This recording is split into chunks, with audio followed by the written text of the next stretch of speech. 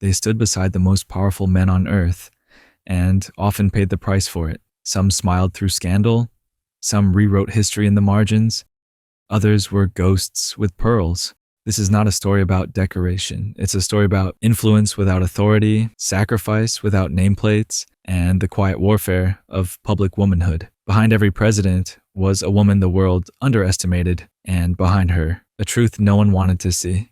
These are the first ladies of the United States. Martha Washington, George Washington. She was the first lady, before that was even a thing. Martha Dandridge Custis Washington didn't campaign, didn't pose, and didn't ask for the job. But she showed up anyway, mostly because everyone told her to, and because her husband had this annoying habit of inventing things. Countries mostly. The year was 1789. The Constitution had been ratified. America was in the toddler phase of nationhood, wobbling, temperamental, prone to soiling itself in public.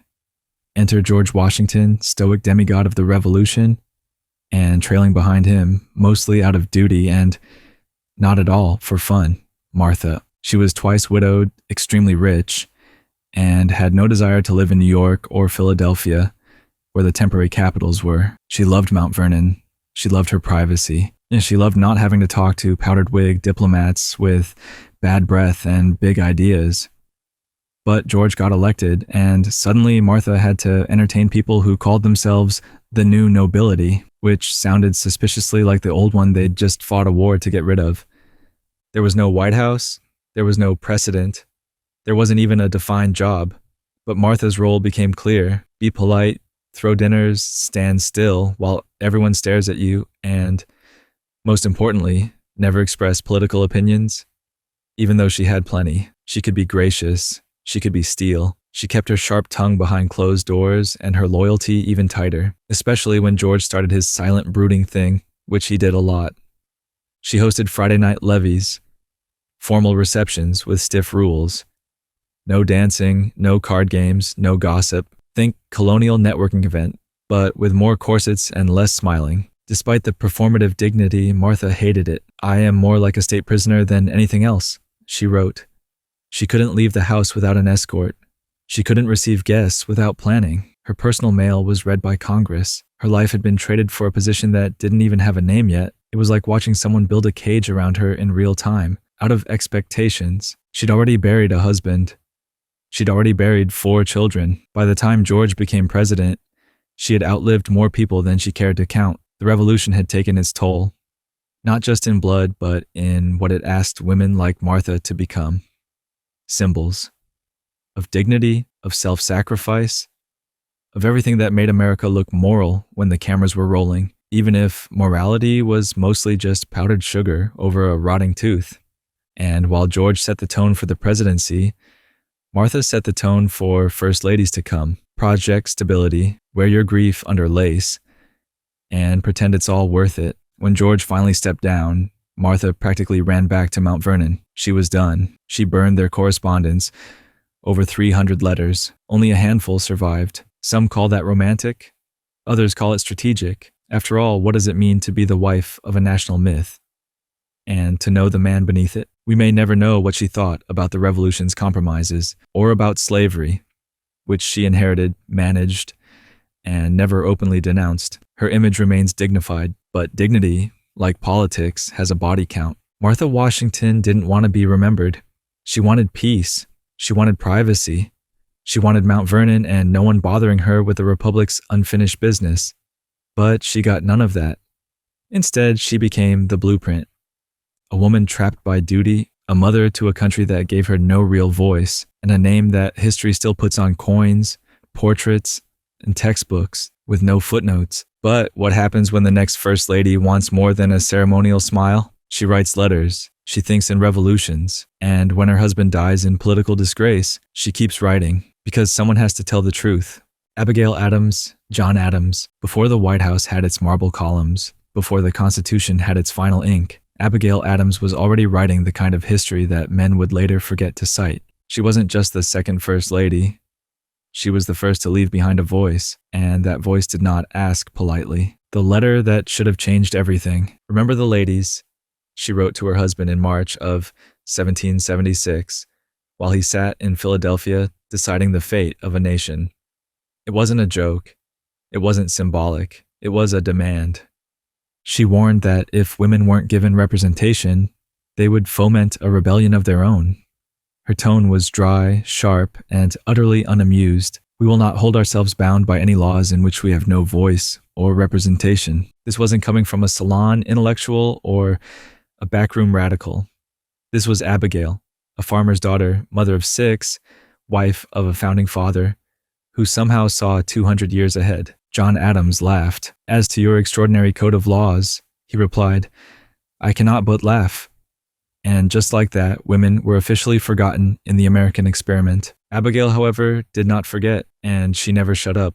A mind sharper than the bayonet, she was John Adams' most trusted advisor, whether the world wanted her to be or not. He wrote to her constantly, called her Portia, after the wise woman in Shakespeare, shared with her his fears, his rage, his policies, and often waited for her thoughts before making decisions. If John was the architect, Abigail was the moral engineer. She read political theory, debated ethics, and criticized the hypocrisies of slavery and inequality with the kind of bluntness that would have made even Jefferson wince. She managed their farm, raised children, survived smallpox, endured separation for years while John chased revolution, and never stopped writing. Her letters, almost 1,200 of them, form a running commentary on a country trying to be born and a woman trying to be heard inside it. No powdered wig, no parlor games, just ink, fire, and a refusal to be erased. The presidency no one asked for. When John Adams became president in 1797, Abigail entered a world that barely knew what to do with her. She held receptions with calculated charm,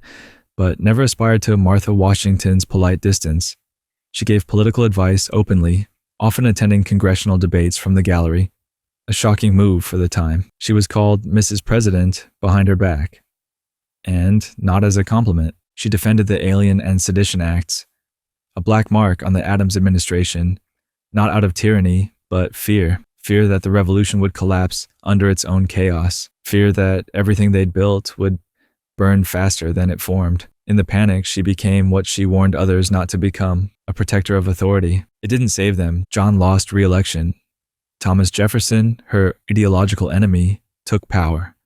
And Abigail left the capital, bitter, bruised, and more convinced than ever that the men she stood beside had no idea what they were doing. Legacy is a paper trail of warnings. Abigail Adams is remembered as a proto-feminist, a moral compass, a woman of letters. But what if she was more than that? What if she was a ghost of what could have been? A vision of a republic where women weren't ornamental, where intellect mattered more than etiquette, where power wasn't confined to the ballot or the battlefield, but ran through every ink-stained letter written by a woman who knew too much and was heard too little.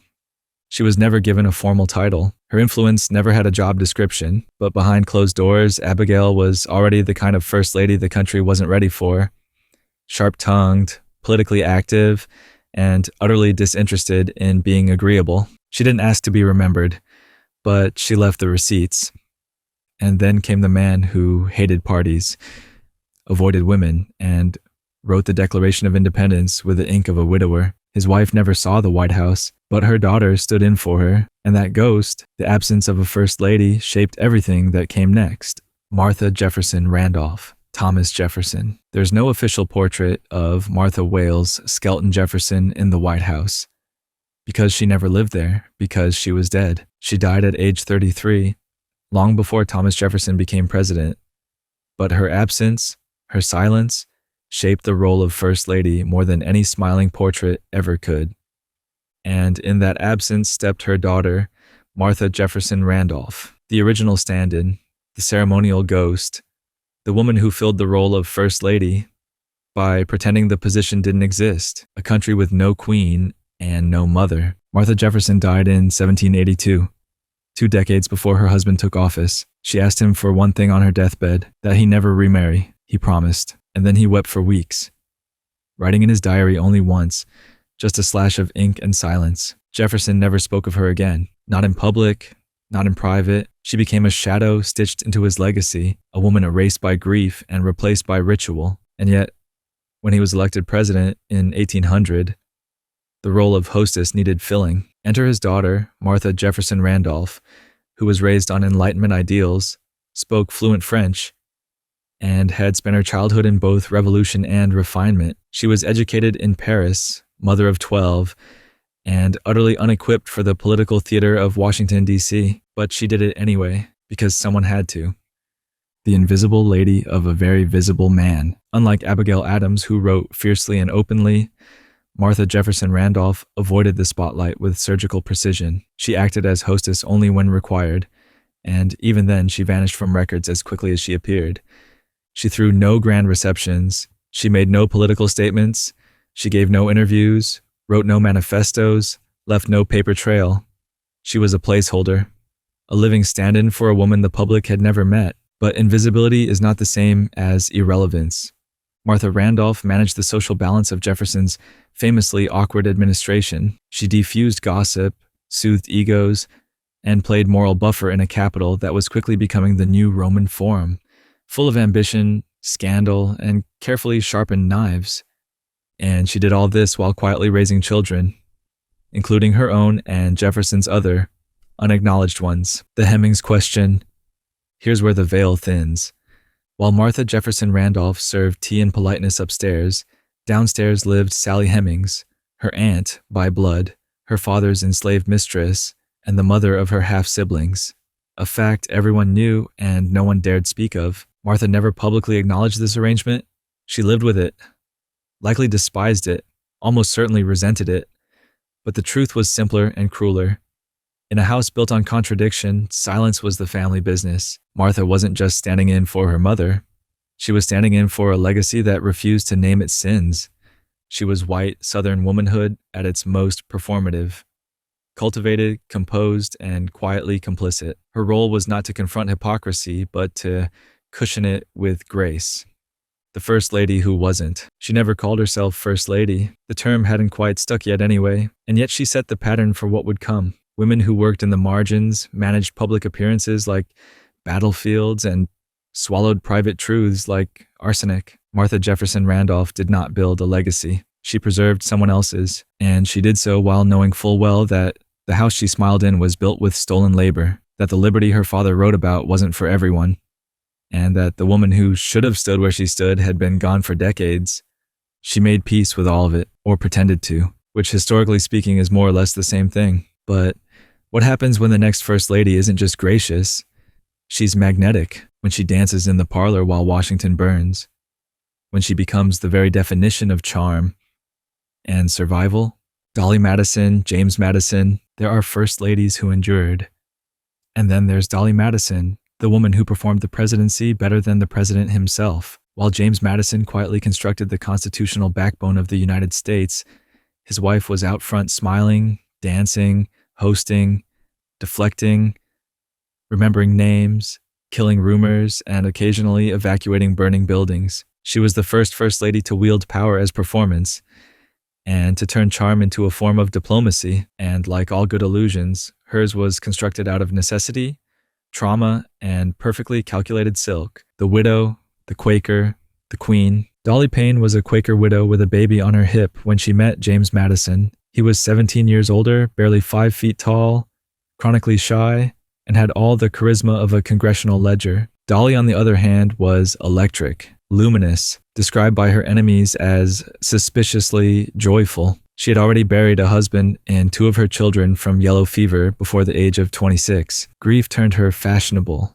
not fragile. She married Madison in 1794, left the Quakers, they disowned her, and entered the Washington social circuit like a comet with a canapé tray. She understood something instinctively. In a country terrified of monarchy but starved for ritual, someone had to play queen. And Dolly, she brought the throne with her, the velvet grip. As First Lady, Dolly Madison turned White House functions into theater. She curated her appearance like political propaganda. Feathered turbans, blue velvet gowns, golden sashes, not for vanity, but to command attention in rooms where women were often treated like furniture. She hosted weekly drawing rooms, opened social events that blurred party lines, soothed rivalries, and created a rare space in early Washington where Federalists and Democratic Republicans could be civil, or at least pretend to be. She remembered everyone's name, gave eye contact like a dagger, laughed at the right jokes, gently corrected etiquette violations with a smile sharp enough to draw blood. She was politics in perfume, and she was very good at it, the fire in the frame. Then came the War of 1812. The British marched on Washington. Congress fled. James Madison, the commander-in-chief, galloped into the countryside to rally troops. And Dolley, she stayed. While the city panicked, Dolley held her post. She ordered the Presidential China Pact, saved state documents, and yes, she directed the rescue of Gilbert Stuart's famous portrait of George Washington, refusing to let it fall into British hands. Then she walked out of the White House just before the Redcoats set it on fire. History remembered her not as a victim, but as the last person who made the White House feel like something worth burning, the performance of power. Here's the paradox of Dolley Madison. She had no vote, no title beyond Mrs., no policy agenda, but she had presence, and in early America, presence was power. She made people feel heard. She made enemies eat together. She turned political wives into actors, not accessories. And yet, she was also a slaveholder, one of the few first ladies who sold enslaved people personally after her husband's death. She clung to the social order even as she played the progressive. She was beloved by the press, worshipped by guests, and quietly complicit in the same systems that made her grandeur possible. She wasn't above contradiction. She danced with it, and when she died, she was nearly broke. Congress had to buy her husband's papers just to keep her afloat. The woman who had once ruled D.C. with a smile and a punch bowl was buried with more reputation than riches. But then again, legacies don't need bank accounts, just good lighting. And what comes after the velvet and fire? What if the next First Lady came with fewer feathers, fewer smiles, and an aristocratic silence that made people uncomfortable? What happens when the crown sits heavier and she refuses to bow to anyone? Elizabeth Monroe, James Monroe, some First Lady's charm, some command. Elizabeth Monroe did neither. She was elegance in exile, a woman whose silence made more noise than her words ever did. And in a young republic desperately trying to figure out whether it wanted to be a democracy or a very elaborate costume party, Elizabeth chose a third path entirely. She became a queen without a crown, and America hated her for it. Elizabeth Courtwright was born in New York in 1768 into a wealthy Loyalist family. Translation, they were rich, English sympathetic, and extremely good at pretending to like everyone else. At 17, she married James Monroe, a future founding father and eventual fifth president of the United States. He was ambitious, measured, and charming in the way an oak tree is charming, solid, dependable, and slightly wooden. But when Monroe became U.S. Minister to France in the 1790s, Elizabeth became something else entirely. A diplomatic chameleon, she flourished in Paris. Elegant French fashion, effortless conversation, glittering soirée. She absorbed European decorum like a sponge dipped in champagne. The Parisians adored her. American observers were less sure. She looked like nobility, and that, to a country founded on smashing monarchies, was more dangerous than it sounded. Her most famous act came during this time. The rescue of Madame Lafayette from prison. The wife of the American Revolution's favorite Frenchman was imprisoned during the Reign of Terror. Monroe couldn't get her out, but Elizabeth, unarmed, unbidden, and unafraid, visited her in full view of the public. It sent a clear message. The United States had not forgotten its allies. It was a quiet act of diplomacy dressed as a social visit, and the next day, Lafayette was released. Not a word spoken on the record. No self-congratulation, just an immaculate gown, a controlled expression, and results. That was Elizabeth Monroe in one move. Graceful, steely, and 10 steps ahead of the room. When James Monroe became president in 1817, Elizabeth entered the White House like a phantom of Versailles. Gone were the noisy egalitarian gatherings of Dolley Madison. In their place, strict social schedules, rigid formality, minimal access. She refused to return social visits, a death blow in early 19th century society. She kept her circle small, her public appearances smaller, and the weekly receptions that had once unified a fractious capital, canceled. The press turned on her quickly. Descriptions of her ranged from regal to reclusive. Society wives whispered that she was cold, foreign, out of touch. They weren't wrong, but they weren't entirely right either. Elizabeth wasn't trying to be liked. She was trying to survive. Illness dogged her, migraines, possibly epilepsy, chronic fatigue, grief from the death of her son, political fatigue from the endless carousel of Washington egos. She built walls around herself, velvet walls, silent ones, and while everyone judged her for not being Dolley Madison, Elizabeth quietly judged them back and found them exhausting. No grand speeches, no beloved quotes, no motherly myths. Elizabeth Monroe left behind only rumors, fragments, and a first ladyship defined by absence. But what if that was the point? What if her silence was strategic, a refusal to be a mascot in a republic still unsure whether it wanted its women political, ornamental, or invisible? Elizabeth was none of those things, and a little of all of them. A living contradiction in imported lace. She didn't break the mold.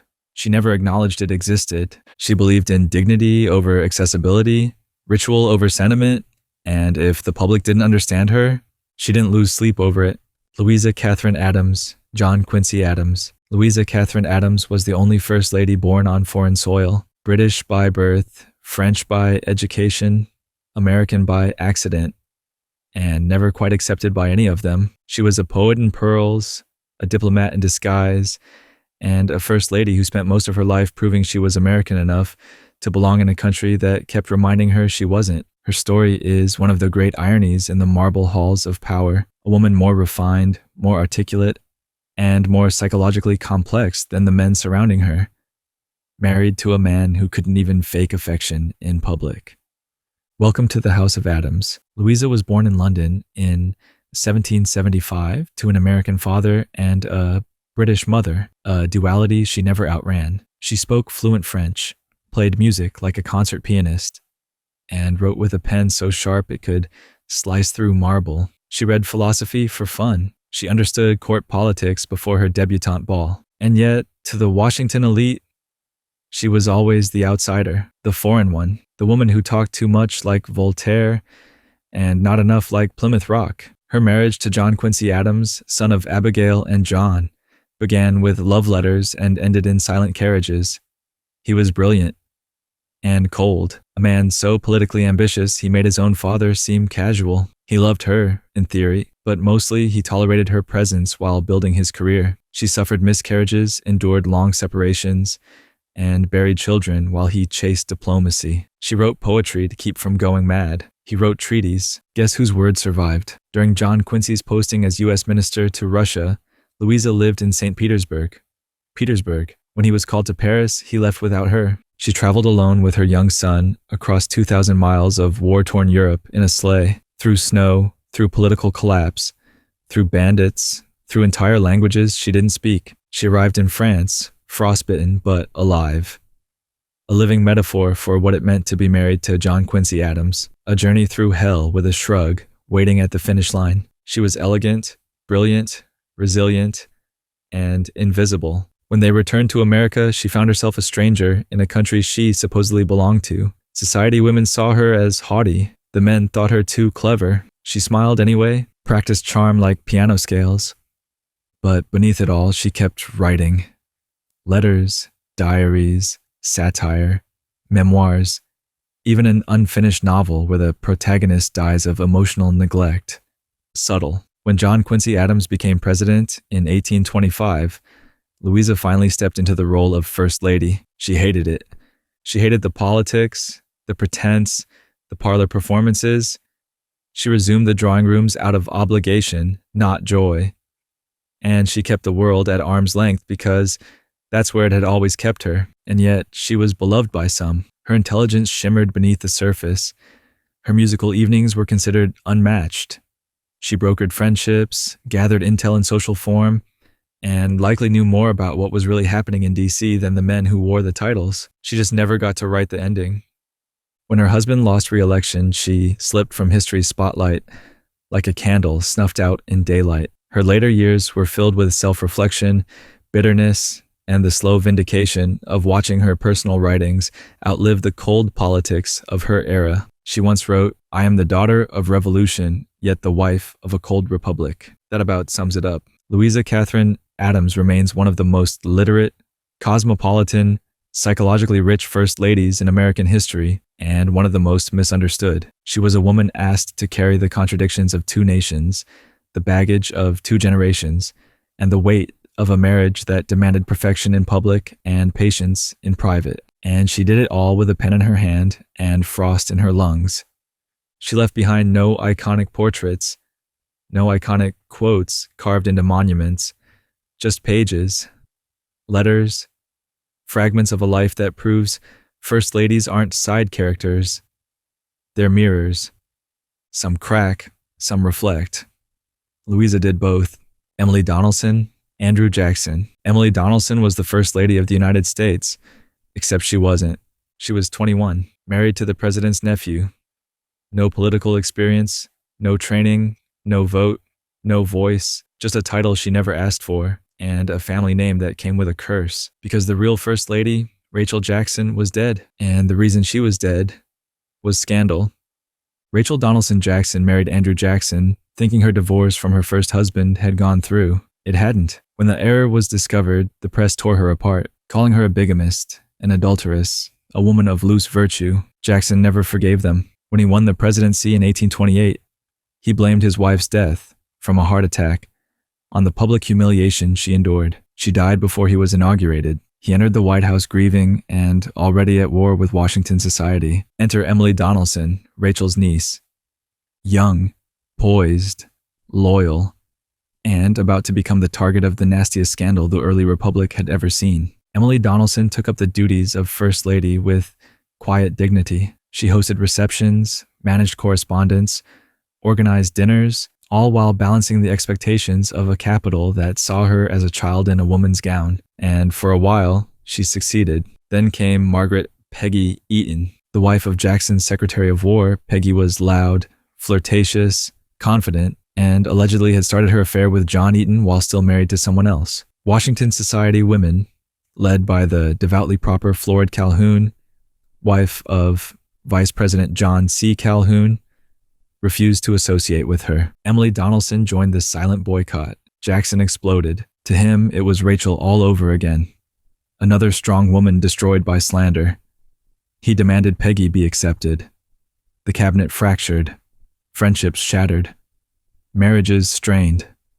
The Eaton affair brought Washington to a standstill, all because of who a woman had or hadn't slept with. And Emily, the president's own niece, was suddenly on the wrong side of her uncle's rage. He cut her off from official duties, replaced her temporarily with another hostess. She returned eventually, but the damage was done. Her loyalty had been to social order, his to vengeance, and the White House was never the same again. Emily lived inside the political powder keg of the Jackson presidency. Every dinner party was a minefield, every reception a referendum. She watched as Jackson reshaped the executive branch with fire and fury. From the destruction of the Bank of the United States to the brutal Indian Removal Act, she kept smiling, hosting, managing, and quietly she fell ill. Tuberculosis crept in slowly, then ravaged her quickly.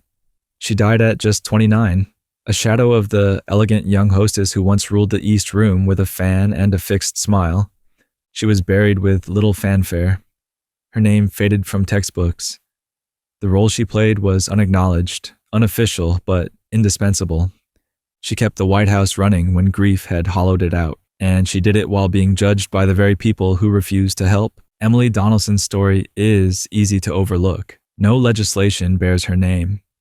No statues stand in her honor. She wasn't First Lady by marriage, just by necessity. But that's what makes her story more unsettling. She became the feminine face of a presidency rooted in violence and vendetta. She played hostess to populist rage. She smiled through scandals she didn't cause. She mediated between a grief-mad president and a society determined to break women who didn't fit the mold. She was too proper for Jackson, too loyal for society, and too young to survive either. But when one stand-in falls, another is waiting. Another woman, another relative, another case of political grief forcing private lives into public theater. This time it wasn't a niece, it was a daughter-in-law. And the White House drama wasn't over. Not by a long shot. Sarah Yorke Jackson, Andrew Jackson. If Emily Donelson was the First Lady who tried to stand her ground, Sarah Yorke Jackson was the one who knew how to vanish while standing in plain sight. She was technically the First Lady, but technically the White House already had one. Dead, yes, but very much present. The memory of Rachel Jackson, the president's beloved and publicly disgraced wife, loomed so large that every woman who entered the executive mansion afterward had to make a choice: replace her or revere her. Sarah Yorke Jackson made the third choice. She disappeared into the role and kept the whole house from collapsing. Sarah Yorke was born into a wealthy Philadelphia merchant family. Her parents died young, raised by an aunt. Refined, educated, quiet, she was the kind of woman Andrew Jackson liked. Loyal, religious, and above all not interested in political drama. She married Andrew Jackson Jr., the adopted and deeply troubled son of the president, in 1831. Less than a year later, she moved into the White House. Technically, this made her the daughter-in-law of Andrew Jackson. Functionally, it made her the First Lady, sort of, because Emily Donelson, Jackson's niece, was still living there and still performing First Lady duties. And just like that, the White House had two First Ladies, one by tradition, one by marriage. Both women smiling across a room stretched taut with silence. There's no record of a public feud between Emily and Sarah, which is suspicious, because no house with two First Ladies, one furious president, and a dead matriarch in every painting could possibly stay that polite. But Sarah played it smart. She didn't try to outshine Emily. She didn't push for dominance. She managed the private quarters, oversaw domestic affairs, served as a moral support beam for a family creaking under the weight of politics, scandal, and grief. When Emily fell ill in 1836, the tuberculosis that would eventually kill her, Sarah stepped in fully. No fanfare, no power grab, just quiet continuity. She finished out Jackson's term as First Lady, standing beside a man still haunted by the public destruction of the woman he actually wanted there. A man who spoke of Rachel as if she'd just stepped out of the room, who wore her portrait like armor and carried her ghost into every cabinet meeting. Sarah never tried to compete with that. She just made sure the curtains were drawn, the tea was served, and the public never saw the cracks in the wall. Sarah Yorke Jackson might be the most invisible First Lady in American history, not because she did nothing, but because she did everything quietly. She didn't write memoirs. She didn't throw herself into public causes. She wasn't political. She wasn't loud. But she kept a home functional while the man running the country waged political war against banks, native nations, and half the federal government. She knew who the ghost in the room was, and she refused to haunt it back. After Jackson's presidency ended, Sarah returned to Tennessee with the extended Jackson clan, settling at the Hermitage, where she ran the household while the former president faded into ornery legend. She lived well into the 1880s, through the Civil War, through Reconstruction, through the reshaping of a nation her father-in-law had helped polarize. But she never stepped into the spotlight. She knew it didn't belong to her. Not in that house, not in that era. In a way, Sarah Yorke Jackson wrote a manual on what not to do if you wanted your name remembered. No speeches, no scandals, no signature projects, no bold quotes etched in granite. But maybe that's the real mystery. Because when the presidency itself is unstable, when the man in the Oval Office is furious, grieving, and explosive, maybe what the country needs isn't spectacle. Maybe it needs someone who doesn't make the center of power feel any more fragile than it already is. Sarah didn't want the spotlight. She wanted stability, and for a moment she gave it. But what happens when the next First Lady is neither ghost, nor hostess, nor stand-in, but a social force in her own right? What if she's not interested in fading into the background, but in redefining what it means to rule the room? Angelica Van Buren, Martin Van Buren. She was 20 years old. She wasn't the president's wife, and she didn't care. Angelica Van Buren wasn't just stepping into the role of First Lady, she was rebranding it. While America twisted itself into political knots over banking crises, slavery, and its own identity, Angelica was doing something far more delicate. She was making Washington society pretend it still believed in elegance. It was performance. It was politics. And for a while, it worked. Her father-in-law, Martin Van Buren, became president in 1837. He was widowed. His wife Hannah had died nearly 2 decades earlier. And unlike Jackson, he rarely spoke of her. So when it came time for someone to handle the ceremonial demands of the presidency, the receptions, the parties, the social smoothing over, Van Buren turned not to his own memory, but to his son's young wife. Angelica. She was striking, cultured, fluent in French, traveled, educated in the kind of way that made older men nervous and society women suspicious. She'd lived in England during her husband's diplomatic posting and had brought back with her more than souvenirs. She brought attitude, and America wasn't ready. Angelica didn't just host receptions, she curated them. She oversaw the redesign of White House interiors, adding flourishes inspired by European courts. She introduced a more formal, stylized tone to presidential events. Tighter guest lists, elaborate menus, fewer, raucous political mobs in muddy boots. She wore regal silks, delivered dazzling smiles, moved through the crowd like a woman who'd never been told no, because mostly she hadn't. And for a while it worked. The press marveled at her youth and beauty. Diplomats called her dazzling. Washington society finally had someone to fawn over again. She was referred to, semi-sarcastically, semi-accurately, as the American Queen. But monarchies don't sit well in republics, especially ones spiraling into economic depression. Behind the gold-fringed curtains, the country was unraveling. The Panic of 1837 wrecked the American economy within weeks of Van Buren taking office. Banks collapsed. Unemployment surged. Bread riots, bankruptcy, political chaos. And yet, inside the White House, the show went on. Angelica kept the doors open, the food exquisite, the chandeliers glittering, because to close them would have been to admit that the center could not hold. But not everyone bought the illusion. Critics accused the administration, and by extension Angelica, of being out of touch, elitist, performative. While ordinary Americans starved, the president's daughter-in-law was hosting soirees with imported wine and Parisian flair.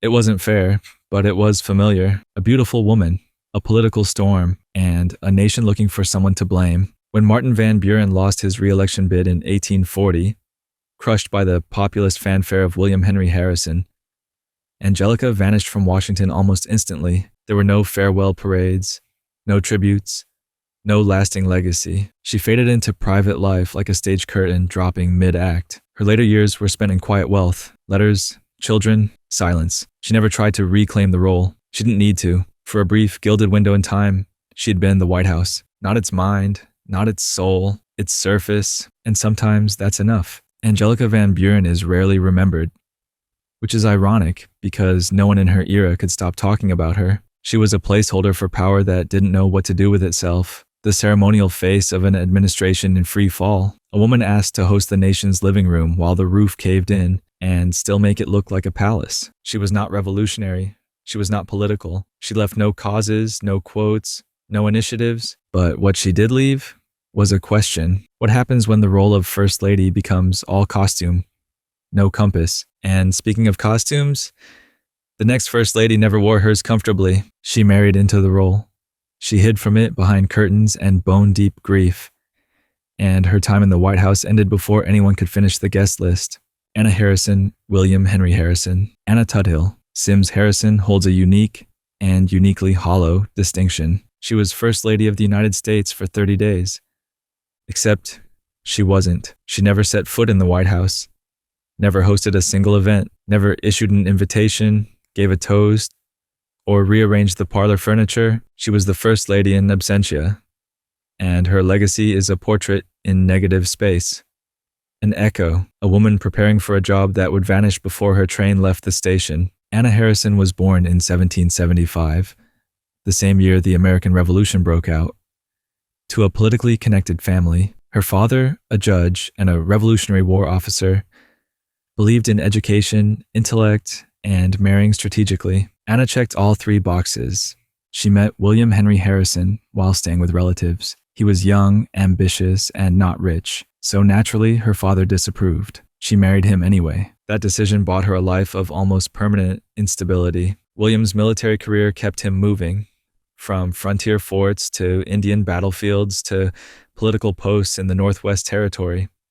Anna stayed behind, raising 10 children, managing farms, writing letters, bearing children, 6 of them in fact, and praying her husband would return in one piece, and hopefully not in scandal. She saw more death than ceremony, more silence than applause. and more Ohio winters than she ever asked for. When William Henry Harrison ran for president in 1840, it was a publicity stunt gone too far.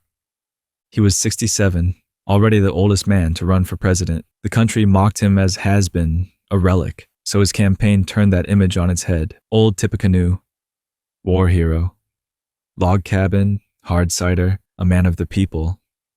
The message worked. He won in a landslide. Anna didn't campaign. She barely commented. She wasn't excited about moving to Washington. "I wish that my husband's friends had left him where he is," she reportedly said. Translation: "Please don't make me First Lady." But she packed her trunks anyway, made plans, wrote letters, prepared to leave her home and step into the ceremonial cage that came with the White House. And then he died. William Henry Harrison gave the longest inaugural address in American history on a freezing March day without a coat or hat because image mattered more than pneumonia. He caught a cold. It turned into something worse.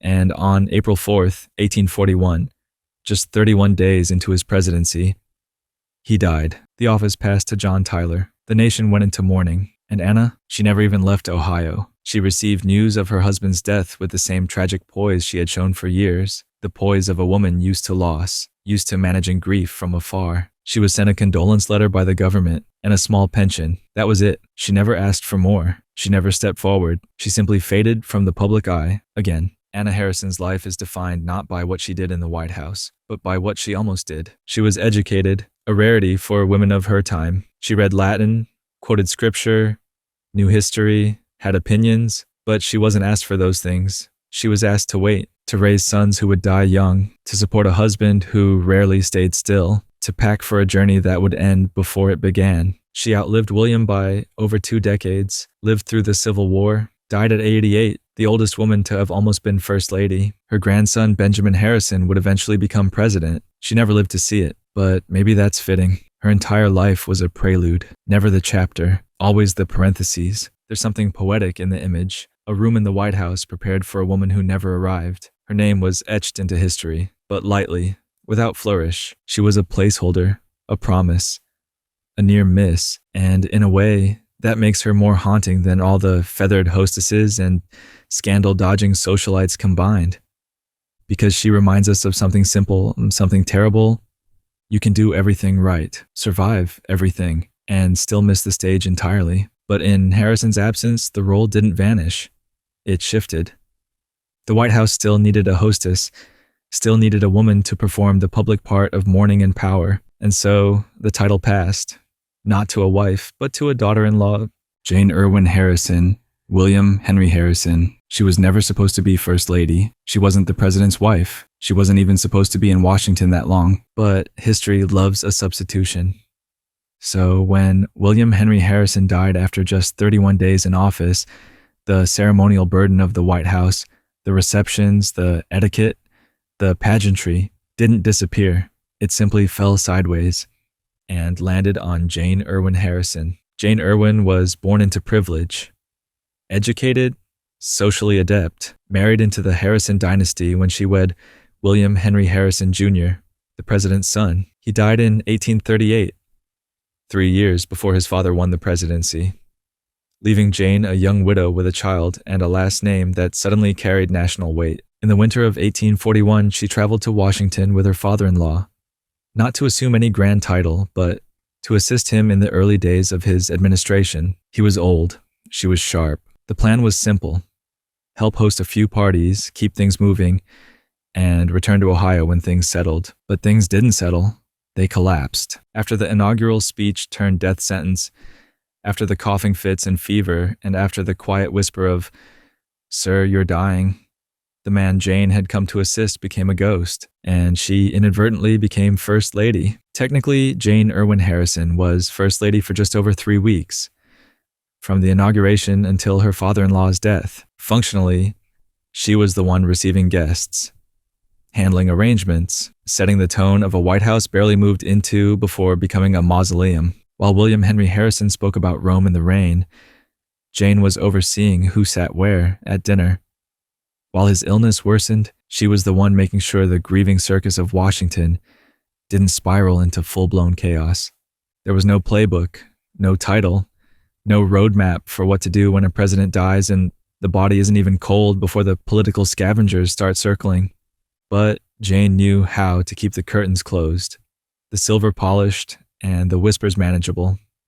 It was a kind of power, temporary, invisible, but unmistakably real. Historians argue about whether Jane Irwin Harrison should be considered an official First Lady. She wasn't married to the president. She didn't live in the White House for long. She didn't establish initiatives or leave behind monogram china. But then again, what is a First Lady really? At that point in American history, the role had no salary, no legal definition, no formal expectations, just a vague cultural need to put a woman next to the seat of power, to assure the public that behind every statesman was a lady keeping the furniture and egos in place. Jane did that, briefly, beautifully, and without leaving fingerprints. After Harrison's death, John Tyler assumed the presidency. Jane packed her bags, returned to Ohio, raised her son, married again, disappeared from public life. There were no memoirs, no declarations, no late-in-life interviews with political magazines. She lived, she aged, she died, and history in its usual fashion skimmed right past her name, which is funny because while she was in the White House, she was admired, commented on, noted for her elegance and dignity in crisis. She left a mark that everyone saw, but no one preserved. It's almost poetic. She stepped in at a moment of national embarrassment, a dead president, a scrambled government, a capital unsure whether it could withstand its own reflection, and she made it look like everything was under control, just long enough to fool the guests. Jane Irwin Harrison doesn't have statues, doesn't have schools named after her, doesn't appear in textbooks unless there's a footnote war about technicalities. But maybe her story tells us something essential about the First Lady role, and the women who filled it before it was a brand, a campaign asset, a curated Instagram feed. Sometimes it was just grief in heels, responsibility with no title, dignity between funerals, and sometimes the best you could hope for was to get through the reception without the roof caving in. But the next First Lady didn't disappear into obscurity. She arrived in 2 stages, once as the silent sufferer, and again as the elegant second act. And when she returned, she brought everything Washington loved, and everything it refused to face. Letitia Tyler, John Tyler. Letitia, Christian Tyler, spent nearly her entire time as First Lady in a bedroom. Not metaphorically, not symbolically, literally. She was the first First Lady to die in the White House, but before that, she was its most invisible occupant, a woman cloaked in chronic illness, propriety, and quiet resignation. The country barely knew she existed. Her husband didn't mind because John Tyler, the man who inherited the presidency by accident, was a man who preferred his power unshared and his wife unseen. John Tyler wasn't elected president. He was elected vice president under William Henry Harrison. Then Harrison died a month into office, and suddenly Tyler was in charge, a constitutional fluke the country didn't know how to handle. He moved into the White House, seized power, acted like it was all perfectly normal. Letitia, she didn't follow him to the public stage. She had suffered a stroke years earlier and was partially paralyzed. By the time John Tyler became president in 1841, Letitia had already retreated from Washington's brutal social demands. She arrived at the White House, but she didn't preside, didn't host, didn't dance, didn't give interviews. She sat upstairs in a wheelchair, read scripture, wrote letters, saw visitors only when absolutely necessary. A First Lady in title, not in action, and yet her influence lingered. Letitia Tyler was, by every surviving account, quiet, religious, reserved, loyal. She married John Tyler when she was 22, bore 8 children, and did what was expected of her. She kept the house running, the prayers coming, and the opinions to herself. But when she was no longer able to physically manage the household, she ceded those duties to her daughter-in-law, Priscilla Cooper Tyler, a woman far more visible, theatrical, and comfortable in the public gaze. Letitia never publicly objected, but she didn't vanish either. From her quarters upstairs, she continued to advise her husband in private. She remained emotionally close to her children. She read political commentary. She understood power and understood her place in it. Behind every authoritarian husband, there's often a woman with a prayer book and a clenched jaw. Letitia Tyler hosted exactly one public event as First Lady, the wedding of her daughter, Elizabeth. It took every ounce of strength she had. Guests noted her pale complexion, her deliberate movements, her effort to appear composed even while clearly suffering. It was a performance of presence, not because she wanted to be seen, but because someone had to do it. After that, she returned to her chambers. She remained there until September 10th, 1842, when she died of a second stroke, the First Lady to die in the White House. Her death was announced with somber dignity. The president was reportedly devastated. Flags were lowered, but no great national mourning followed, because most of the country barely knew who she was. Letitia's legacy is a blueprint written in absence. She was never scandalous, never outspoken, never politically visible, and in that she became a model, or perhaps a warning, of what the role could become when invisibility is mistaken for virtue. John Tyler would remarry within 2 years, and we'll get to her. But Letitia's story lingers, if only for how little of it survives. She wrote no memoirs, left behind no grand gestures. She was content, or trained, to live behind the curtain, and that's where history has kept her. But think about it. She entered the White House during a constitutional crisis, watched her husband become the most controversial figure in Washington, oversaw from a wheelchair the political fallout of a presidency no one wanted, and still managed to preserve her household's dignity while dying by degrees. She wasn't a partner in power. She was a shadow that kept the floor from collapsing. And in some ways, that takes more strength than speeches ever could. Priscilla Cooper Tyler, John Tyler, she wasn't the president's wife. She was his daughter-in-law. And yet, for a time, Priscilla Cooper Tyler was the beating heart of a White House still mourning one First Lady and not yet ready for the next.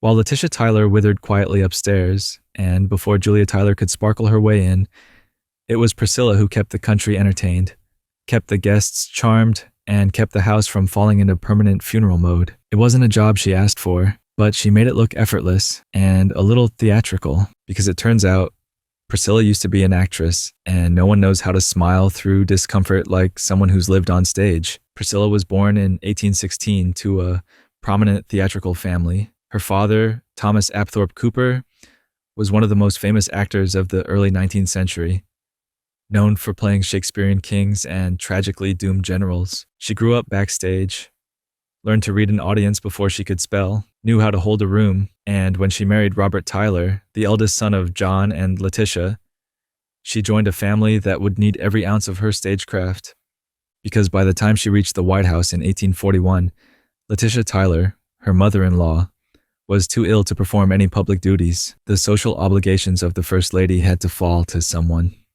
Priscilla raised her hand, and so, at just 25, Priscilla Cooper Tyler became the acting First Lady of the United States. She didn't flinch, she didn't freeze. She took to the role like it was opening night at the National Theater. Her receptions were gracious but dignified.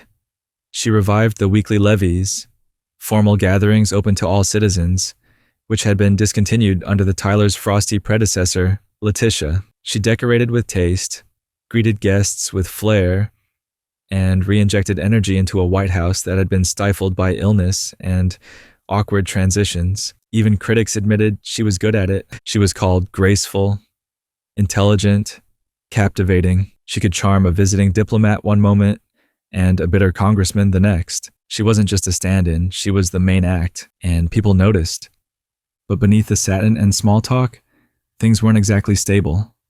Her father-in-law, President John Tyler, was politically isolated, without a party, without congressional support, and frequently without tact. His vetoes infuriated both Whigs and Democrats.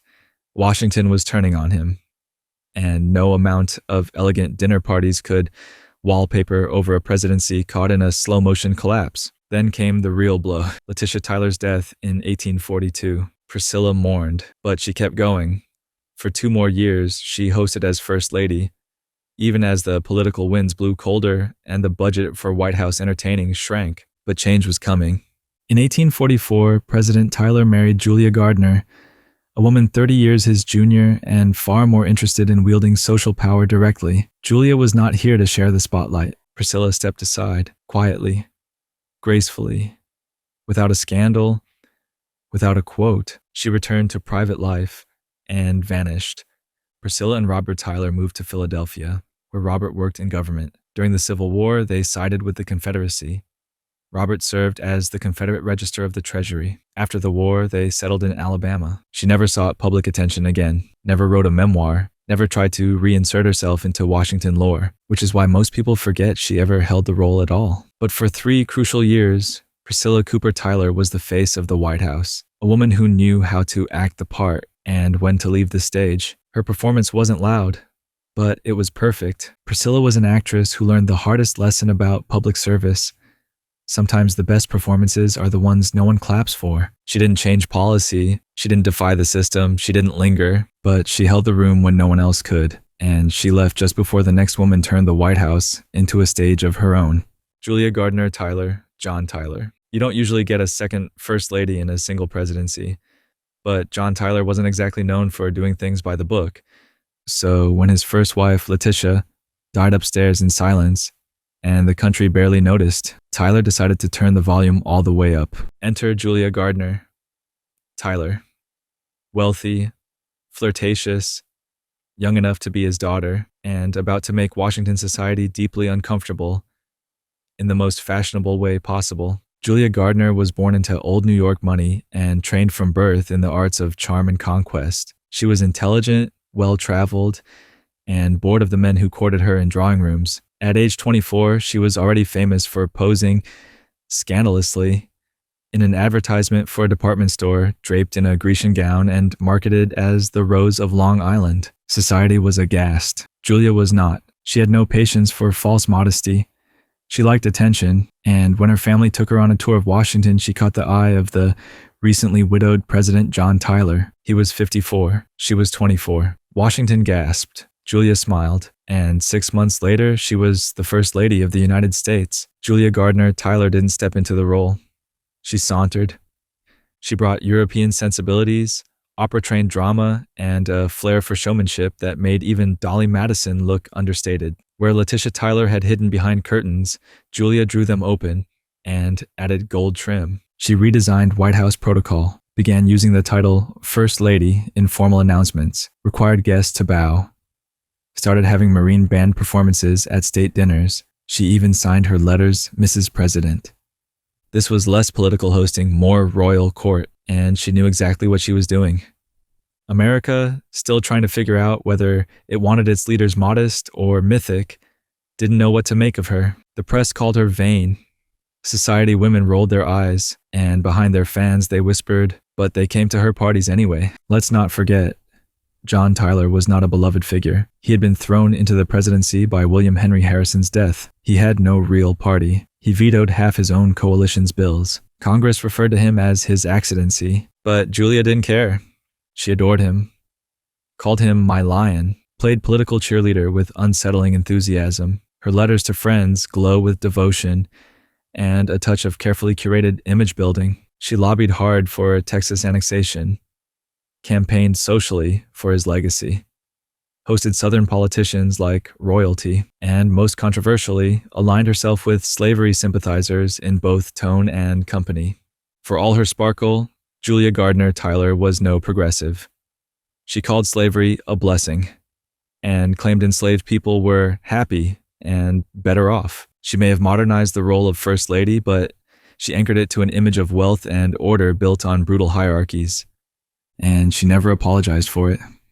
When John Tyler's presidency ended, Julia left the White House with fanfare and debt. The Tylers retired to Virginia, where they lived in diminished but defiant style. Tyler would die in 1862. A Confederate delegate, his loyalty to the Union severed. Julia, now a widow with 7 children, became the first former First Lady to receive a pension from Congress decades later. She died in 1889, still signing her name Mrs. Ex-President Tyler, still defending the Confederacy, still wearing her public identity like a crown she had never fully removed. History, depending on where you look, remembers her as either the First Lady who brought glamour to the role, or the one who mistook ceremonial power for a divine right. Both are probably true. Julia Gardiner Tyler was everything Letitia wasn't, Young, dazzling, controlling, theatrical, but beneath the gowns and invitations was a woman perfectly attuned to image, a prototype of the modern political spouse. She knew what the camera, or quill, needed, knew how to turn herself into a symbol, and like any good symbol, she was messy, dangerous, useful. She was the first lady who performed the presidency better than her husband ever could. And then, just as the glitter settled, came a woman who needed no performance at all. She was the opposite of glamour, the quiet wife of a quiet president, but still, she left a mark. Sarah Childress Polk, James K. Polk. Sarah Childress Polk was the first lady who didn't smile unless it meant something. She hosted no dances, served no alcohol, played no parlor games. And yet, she was one of the most politically powerful first ladies of the 19th century. Not because she sought influence, but because she was already fluent in it. Sarah didn't rule from the drawing room. She ruled from the margins, with precision, prayer, and just enough presence to keep her name out of the headlines and her husband's career in motion. Sarah was born in 1803 to Tennessee aristocracy, the kind of wealth that came with slaves, land, and tightly controlled reputations. She was educated at a level rare for women at the time, fluent in politics, literature, history, and the art of subtle persuasion. She met James K. Polk in her early 20s. He was ambitious, quiet, and painfully driven. She saw something in him, potential maybe, or raw material. Their marriage wasn't built on theatrics. It was built on strategy. They didn't have children by choice or by fate, no one knows. But what they had was alignment. She wasn't just his wife. She was his confidant, his sounding board, his editor, and occasionally, his gatekeeper. While James gave speeches, Sarah kept the guest lists. While James waged war with Congress, Sarah played long chess with public opinion. She understood power, but preferred it off stage. When the Polks moved into the White House in 1845, Sarah made it clear this would not be a party house. She banned dancing. She banned card games. She banned alcohol. The social calendar was sanitized to match her moral compass. Guests were expected to mind their manners and their volume. The Marine Band still played, but no one dared request a waltz. Behind her back, they called her the blue-stocking presidentess, and in front of her, they kept their mouths shut. Because Sarah had something rare in Washington: respect. Even political enemies of her husband acknowledged her intelligence, her command of detail, her eerie ability to anticipate pressure points. She read newspapers voraciously, edited James's speeches, organized his correspondence, sat in on strategy meetings, unofficially of course, and remembered everything. She never ran for office, she just managed the man who did. James K. Polk's presidency was defined by manifest destiny, the belief that America was destined to expand from coast to coast. During his 4 years in office, he pledged not to run for a second term, and kept his word. The U.S. acquired the Oregon Territory, annexed Texas, and launched the Mexican-American War, gaining California, Arizona, New Mexico, and more. It was a time of brutal conquest, unrelenting ambition, and domestic control. Sarah supported it all. She believed expansion was divinely sanctioned. She defended slavery, and she helped her husband push through decisions that reshaped the continent. But she never shouted, never campaigned, never gave speeches. She just nodded, arranged things, whispered at the right moment, edited that one sentence out of the address, corrected the spelling of Monterey. She was political oxygen, invisible but vital. Polk left office in 1849, exhausted and likely dying. He was 53. He lived just 3 months after leaving Washington. Sarah, now a widow in her 40s, returned to Tennessee and entered deep mourning, dressed in black for the rest of her life, for 42 years. But she didn't disappear. She managed her husband's estate, guarded his legacy, corresponded with political figures, became a kind of First Lady Emerita, dispensing commentary and protection, like a matriarch of national memory. During the Civil War, she refused to take sides publicly. Even as her state, Tennessee, split in two, she died in 1891, still in black, still calling herself Mrs. James K. Polk, still refusing to waltz. Sarah Childress Polk may not be your favorite First Lady. She wasn't warm, wasn't fashionable, wasn't particularly fun, but she was brilliant. She proved that the First Lady didn't have to be a hostess or a showpiece. She could be a strategist, a gatekeeper, a moral compass, or, when needed, a scalpel. She wielded silence like a sword, faith like a firewall, and her husband's administration like a machine she'd spent years quietly assembling. And then came a woman who couldn't have cared less about machines. A general's wife, a front porch ghost, and perhaps the most reluctant first lady in American history. Margaret Taylor, Zachary Taylor. Margaret Taylor did not want to be first lady. Not a little. Not at all. Not ever. And for once, a first lady got exactly what she wanted. Sort of. Because while she physically occupied the White House, her spirit stayed behind, somewhere on the Kentucky frontier, where she'd once cooked over a fire and buried 2 daughters under the trees. She was one of the least visible first ladies in American history, and perhaps the most stubborn. But make no mistake, Margaret Taylor was not weak. She was a survivor. And she had zero time for White House nonsense. Margaret Peggy Mackle Smith was born in 1788 into a wealthy Maryland slaveholding family. She was refined, educated, and almost certainly expected to marry a gentleman of good breeding and predictable habits. Instead, she married Zachary Taylor, a rugged career military man who would spend 40 years marching through battlefields and frontier posts, and Peggy followed him. Always. She bore 6 children, buried 2 daughters to disease at a garrison in Louisiana, nursed wounded soldiers, cooked her own food, endured long stretches without furniture, privacy, or fresh milk. She wasn't a society belle.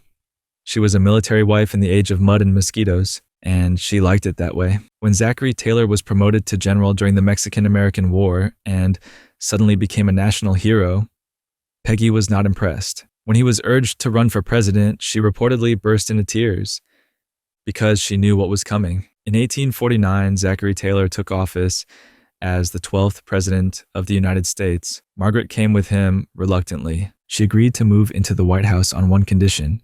She would take no part in the ceremonial duties. She did not attend public events. She did not greet guests. She did not pose for portraits. She stayed upstairs, read her Bible, avoided the East Room like it was contagious. Instead, she deputized her daughter, Mary Elizabeth Betty Taylor Bliss, to act as White House hostess. Betty was young, bright, and socially graceful. She hosted receptions and handled the public role with charm, while Peggy remained a figure of whispered speculation. Washington gossiped. Was she ill, depressed, snobbish? None of the above. She simply refused. Margaret Taylor saw the presidency not as an opportunity, but a burden. And she wanted no part of the strange political theater that asked grieving, exhausted women to smile and pour punch. Her protest was quiet, but total. Zachary Taylor's presidency didn't last long.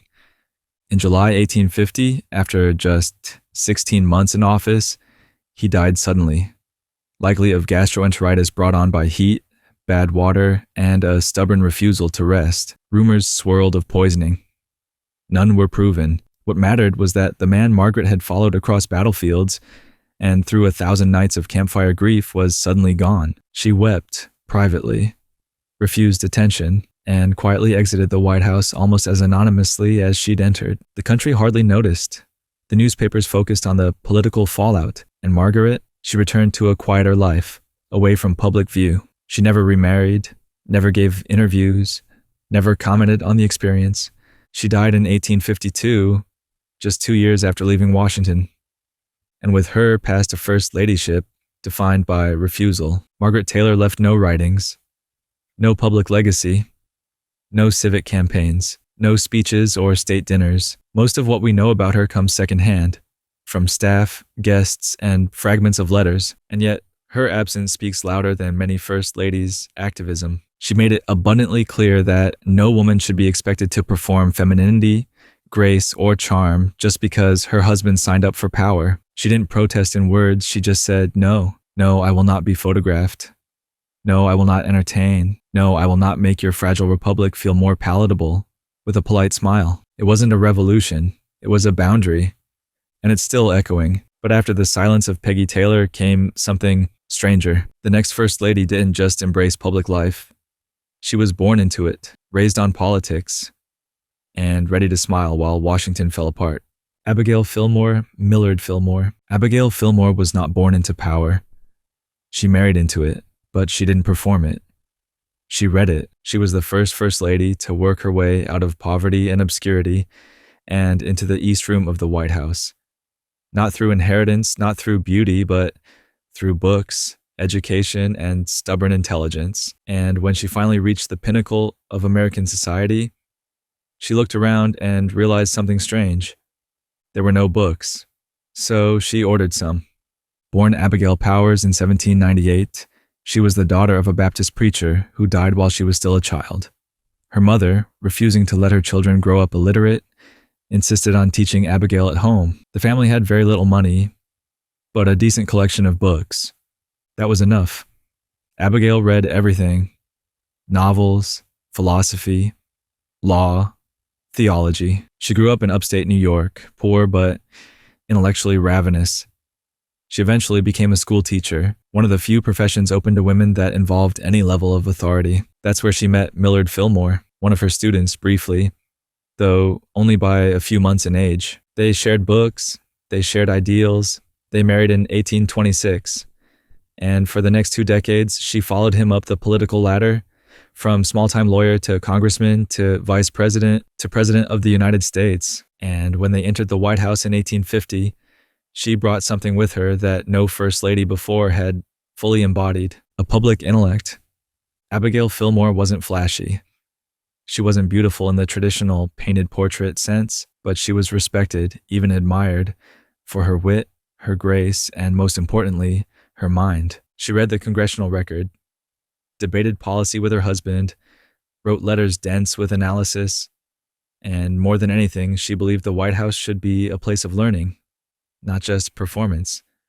So, when she moved in, she was stunned to discover that the executive mansion, the home of every American president to date, did not have a library. There were a few dusty books in a box somewhere, but no proper collection, no reading room, nothing befitting a head of state. Abigail decided to change that. She requested congressional funds, a rare act of assertiveness in a time when first ladies were supposed to ask for nothing, and used the money to create the first White House library. She personally selected the books, cataloged them, organized them by topic, and in doing so gave the White House a soul it had never officially possessed.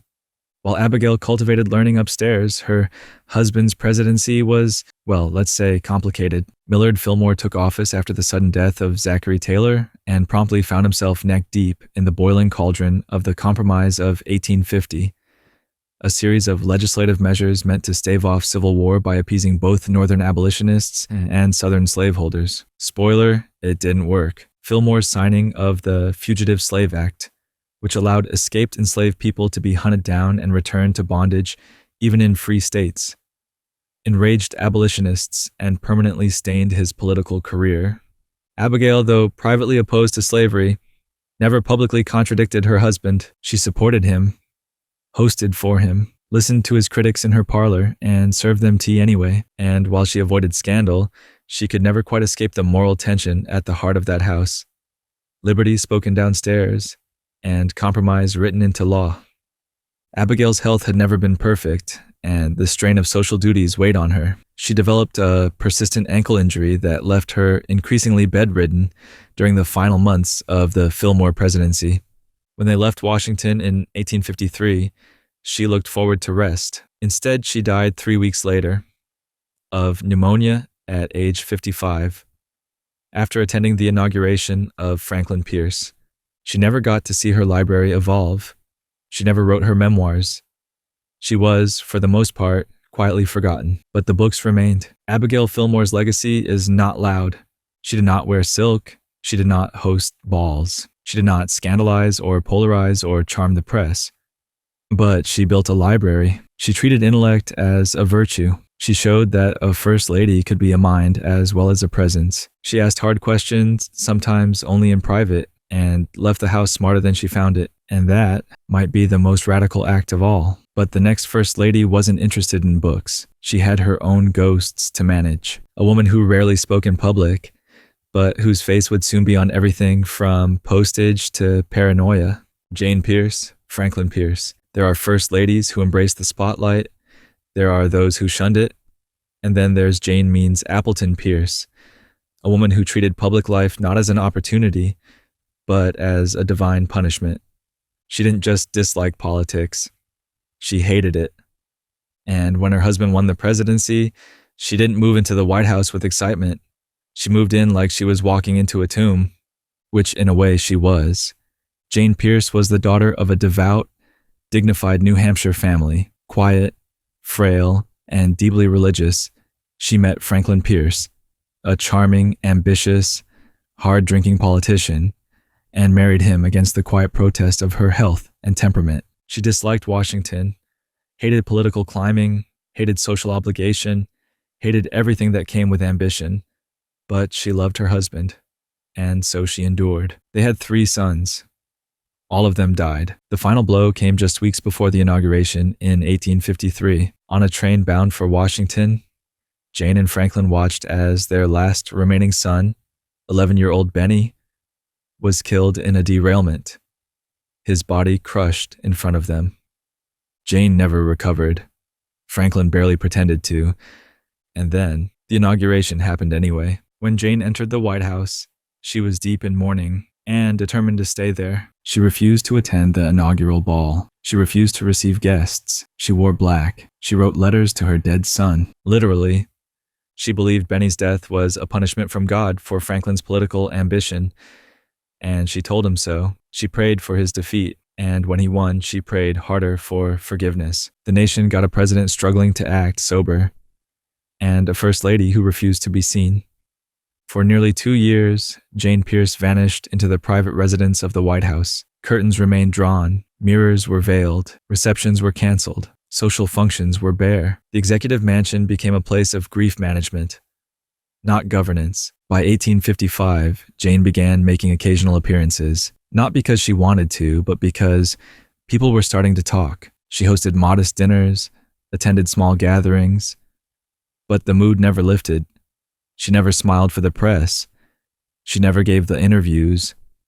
Her public persona was that of a ghost in black silk, always polite, always distant, never truly present. Behind the scenes, she supported Franklin in the only way she knew how, with letters, scripture, and whispered counsel. She encouraged peace, appeasement, a kind of quiet moralism, the exact opposite of what the country was sliding toward. Her husband's administration was collapsing under the weight of sectional division, the Kansas-Nebraska Act, and his own political cowardice. The country was moving toward war, and Jane, she was just trying to make it to morning. When Franklin Pierce failed to win his party's nomination for re-election, the couple left Washington in 1857.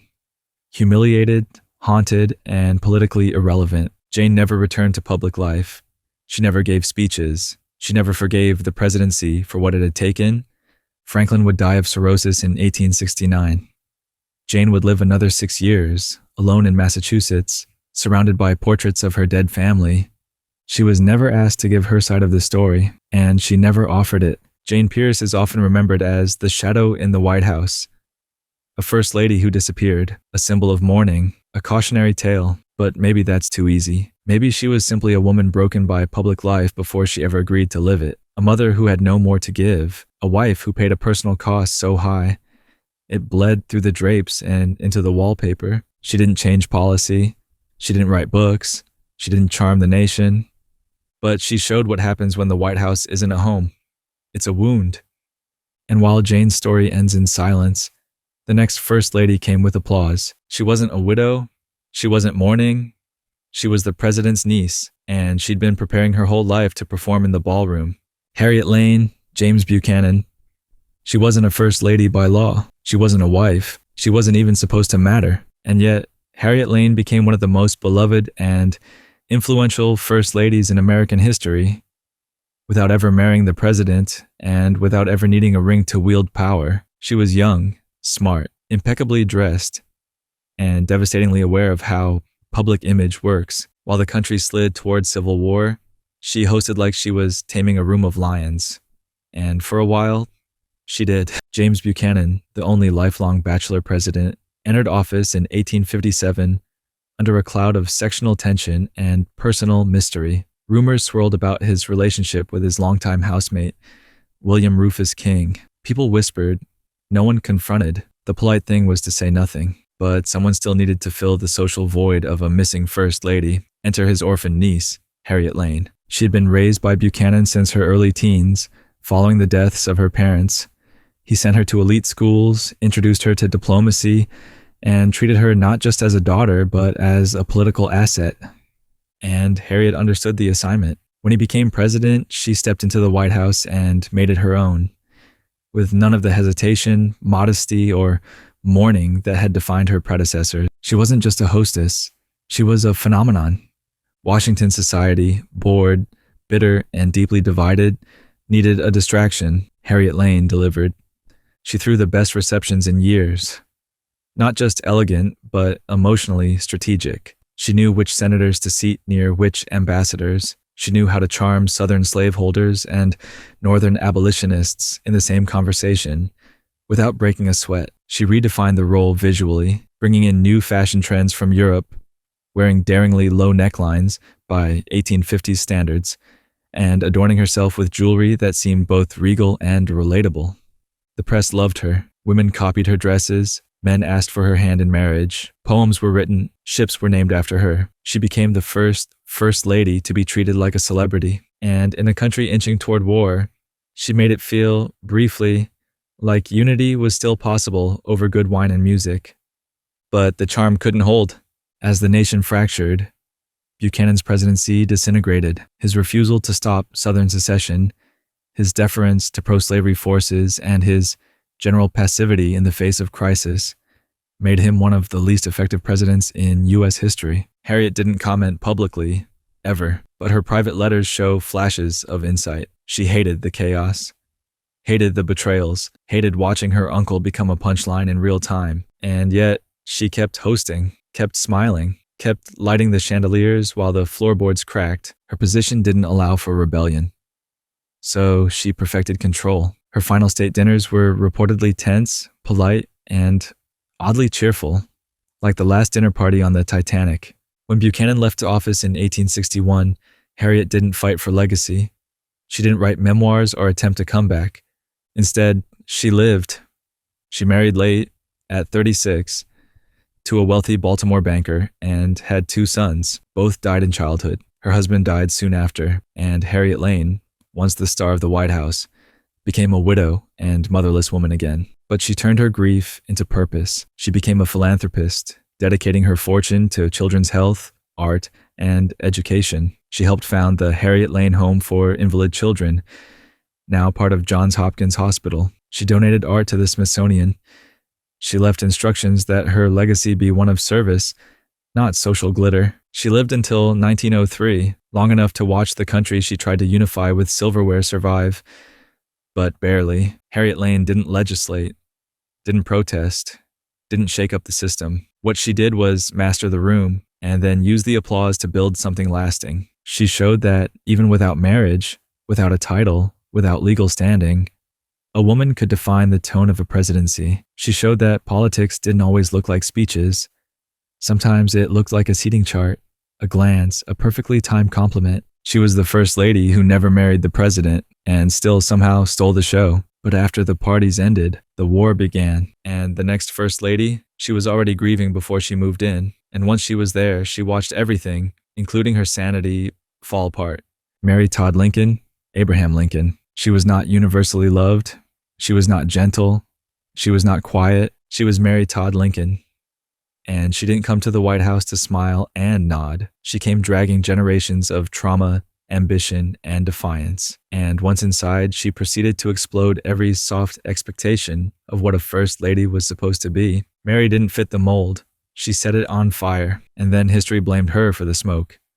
Mary was born in 1818 into Kentucky aristocracy, a slave-holding family of Southern loyalty and political might. But unlike most women of her class, she was formally educated, fluent in French, fiercely opinionated, and interested in politics. She met Abraham Lincoln in Springfield, Illinois, a tall, awkward lawyer with terrible suits and a brain that moved like lightning under thunderclouds. They married in 1842. It was a bond built on sharpness and shadows. She supported his ambitions, fed his intellect, bore 4 sons, and buried 3 of them. By the time she became First Lady in 1861, She had already lost a child, fought family members over slavery, and endured years of political ridicule. And then the Civil War began, and Mary found herself in a house split by ghosts. Mary Todd Lincoln's White House was under siege, literally and socially. She was a Southern woman married to a president at war with the South.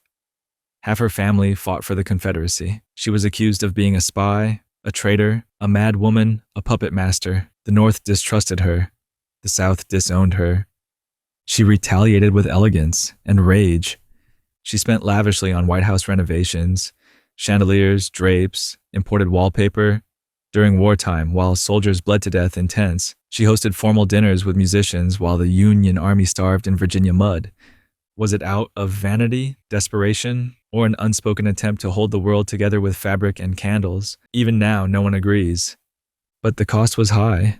Politically and personally, Congress launched an investigation into her spending. The public branded her Madame Extravagance. Her defenders were few, her enemies relentless, and still she stood by her husband, fiercely, publicly, and sometimes violently. When someone called Lincoln an ape at a public event, Mary snapped, "If you call my husband an ape again, I'll scratch your eyes out." That's one way to do diplomacy. Mary's grip on reality was fraying long before April 14th, 1865, but that was the night it snapped. She was in the box at Ford's Theater. She was holding his hand when the shot rang out. She was there when Abraham Lincoln died, and something inside her died too. What followed was a descent, not a fall, a slow, anguished spiral into grief, paranoia, and public humiliation. She wore black for the rest of her life, traveled Europe to escape gossip, obsessed over seances and spiritualists, and became one of the first victims of American tabloid culture. Her surviving son, Robert Todd Lincoln, cold, proper, politically minded, eventually had her committed to an insane asylum in 1875. She never forgave him. She was released after a year, spent the rest of her life in near total isolation, died in 1882, alone in a hotel room, her mind and legacy in tatters. Mary Todd Lincoln remains one of the most controversial first ladies in American history. Some see her as unstable, others as brilliant but broken, still others as a woman crushed by grief in a country that demanded its women grieve quietly. She was not quiet. She wailed. She seethed. She bought too many dresses and cried in too many mirrors. She mothered too hard and mourned too loud. She stood at the very center of American history and was never truly allowed to belong to it. Her tragedy wasn't that she broke, it's that we expected her not to. And after the war, after the mourning, after the blood was cleaned from the carpet, came a first lady who brought back stillness, stability, and a southern accent laced with quiet fire. Eliza McArdle Johnson. Andrew Johnson. She was barely seen, almost never heard. And in many ways, Eliza McArdle Johnson was the first lady who existed only in footnotes. But make no mistake, she mattered. Because behind the president who tried to glue the country back together with spit and southern stubbornness stood a woman who had been carrying broken things her entire life. She wasn't interested in power. She was interested in surviving it. And survive it she did. With a Bible, a cup of tea, and the endurance of someone who knew that sometimes the best way to lead is to stay upstairs. Eliza McArdle was born in Tennessee in 1810, the daughter of a shoemaker. At age 16, she met Andrew Johnson, a poor, self-educated tailor's apprentice who couldn't yet spell president, let alone imagine himself as one. They married quickly. He was ambitious. She was sharp. She read books out loud to him while he worked. She helped him improve his writing, his speech, his confidence. She believed in him before anyone else did, she wasn't political, but she was practical. The kind of woman who knew when to patch a coat, when to hold her tongue, and when to move the family fast because the neighbors were talking. When the Civil War came, she stayed in Tennessee, quietly unionist, quietly unbending. Her loyalty to the cause never made headlines, but neither did her grief. She buried 2 of her children before she ever saw Washington. When Andrew Johnson assumed the presidency in 1865, after Lincoln's assassination, in the raw, open wound of a country not yet done bleeding, Eliza Johnson became First Lady by default. She hated it. Her health was already failing. Tuberculosis, or something close to it, left her weak, fatigued, and deeply withdrawn. She barely left her room. Her only consistent social act was hosting tea for small family groups. often with her daughter Martha, who took on most of the formal duties. She avoided public receptions, didn't sit for official portraits. She existed behind closed doors, known more through rumors than records. One story goes that when reporters tried to speak with her, she said simply, "I take no part in the ceremonies of the White House." And she meant it. Andrew Johnson was no one's idea of a consensus builder. He was brash, bigoted, and often belligerent, a Southern Democrat governing a Northern victory, trying to lead a country that wanted him gone before he started talking. He was impeached in 1868, the first U.S. president to face it. The House charged him with violating the Tenure of Office Act, among other things. The Senate trial was public, vicious, and humiliating. Eliza stayed upstairs.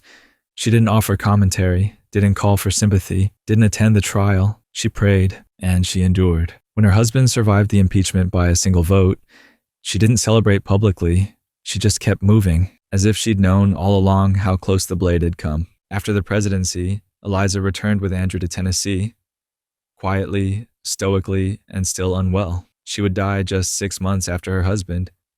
In 1876, she left behind no writings, no formal legacy, no dramatic scenes. But if you peel back the layers of her silence, a pattern emerges. She helped her illiterate husband become a senator, governor, and president. She raised 5 children in war, poverty, and political scandal. She survived the Civil War from the wrong side of the Mason-Dixon line, and she endured the White House not as a palace, but as a prison with better curtains. Eliza McArdle Johnson isn't in the textbooks. There are no statues, no schools bear her name, but she is proof that sometimes the First Lady isn't the symbol of power. She's the witness to it. She didn't host, she didn't entertain, she didn't try to change the narrative. She just outlasted it, and sometimes, in a country obsessed with noise, endurance is the most radical act of all. And when the smoke of war finally cleared, the country was ready for a new image. Something softer, smiling, a war hero in the White House, and a First Lady who knew how to turn loss into legacy. Julia Grant, Ulysses S. Grant, Julia Dent. Grant did not blend in. She didn't vanish. She didn't resist the role of First Lady. She embraced it, possessed it, expanded it. She wasn't tragic. She wasn't fragile. She was thrilled to be there. She believed in her husband long before the country did, and long after it stopped believing in itself. And while Ulysses S. Grant was busy trying to keep Reconstruction from falling apart, Julia was managing the mood. One chandelier, one guest list, and one unforgettable smile at a time. Julia Dent was born in 1826 into a slaveholding family near St. Louis, Missouri. Her childhood was all Southern charm and mild aristocracy. Plantation dinners, piano lessons, riverfront sunsets. She was educated at an elite finishing school and taught that a woman's power came from gentleness, obedience, and marital strategy. She learned selectively. She met Ulysses Grant, then a young West Point cadet, when he visited her brother. He was quiet, unremarkable, a little awkward, but she saw something. They fell in love. He proposed. Her family objected, politely with money, and she married him anyway, and then spent the next decade following him from one army post to another, often poor, often alone, but always certain that he was going to matter. And when he did, when he rose from failed clerk to victorious general to president of the United States, Julia was ready. She'd been rehearsing this role for years. Julia Grant moved into the White House in 1869 with a mission. She wanted to make it beautiful, sociable, prestigious, American royalty, but with better desserts. And she succeeded. She revived lavish receptions, hosted daily open house style levees, restyled the decor, filled the rooms with fresh flowers and fresh gossip. She wore extravagant dresses, often designed in New York or Paris, and posed proudly, despite the fact that she had a pronounced strabismus, a crossed eye, which she refused to have surgically corrected. She said it made her unique, and she was right. Unlike many first ladies before her, Julia wasn't content with shadow influence. She relished the public gaze. She saw the First Lady role not as an afterthought, but as an institution. Her correspondence shows a woman with opinions on politics, people, appointments, and how often the china should be reordered. She didn't make policy, but she made the vibe. And during the shaky years of Reconstruction, that mattered. Ulysses S. Grant was a brilliant general. As president, let's just say not as much. His administration was racked with corruption scandals, cronyism, fraud, embezzlement. Grant himself wasn't implicated directly, but the people he trusted, they looted the federal government like it was a game show. Through it all, Julia stood by him, smiling, hosting, spinning. She played the role of innocent wife to a T. But behind closed doors, she was angry. Angry that people were betraying her husband. Angry that the press was cruel. Angry that the presidency she had dreamed of was being tarnished by bad headlines and worse allies. But she never let it show. Not in public. She kept the candles lit, the ballrooms full, the narrative intact as best she could. Because for Julia, power was theater. And the First Lady's job was to make sure the curtain never dropped. When Grant left office in 1877, Julia wasn't ready. She wanted more spotlight, more legacy, more time. So, when talk of a third term for Grant began to circle, it wasn't just political ambition, it was her dream too. It didn't happen, but the idea had been planted. Julia Grant became the First Lady to write a memoir, though it wasn't published in her lifetime. She traveled, entertained, advised. She died in 1902, buried next to her husband in New York. Her wish was simple, to remain near him forever. But her legacy? Not simple at all. Julia Grant was joyfully political, strategically feminine, unapologetically visible. She didn't shrink from scrutiny. She used it. She didn't hide from attention. She invited it. And she made it clear that being First Lady wasn't a burden. It was a privilege, a platform, and a performance worth dressing up for. She smiled through scandal, laughed through war, and made the White House feel for a moment like it could heal itself with light and music and just enough illusion. But after the music faded, the country wanted quiet, someone simpler, smaller. The next First Lady didn't sparkle. She steadied, and she watched her husband lose the White House and his mind. Shall we continue with Lucy Webb Hayes, Rutherford B. Hayes? Lucy Webb Hayes, Rutherford B. Hayes. Lucy Webb Hayes was the First Lady who brought decency back and took alcohol out. She was the First Lady with a college degree, the first to be called First Lady as a common title, and the first to prove that you didn't need scandal or sparkle to change the mood of a nation. You just needed conviction, charm, and a pitcher of lemonade. They called her Lemonade Lucy. She didn't mind. She had better things to do than argue with people about booze. Born in Ohio in 1831, Lucy was raised by a widowed mother and a household steeped in abolitionism, education, and Methodist values. Her family believed in clean living, clear thinking, and full equality. Long before it was fashionable or politically convenient, she attended Wesleyan Female College, where she studied rhetoric, literature, and philosophy. She could quote Cicero, she could quote Christ, and she could win any argument without ever raising her voice. She met Rutherford B. Hayes while still a student, a quiet, thoughtful lawyer with a Union future and political ambition. They married in 1852, and from the beginning, she wasn't just his wife, but his intellectual equal, and eventually his compass.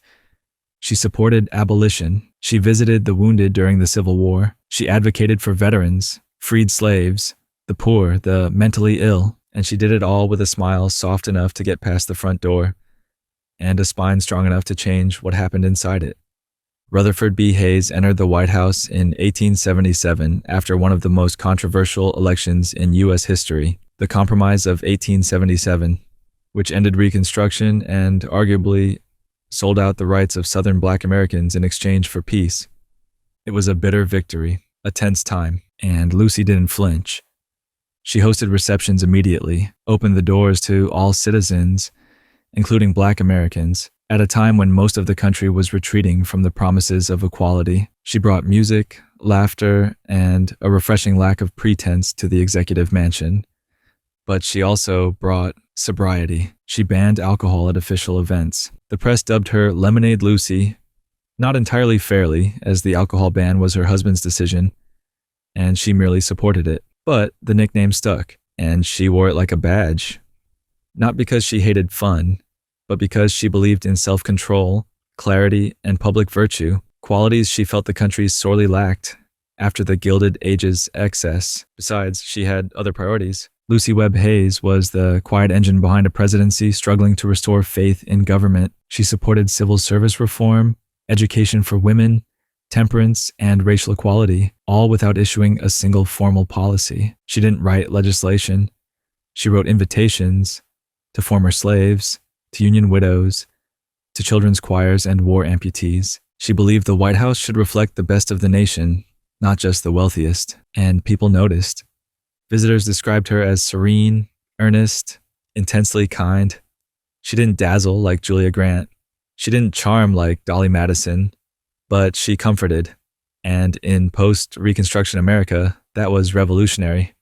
She even hosted the first Easter egg roll on the White House lawn, a tradition that continues to this day. Meanwhile, behind closed doors, she remained her husband's most trusted advisor. She read his speeches, edited his letters, encouraged his moderation, softened his edges. He called her his conscience, and he meant it. When the Hayes administration ended in 1881, Lucy left Washington quietly, without fanfare, returning to Ohio with her husband and fading from public life on purpose. She spent her later years working on education reform, championing temperance, and helping establish women's scholarships. She died in 1889, surrounded by her family and mourned by a nation that didn't realize until later how much she had shaped its values.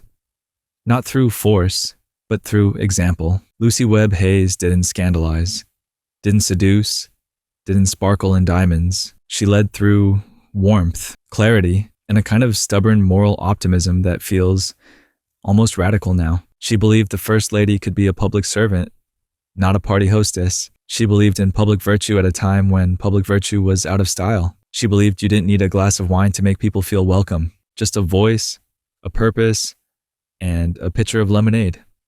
But next comes a woman who didn't just welcome you in, she lit the whole room with her smile. She laughed when others flinched. She loved her husband fiercely, and her time in the White House would be the shortest and the bloodiest. Lucretia Garfield, James A. Garfield, Lucretia Crete. Garfield did not campaign. She did not seek the spotlight. She did not plan on being a first lady, and she certainly didn't plan on becoming the keeper of America's grief. But when fate or bullets forced her into history, she didn't blink. She just stayed. And sometimes that's the bravest thing anyone can do. Born in Ohio in 1832, Lucretia Rudolph was a preacher's daughter with a classical education and a mind built for structure. She read Latin, taught school, wrote dry, elegant letters, and at age 26, she married a man named James A. Garfield, a teacher, soldier, and future congressman with more charisma than discipline. Their early marriage was rocky. Garfield was ambitious and emotionally erratic. Lucretia was reserved, independent, and allergic to nonsense. He wrote love letters to other women. She responded with cold distance. They nearly drifted apart. But then something shifted. Maybe it was age, or war, or loss, or simply the slow burn of two people figuring out they couldn't do better than each other. They came back together. And by the time Garfield was elected president in 1880, Lucretia was not just his wife. She was his still point. She entered the White House in March of 1881, quiet, modest, almost Victorian in her refusal to self-promote. She avoided grand receptions, hosted intimate dinners, and began renovating the dilapidated residence with quiet precision. She was a deep thinker, interested in history, art, architecture, philosophy. She read constantly, journaled obsessively, and planned to make the White House into a home of culture and reflection, not just politics and ego. But she barely had time to unpack the silverware. 3 months into her husband's term, Lucretia fell seriously ill with malaria and left Washington to recuperate in New Jersey. While she was gone, he was shot. On July 2nd, 1881, President James A. Garfield was shot by a disgruntled office seeker in a Washington train station. The bullet lodged behind his pancreas, and in an era before proper antiseptic surgery, doctors did more damage than the assassin. Lucretia rushed back to Washington.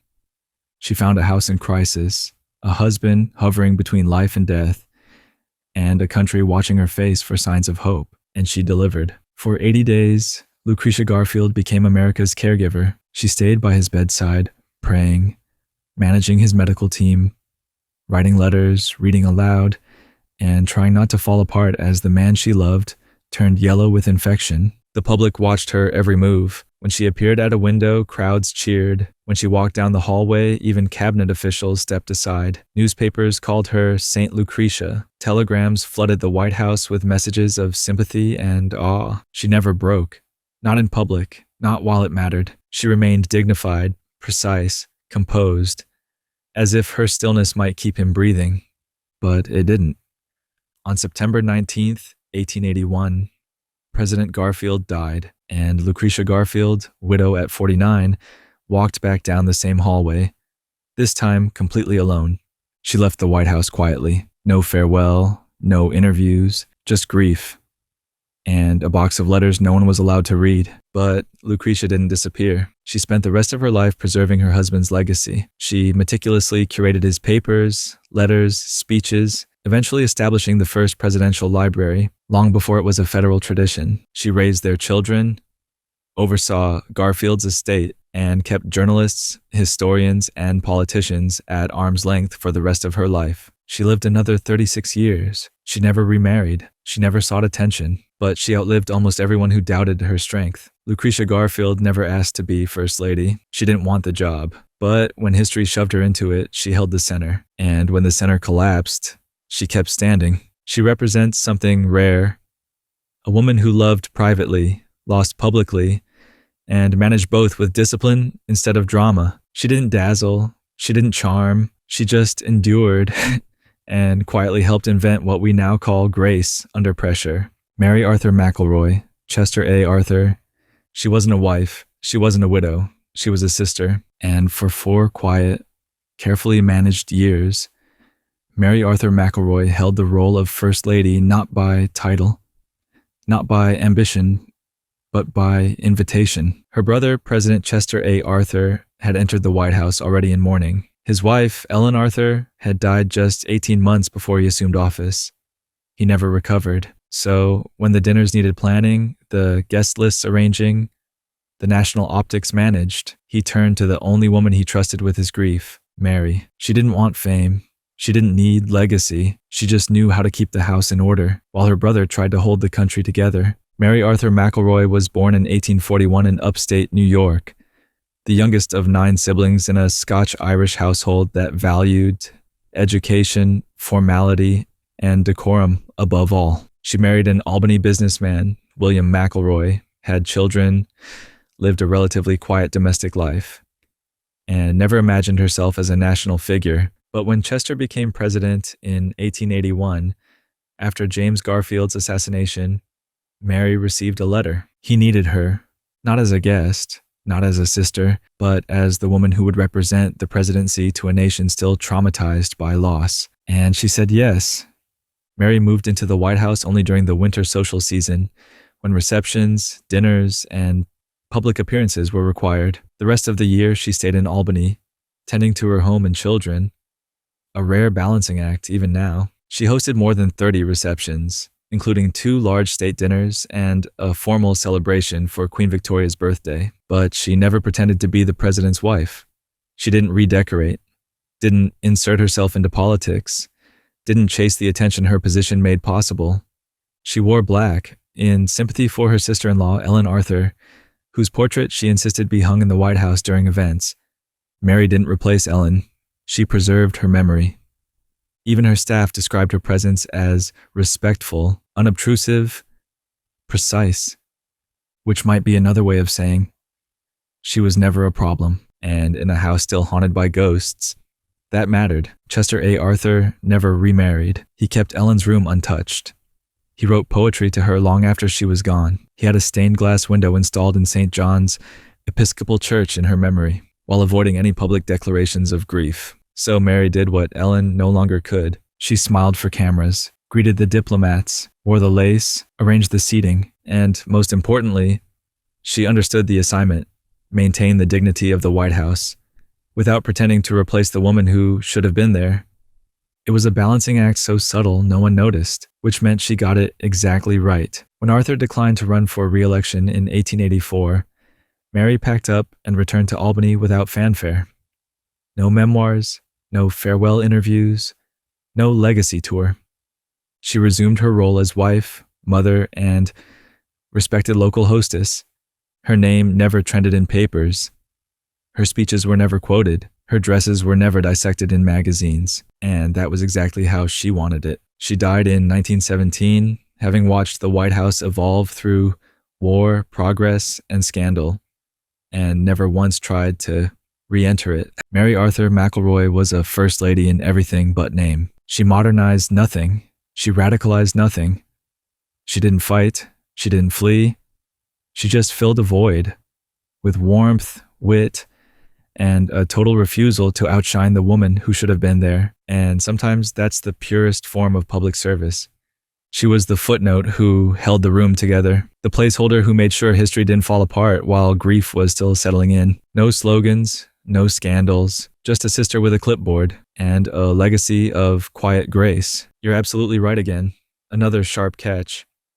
Before Frances Folsom Cleveland dazzled Washington as the youngest First Lady in American history, it was Rose Elizabeth Cleveland, Grover Cleveland's older sister, who filled the role of First Lady during the first 14 months of his first term. And unlike many placeholders, Rose left behind something more than etiquette. She left a paper trail of wit, intellect, and one of the most fascinating private lives in White House history. Rose Cleveland, Grover Cleveland, she was never supposed to be famous, and she never wanted to be.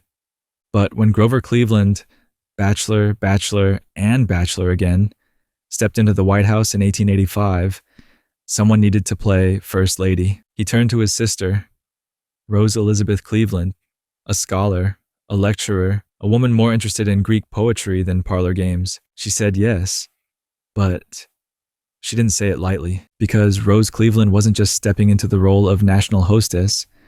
She was stepping into a performance she never believed in, and for 14 months she played the part with an arched brow and a loaded vocabulary. Rose Cleveland was born in 1846, the youngest of 9 children in a politically devout family. Her father died when she was young, and her mother, pragmatic and pious, raised her to value intellect, restraint, and moral rigor. Rose complied, almost too well.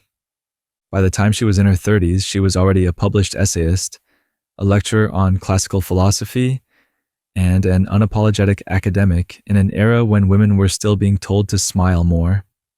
So, when her brother was elected president as a lifelong bachelor, she agreed, somewhat reluctantly, to serve as his first lady. But she made one thing clear. She wasn't going to pretend to be something she wasn't. Rose hosted state dinners. She stood in reception lines.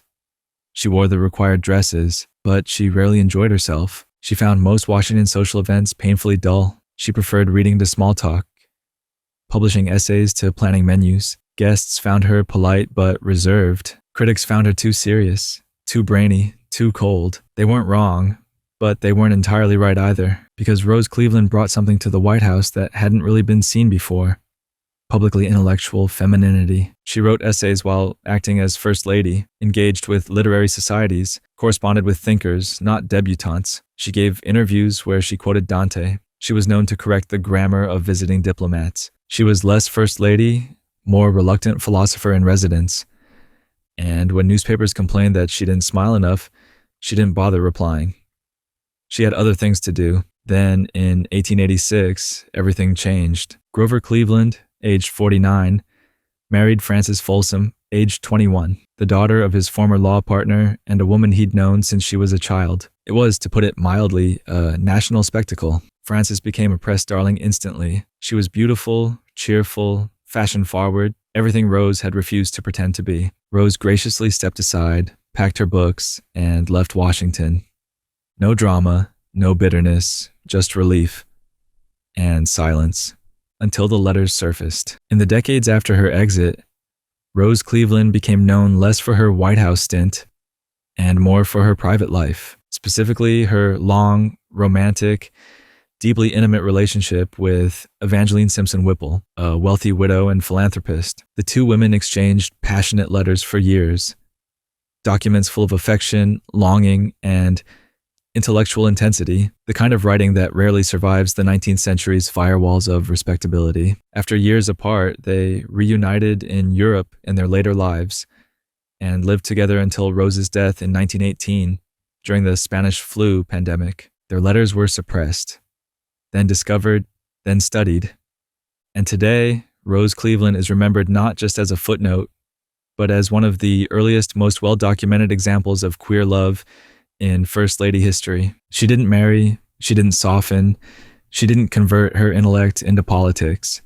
She lived on her own terms, even when the country she briefly represented refused to see her clearly. Rose Cleveland was a First Lady in the wrong time, too smart for the parlor, too reserved for the press, too radical for the front page.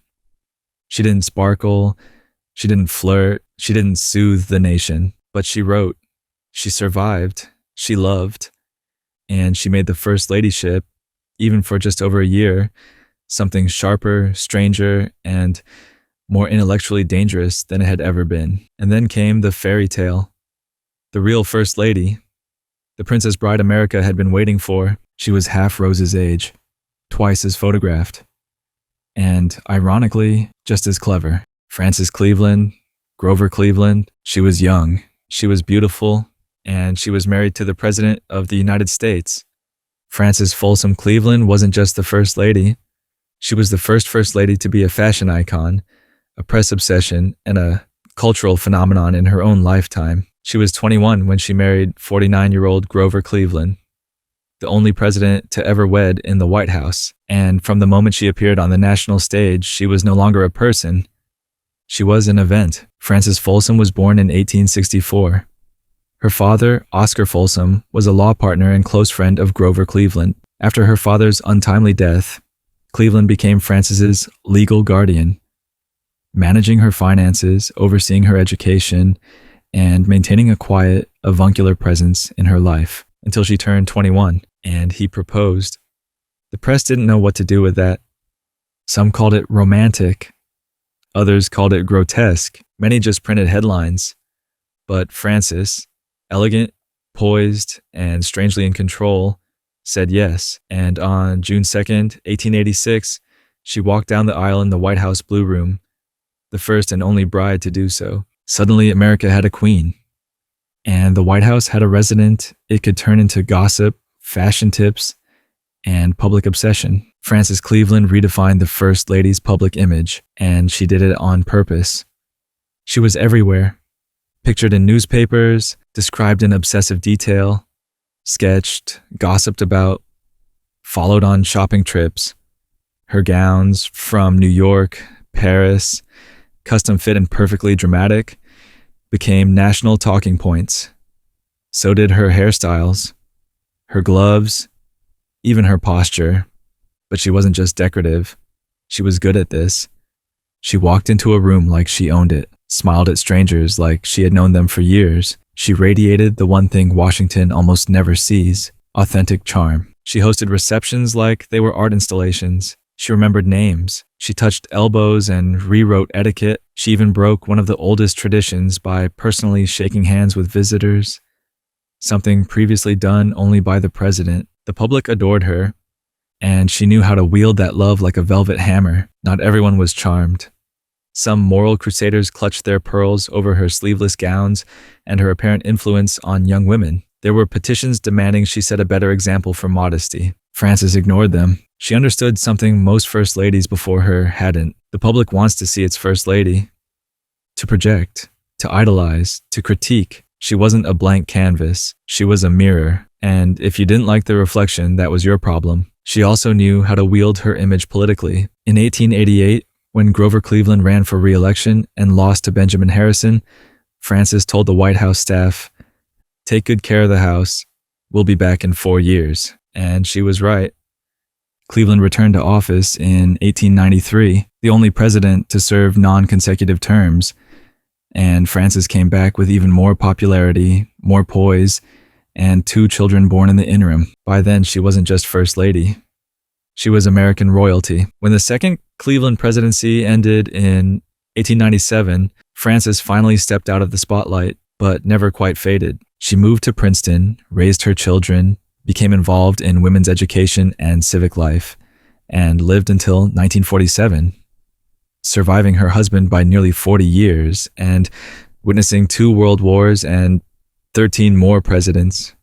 She remained beloved until the end. The press never stopped following her, and she never stopped smiling. She aged with grace, outlasted history, and walked out of the White House exactly the way she'd walked in, unbothered, unrushed, unforgettable. Frances Cleveland wasn't just the First Lady, she was the first modern First Lady. She understood media before media understood itself. She turned personal charm into public capital. She walked the line between fantasy and power, and never once stumbled. She was not tragic, not controversial, not tragic then redeemed. She was simply excellent at being looked at, and in the world of American politics, that's more dangerous than it sounds.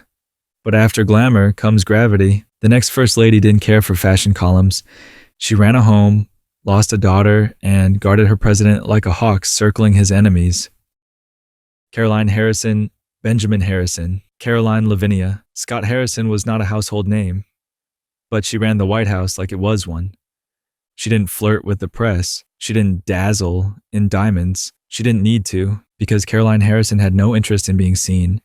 She wanted to be useful. And in 4 short years, she left behind a legacy made not of fanfare, but of function. She reorganized the residence, rescued history from mildew, brought women to the table, and quietly died while the nation wasn't looking. Caroline Scott was born in 1832 in Ohio, into a family that believed in education, modesty, and duty. Her father was a college professor and minister. Her mother, a quiet activist who taught her that real change doesn't always come from speeches. Sometimes it comes from organization. She met Benjamin Harrison at college. They married in 1853. She taught music. He practiced law. She raised 2 children, hosted with care, and endured the slow climb of her husband's political life, from Civil War officer to senator to presidential candidate. When he won the 1888 election, defeating Grover Cleveland, Caroline stepped into a role she had never asked for. She wore it like a fitted glove. Caroline Harrison approached the First Ladyship like a project manager. She found the White House in a state of dignified disrepair. The plumbing outdated, the furniture moldy, the structure literally crumbling. She proposed the first serious renovation since the 1850s, drafted plans for expansion, pushed for electrical wiring, upgraded heating systems.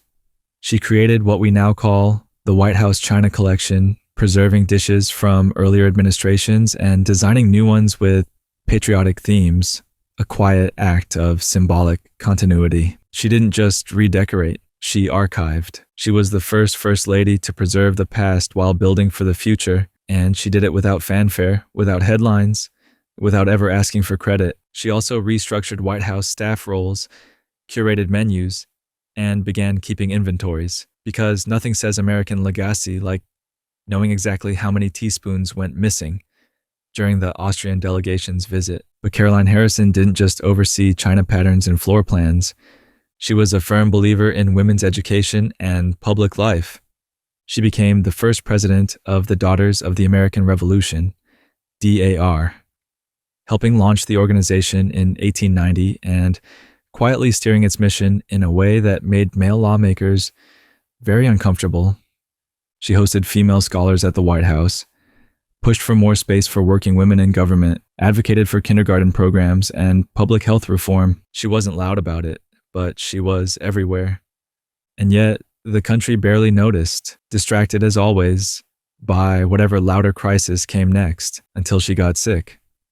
By 1892, Caroline Harrison was dying. Tuberculosis, slow, suffocating, inescapable, began claiming her breath, her strength, and eventually her place in the East Room. She stopped appearing at events. Her daughter Mary took over hostess duties. Benjamin refused to leave her side. State dinners were canceled. The electric lights she'd insisted on installing burned softly behind closed doors. She died in the White House on October 25th, 1892, just weeks before her husband lost his re-election bid to Grover Cleveland. Her funeral was small, formal, quiet, the way she lived.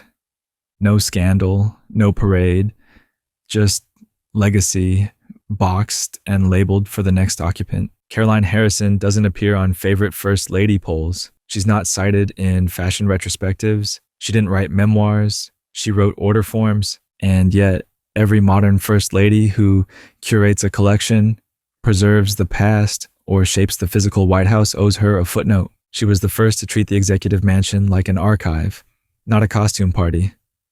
She left it more organized, more respected, more stable, even as her own lungs failed her on the second floor. Her power wasn't symbolic.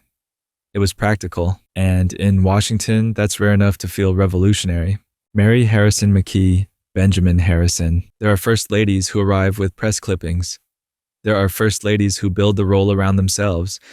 And then there are women like Mary Harrison McKee, who stepped into the East Room not out of ambition, but out of grief. When Caroline Harrison died in 1892, the First Lady to die in the White House since Letitia Tyler, her daughter Mary quietly assumed the duties of White House hostess. She didn't make a public announcement. She didn't take a title.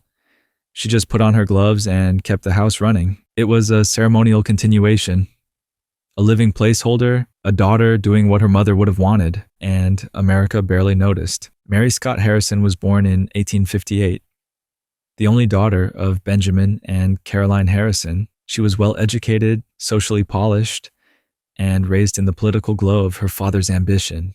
In 1884, she married James McKee, a wealthy businessman. They had 2 children and lived a life of comfortable distance from Washington until Benjamin Harrison became president in 1889, and the family was swept into the White House orbit. Mary returned to help her mother with official duties, hosting when needed, managing staff, handling floral arrangements, and keeping the wheels turning in the increasingly ceremonial side of executive power. She didn't shine. She functioned. And when Caroline's health began to decline, it was Mary who stepped in, not to take over, but to hold things together. By late 1892, Caroline Harrison was dying of tuberculosis. The White House turned inward. The chandeliers were dimmed. Events were canceled or muted. Mary became the de facto First Lady. She greeted guests, oversaw the planning of state functions, wore black to every event, managed staff with her mother's precision, but without her mother's presence. She wasn't flamboyant, she wasn't adored, but she was respected, in that quiet, upper-crust Protestant way that prefers competence over charisma. Her father, who was preparing for re-election, leaned on her heavily. The public mostly ignored her because Mary didn't come with sparkle.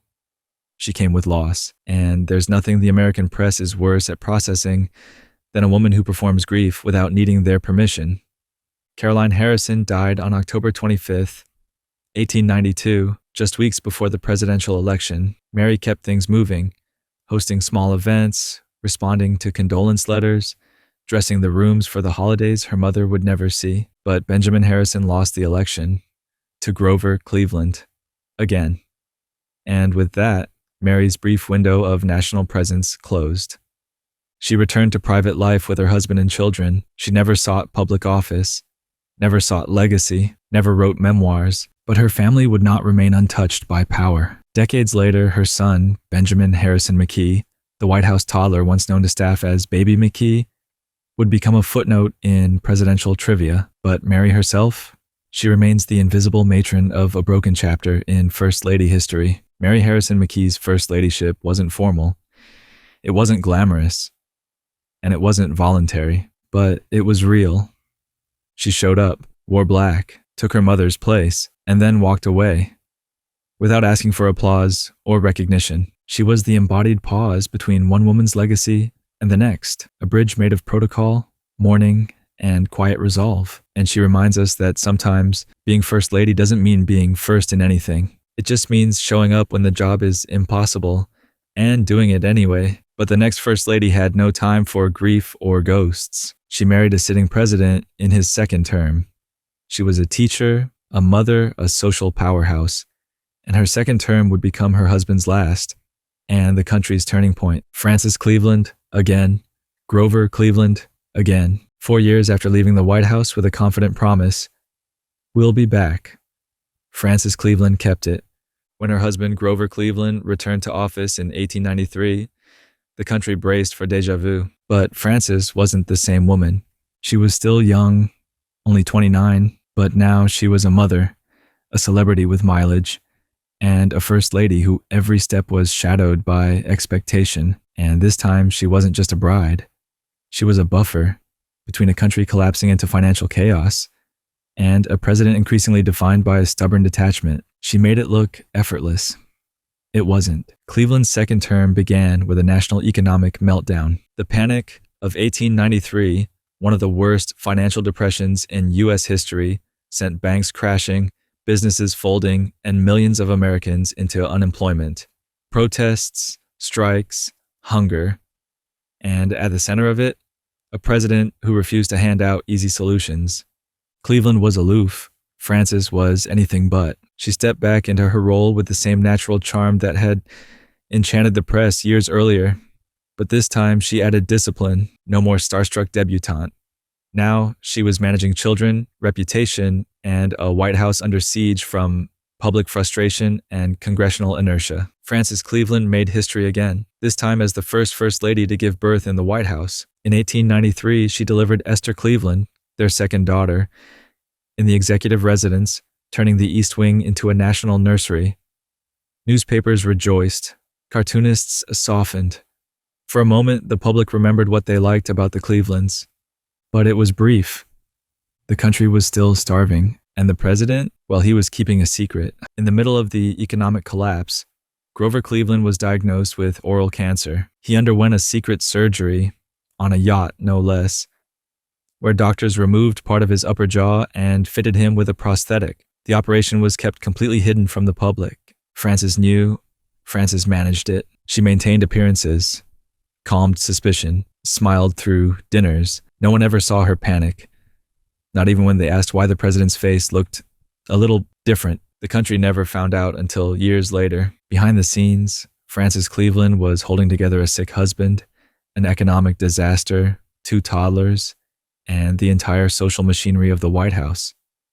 Without ever raising her voice, she was running a government without signing a bill. Despite the darkness of her husband's second term, Frances remained wildly popular. She was still fashion-forward, still graceful, still incredibly good at managing public opinion. Reporters obsessed over her wardrobe, her children, her opinions, and unlike most political wives, Frances didn't retreat. She started giving public speeches, a rarity at the time for first ladies, often on education and women's welfare. She visited schools and hospitals. She didn't push for suffrage, but she elevated the idea that women could be politically adjacent, visible, thoughtful, informed. She didn't change the world. She made it slightly more willing to imagine a woman who might. When Cleveland's second term ended in 1897, the couple, and now their 3 daughters and 2 sons, left Washington for good. This time, there was no promise to return. Frances lived for another 50 years after leaving the White House. She remarried after Grover's death, to a professor, quietly, without scandal. She supported World War I relief efforts, education reform, and even women's suffrage, though only late in life. She died in 1947, the longest living first lady at the time of her death. She had lived through 2 non-consecutive presidencies, 2 world wars, radio, automobiles, and women getting the right to vote, all while being remembered by millions as the nation's original charming, unbreakable political partner. Frances Cleveland's story isn't just about youth or beauty. It's about return, about how charm can age into resilience, about how performance can grow into power. She didn't reform the system, but she moved in it with such skill, grace, and political instinct that she made it look like it belonged to her, and maybe in some ways it did. But as Frances rode into quiet domestic life, the next First Lady was staring down a harsher task. She had to face the public after her husband was shot, again, and this time she would bury him. Absolutely correct. You're paying close attention, and I love it. After Caroline Harrison passed away in 1892, during her husband's presidency, the role of First Lady didn't vanish. It passed quietly, temporarily, and with very little fanfare to her daughter, Mary Scott Harrison McKee. Ida McKinley, William McKinley. McKinley never wanted to be fragile. She was born with a backbone, educated, sharp, independent, but history and her own body had other plans. By the time her husband became president, Ida was practically an invalid, but also, somehow, the First Lady. America's most watched, most pitied, and most misunderstood woman. And if her life was a stage, then William McKinley was the man forever pulling the curtains gently closed. Ida was born in 1847 into a prominent Ohio banking family. She was well educated, studied literature, philosophy, and foreign languages, and took a job as a cashier at her father's bank. A rarity for women in the mid-19th century. She was stylish, quick-witted, far from shy, and when she met William McKinley, a rising lawyer and Civil War veteran, she saw something she could build a future with. They married in 1871. A good match. Loving, playful, full of potential. Then everything collapsed. In 1873, after the birth of their second daughter, Ida's mother died. Weeks later, her infant daughter died. Then, in 1876, her first daughter died too, at age 4. 3 deaths in 3 years. And something in Ida McKinley fractured. She developed debilitating epileptic seizures. Her health deteriorated. She withdrew from social life. Doctors had few answers. The diagnosis? Nervous invalidism. Translation: she's sick and we don't know what to do with her. But William McKinley never wavered. He built his political life around her needs, not in spite of them. When he became governor of Ohio, then president, in 1897, he took Ida with him, not as a symbol, but as a promise. He would not leave her behind, even if the world wanted him to. As First Lady, Ida rarely stood. At official receptions, she was seated in a velvet chair, usually slightly off to the side, with a lace handkerchief and a blank expression. If she had a seizure mid-event, staff would gently draw the curtains or usher guests away. William would calmly place a napkin over her face until it passed. Then she would return, silent, smiling faintly, as though nothing had happened. She was humiliated, quietly, regularly, and never publicly. The press didn't mock her, they pitied her, and McKinley shielded her from scandal by projecting a kind of devoted sainthood. He would hold her hand in public, sit beside her at state dinners, adjust his schedule around her condition. He once canceled a diplomatic dinner because she was having a bad spell. Another time, he stopped mid-speech when he noticed her trembling and stepped down to comfort her. It wasn't politics. It was a marriage at war with reality, and he was losing. In September 1901, the McKinleys traveled to Buffalo, New York for the Pan American Exposition. Ida was sick. The trip was risky, but William insisted, maybe out of duty or pride, or the hope that this one public outing might feel like old times. On September 6th, during a receiving line, McKinley was shot twice in the stomach by an anarchist posing as a well-wisher. He lingered for over a week, in agony, infection spreading, doctors guessing. Ida, fragile and grief-numbed, sat by his bedside. She whispered to him, stroked his hand, tried not to collapse in front of the staff. He died on September 14th. Her world, already shattered, finally went silent. Ida McKinley never recovered. She wore black, rarely spoke, refused public engagements. She moved back to Ohio and was cared for by her sister. She visited William's grave almost every day. She carried his photo in her locket. She barely ate. She barely smiled. She died in 1907, 6 years after him, as if her body had been running on borrowed breath, and once the debt came due, she handed it over without a word. Ida McKinley's story is not one of power. It's not even one of influence.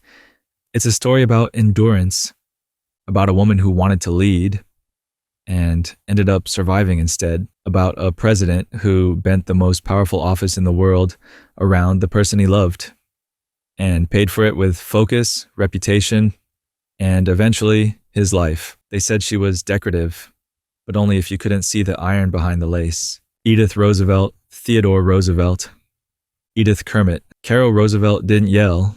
She didn't grandstand.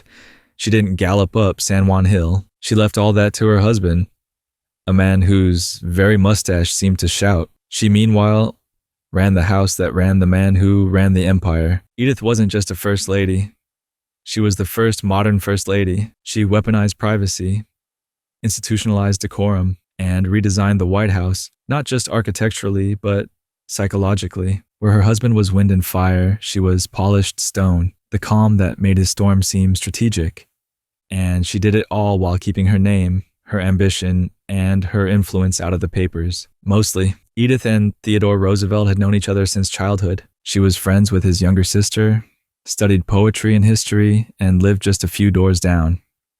Their families vacationed together, wrote letters, spoke the same language of East Coast wealth and rigid expectation. They even dated briefly as teenagers, right? But it didn't last. Teddy went off to Harvard, fell in love with Alice Hathaway Lee, and married her instead. The heartbreak was polite. Edith moved on, until she didn't. In 1884, Alice Lee Roosevelt died suddenly, kidney failure masked as exhaustion, just 2 days after giving birth to their daughter. On the same night, in the same house, Theodore's mother also died of typhoid. He famously marked the day in his diary with a large black X and the words, "The light has gone out of my life." And then he vanished to the Badlands. Months later, back in New York, Edith re-entered the picture. They married in 1886, and she adopted his daughter, Alice, raising her alongside their own eventual 5 children. But Edith's role was never simply maternal. From the start, she was the editor, the buffer, the architect, shaping Theodore's career with a quiet ruthlessness that history tends to confuse for modesty. When Roosevelt became president in 1901, following the assassination of William McKinley, Edith entered the White House with a plan and a background in strategy. She immediately reorganized the domestic staff, imposed strict codes of behavior for guests and children alike, and reestablished the White House as a seat of formal power, not just a military annex. She commissioned the construction of the West Wing, not for vanity, but because she understood the presidency needed structural separation between public image and private life. For the first time, the executive offices were moved out of the family residence. This wasn't just renovation.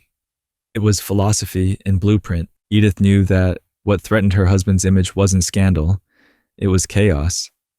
The press loved his wildness, but Washington hated unpredictability, so she cleaned the lens.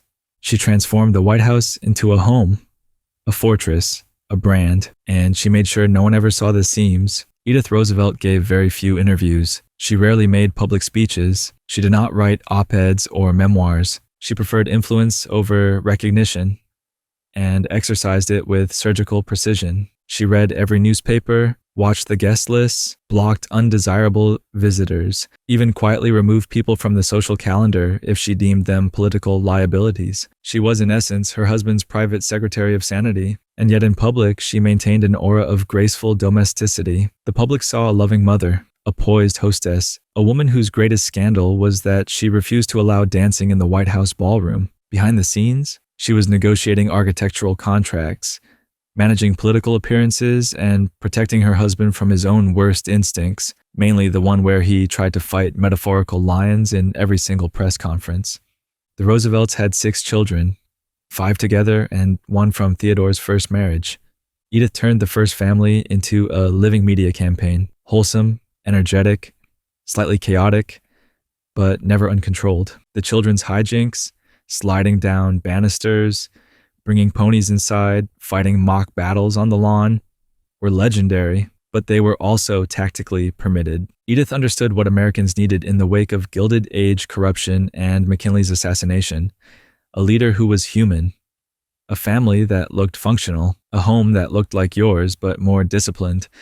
She offered them all 3, while keeping the door to the private quarters locked tight.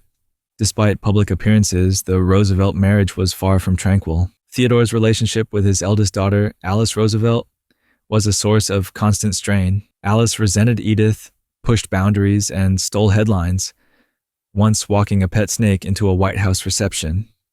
Edith held her ground, never fully accepted Alice, and quietly worked to minimize her presence.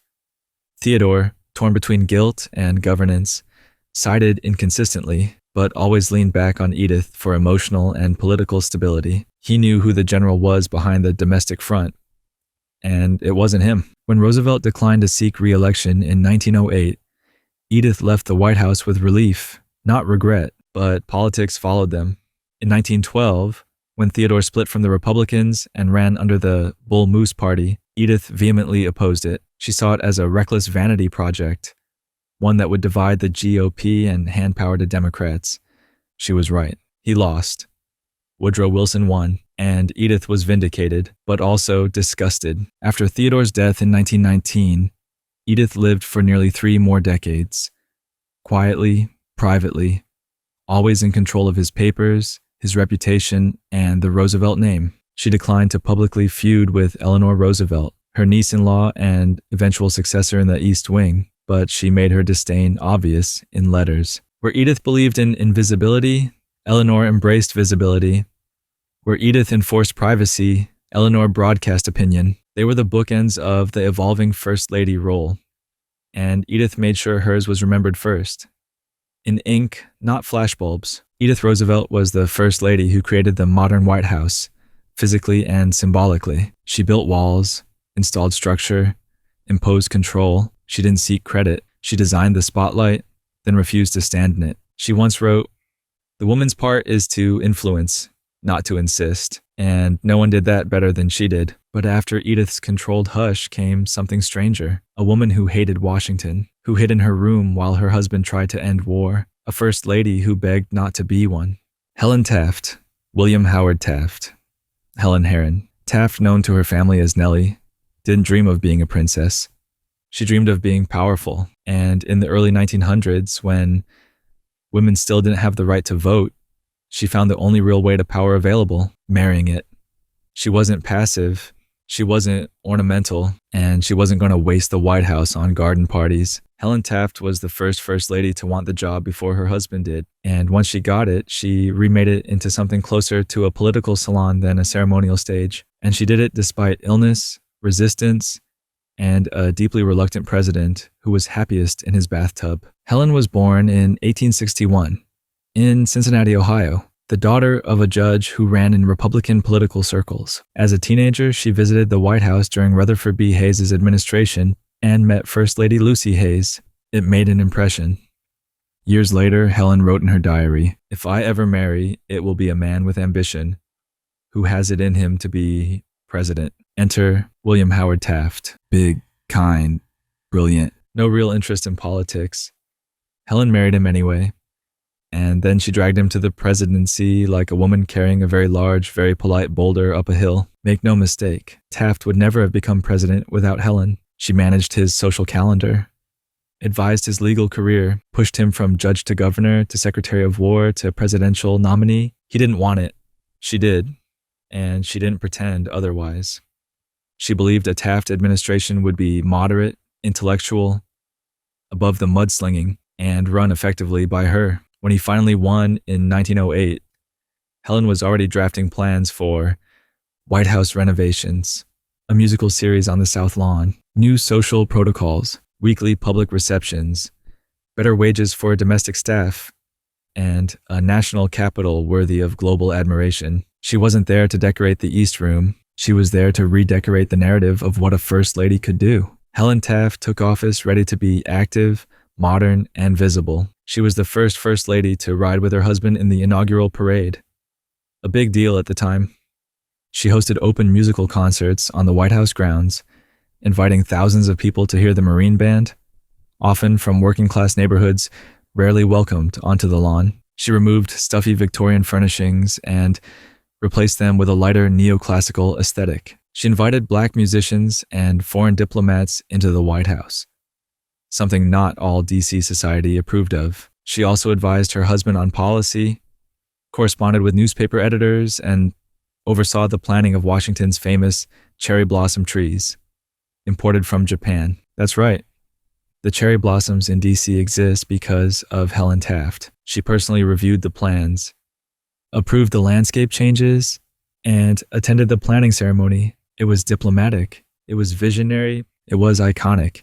And then it all nearly ended. Just a few months into her first ladyship, Helen suffered a major stroke in May 1909. She lost the ability to speak clearly. Her right side was partially paralyzed. She was out of the public eye for nearly a year. In that time, her husband, who'd always relied on her judgment, became hesitant, overworked, and politically adrift. Helen slowly recovered, relearned speech, resumed public duties, and astonishingly, finished her term as First Lady, though never quite as actively as she'd begun. But even while physically diminished, She remained her husband's chief strategist and social barometer. And when his political career began to spiral, including a catastrophic break with his predecessor and former friend Theodore Roosevelt, Helen remained his fiercest defender. But she wasn't blind. She knew the presidency wasn't working, not for him, not for her ambitions, and she never forgave Roosevelt for what came next.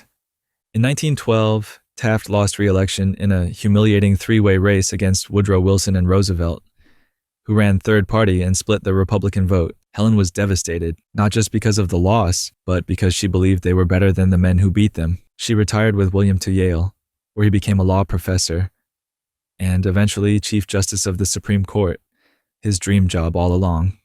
Helen returned to private life, bitter but composed. She published her memoir, Recollections of Full Years, in 1914, one of the earliest First Lady memoirs, full of opinion, policy, reflections, and zero patience for nonsense. She outlived her husband by nearly a decade, passed away in 1943.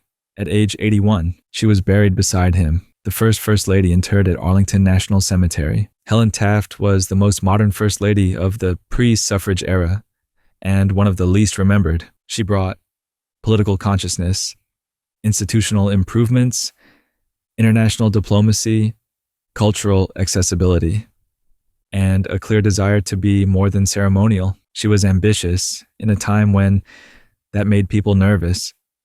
She was opinionated in a world that wanted her silent. She was influential without ever holding office, and even after her stroke and the setbacks that followed, she remained the intellectual scaffolding of the Taft presidency. Her true legacy, the cherry blossoms, the open concerts, the blueprint for First Lady as policy-adjacent executive.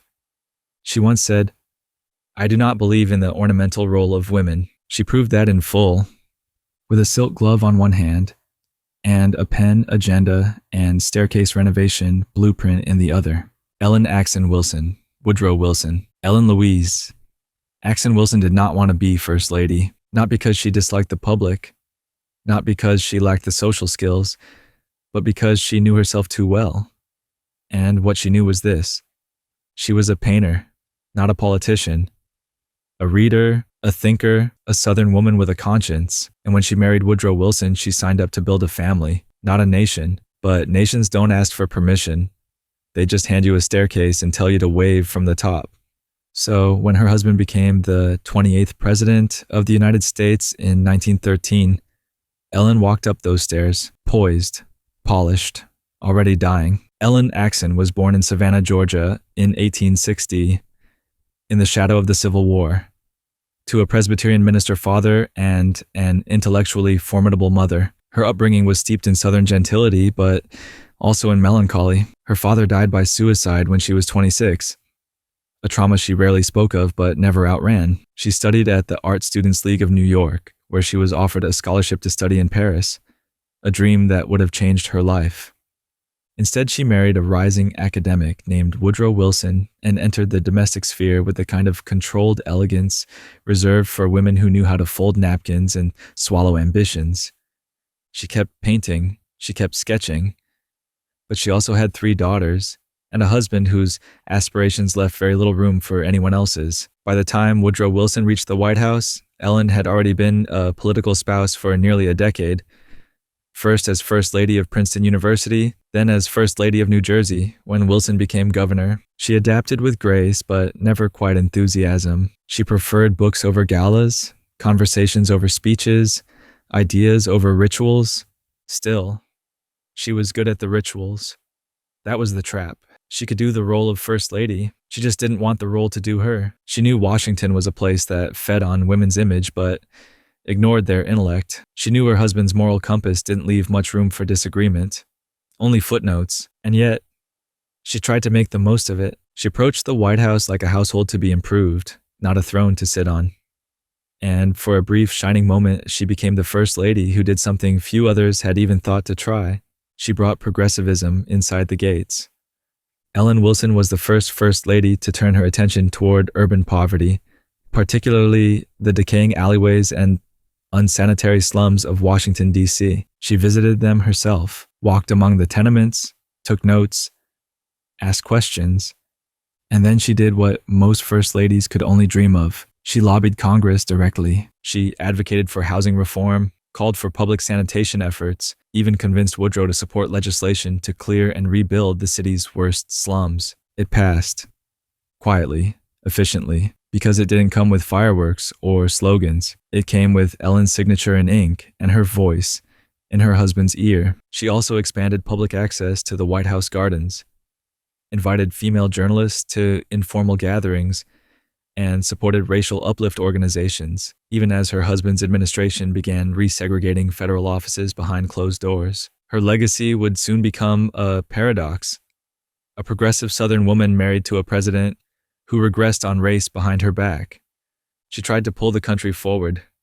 He quietly tugged it the other way, and she didn't live long enough to fight him on it. From the beginning of her time in Washington, Ellen Wilson was not well. She suffered from fatigue, headaches, fainting spells. Her physicians called it nervous strain, the catch-all diagnosis given to women who were visibly dying but inconveniently important. In reality, she had Bright's disease, a form of chronic kidney failure that was, at the time, a death sentence. She hid it from the public, from most staff, even at first from her daughters, but she didn't hide it from her husband.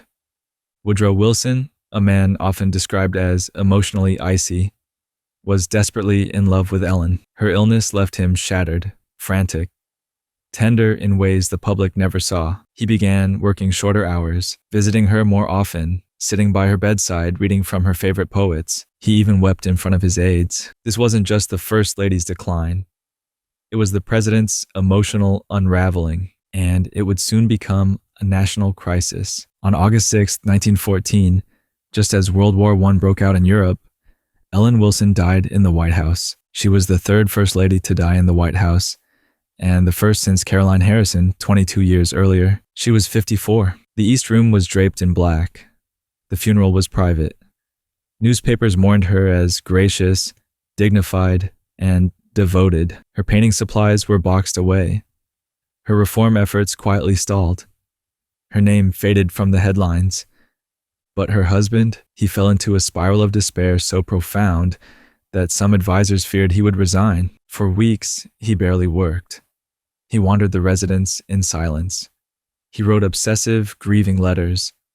He had once said of Ellen, "She was the flower of my life and the light of my eyes." Now the White House was dark, and into that void would soon step another woman, younger, shrewder, and politically hungrier, who would help Wilson get back on his feet and never step out of the light again. But Ellen's ghost, she never left. Ellen Axon Wilson was a First Lady caught between eras, ideologies, and illnesses. She brought modern reform into an antiquated role. She tried to blend gentility with advocacy. She painted softly against the storm that would soon engulf the world. She didn't shake up the system.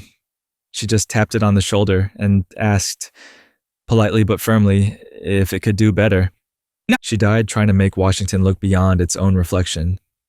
And for a moment it did. Margaret Woodrow Wilson, Woodrow Wilson. She was the president's daughter, the firstborn, a gifted singer, a restless thinker, a woman trained to obey her father and defy herself. And for the space of 10 months, just long enough for a nation to forget its mourning, she became the acting First Lady of the United States. Her name was Margaret Woodrow Wilson, but her family called her Mag. She didn't wear the crown. She held it in place while the real queen lay buried, and the next waited in the wings. She was never meant to be First Lady, but death doesn't wait for elections. So she stood at the top of the stairs, smiled at the guests, and tried not to be swallowed by the silence her mother left behind. Margaret was born in 1886, the first child of Woodrow and Ellen Wilson, and from the beginning she carried the double burden of expectation and observation. Her father was a Princeton professor, then a university president, then a governor, then a president, and always a man for whom intellect was religion and affection was conditional. Margaret was bright, musically talented, and desperate to please him, but she wasn't what he wanted. Not exactly. She was bookish, but not brilliant, beautiful, but not docile, and worst of all, she had a mind of her own. She studied music, traveled, sang, flirted with opera, wrote poems, all under her father's long shadow. She loved her mother dearly, but she feared her father's judgment, and when Ellen Wilson died in 1914, it was Margaret who found herself suddenly, awkwardly, in charge of the most scrutinized house in America. Ellen's death left the White House shrouded in black. There were no state dinners, no public events, just an endless procession of condolences and a president unraveling behind closed doors. Margaret stepped in, not because she wanted to, but because there was no one else. She took on the ceremonial duties, receiving guests, attending small diplomatic events, handling correspondence, managing the staff. She acted with decorum, care, and a kind of grieving politeness that became her entire aesthetic.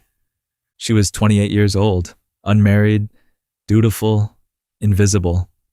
And while the nation watched the president sink into depression, few realized his daughter was quietly keeping the machinery of public grace from falling apart.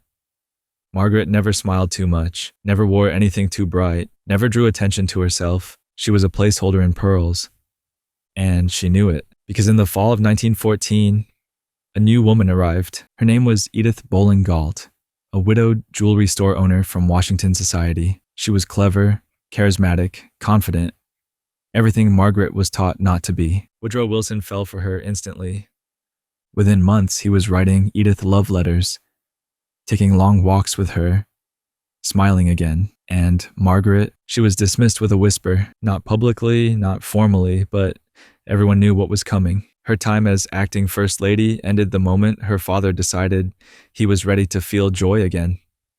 And that joy came with Edith's name on it. Margaret returned to the background with grace, but not without scars. She never married, never regained her father's full attention, and never quite forgave Washington for reminding her that even at the very top, a woman's worth was temporary. After leaving the White House, Margaret drifted. She continued singing, even recording a few early tracks. She published poetry, gave public recitals, but something was off. Something had hardened. The reviews were polite. The applause was muted. Her career never took off. Her sisters, Jessie and Nellie, married and started families. Margaret didn't. Instead, in the 1930s, she moved to India. Yes, India. She joined an ashram run by the mystic Sri Aurobindo, where she became deeply involved in spiritual study. There she found a kind of peace that had always eluded her in the drawing rooms of Princeton and Washington. She eventually took a Sanskrit name, Nistha, meaning dedication. She lived in the ashram for over a decade, until her death in 1944, from an infection far from the marble tombs of American power. She was buried in India. Her death barely made the papers. Margaret Woodrow Wilson's time as First Lady was liminal, not quite official, not quite ceremonial, not quite acknowledged, but essential. She held the social structure of the White House together during its most emotionally unstable year. She absorbed the grief, smoothed over the silence, played the part that history didn't write down. She was, in many ways, the ghost between two wives, a daughter playing queen until her father could fall in love again, and for that she has been mostly forgotten. But without Margaret, there would have been no seamless transition, no recovered presidency, no continuity of grace. She was the woman who never got to matter aloud. But if you listen closely, in the footnotes, in the piano room, in the letterpress of forgotten programs, you can still hear her playing a piece she never finished. And when the music stopped, the wedding began. In walked the second Mrs. Wilson, not a daughter, not a ghost, but a woman who would speak for the president when he could no longer speak for himself. Edith Wilson, Woodrow Wilson. There's a reason people call Edith Bowling Galt Wilson the first female president, and it's not a compliment. Because what happened in the final 17 months of Woodrow Wilson's presidency was not an election, not a constitutional crisis, and not an admission. It was a cover-up. The president had a stroke, the First Lady took over, and the country simply played along. This is not just the story of a First Lady. This is the story of a controlled political blackout, executed from a bedroom, run with a silk-gloved iron fist, and carried out by a woman the country barely knew until it was too late. Edith Bowling was born in 1872 in Wytheville, Virginia, into a once grand Southern family descended from Pocahontas. As she often reminded people, her family had wealth, land, and expectations, all of which were burned out by the Civil War, leaving them with pride and very little else. Edith grew up in a faded house full of fragile heirlooms and stubborn ghosts. She wasn't given much formal education. Instead, her ailing grandmother taught her from a strange, rigid curriculum: history, etiquette, and how to manage enslaved people. Though slavery was long abolished by then, the message was clear: women rule quietly, but they rule. She married a jeweler, Norman Galt, and lived a life of quiet respectability in Washington, D.C. When he died in 1908, Edith, still in her 30s, wealthy, childless, and suddenly free, became a rare political widow, independent, elegant, and unattached. She traveled, bought cars, flirted with influence. She wasn't looking for a husband, but the President of the United States was looking for a reason to feel alive again, and she became it. When Ellen Wilson died in 1914, Woodrow Wilson fell into despair until he met Edith through mutual friends in the spring of 1915. He was smitten, grieving, needy. She was calm, intelligent, beautiful, and not easily impressed. She made him chase her, for real. Refused his initial proposals. Took months to say yes. Rumors circulated that they had started courting before Ellen's death, and the tabloids nearly had a field day, until Wilson's staff pulled every lever to shut the scandal down. They married in December 1915, just 16 months after Ellen's funeral. The press called her Queen Edith. She didn't mind. She entered the White House not as a helper, but as a partner, and it wasn't long before her influence became the worst-kept secret in Washington. Edith Wilson didn't write policy, she didn't make speeches, but she understood the game. She edited her husband's letters, advised him on appointments, told him when to avoid guests, what phrases to drop from speeches, what alliances to watch. She wasn't loud, she was strategic. She cultivated a mystique, part Victorian grace, part modern elegance, never too bold, never too docile. And yet, when Wilson launched his crusade for the League of Nations, Edith was more than supportive.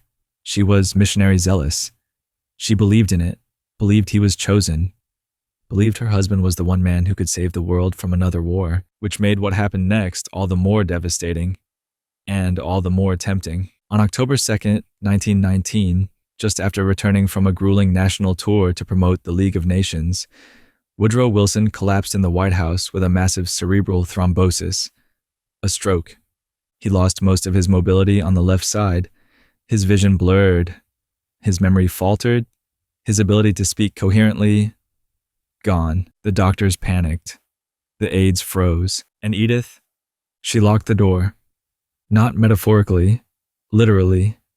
She physically restricted access to the president, from cabinet members, senators, and even the vice president, and insisted that she would handle all communication.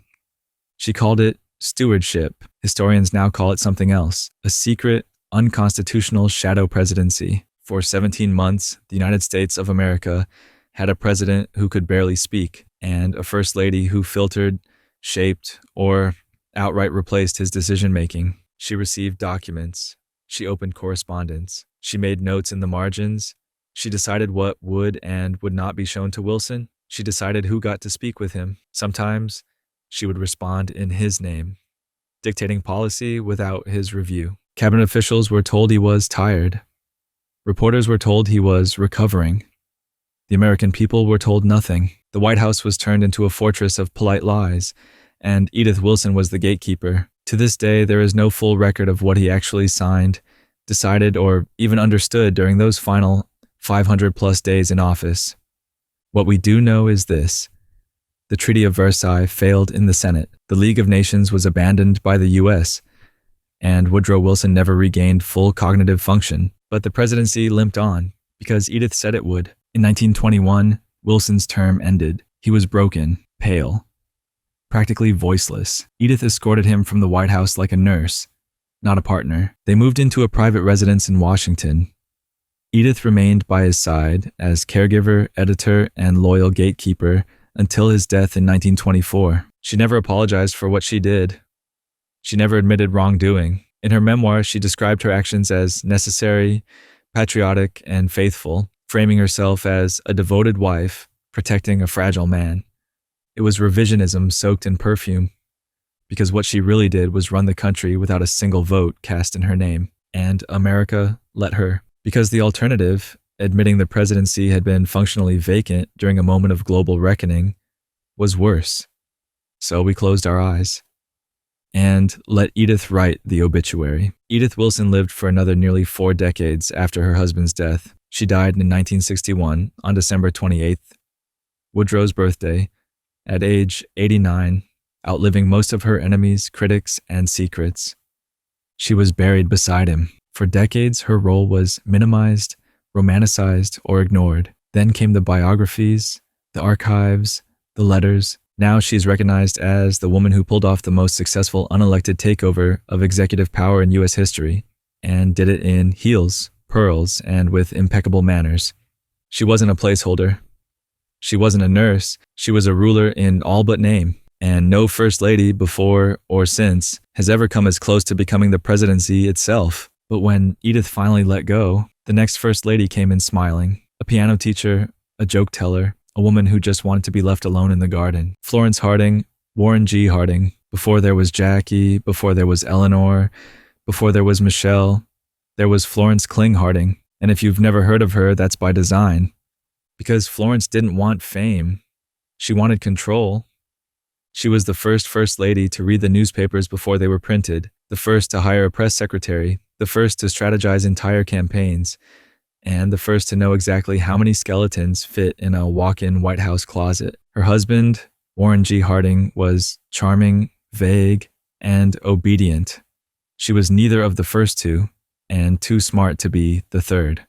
She was the real story of the Harding administration, and she left behind a trail of gossip, grief, and bodies so confusing that even history gave up trying to sort them. Florence was born in 1860 in Marion, Ohio, the daughter of Amos Kling, a wealthy, domineering man who owned half the town and thought he owned Florence too. She disagreed. At 19, she eloped with Henry DeWolf, a ne'er-do-well she soon discovered was more into drinking than parenting. They had a son, Marshall, but the marriage collapsed almost immediately. Florence left him and moved back in with her father, a social scandal at the time.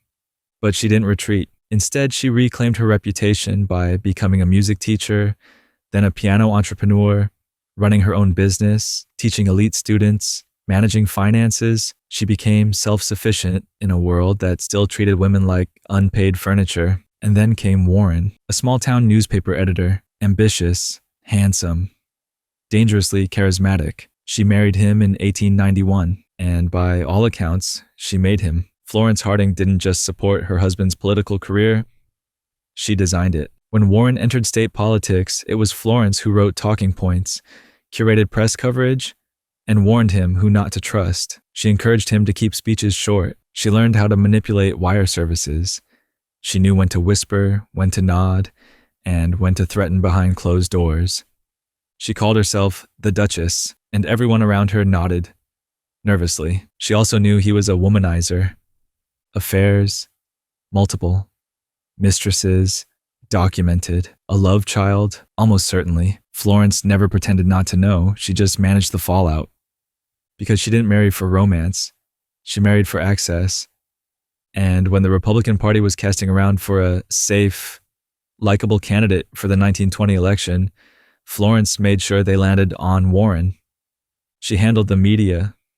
She managed logistics. She even handpicked campaign managers. Harding may have been the candidate, but Florence was the campaign. Warren Harding won by a landslide.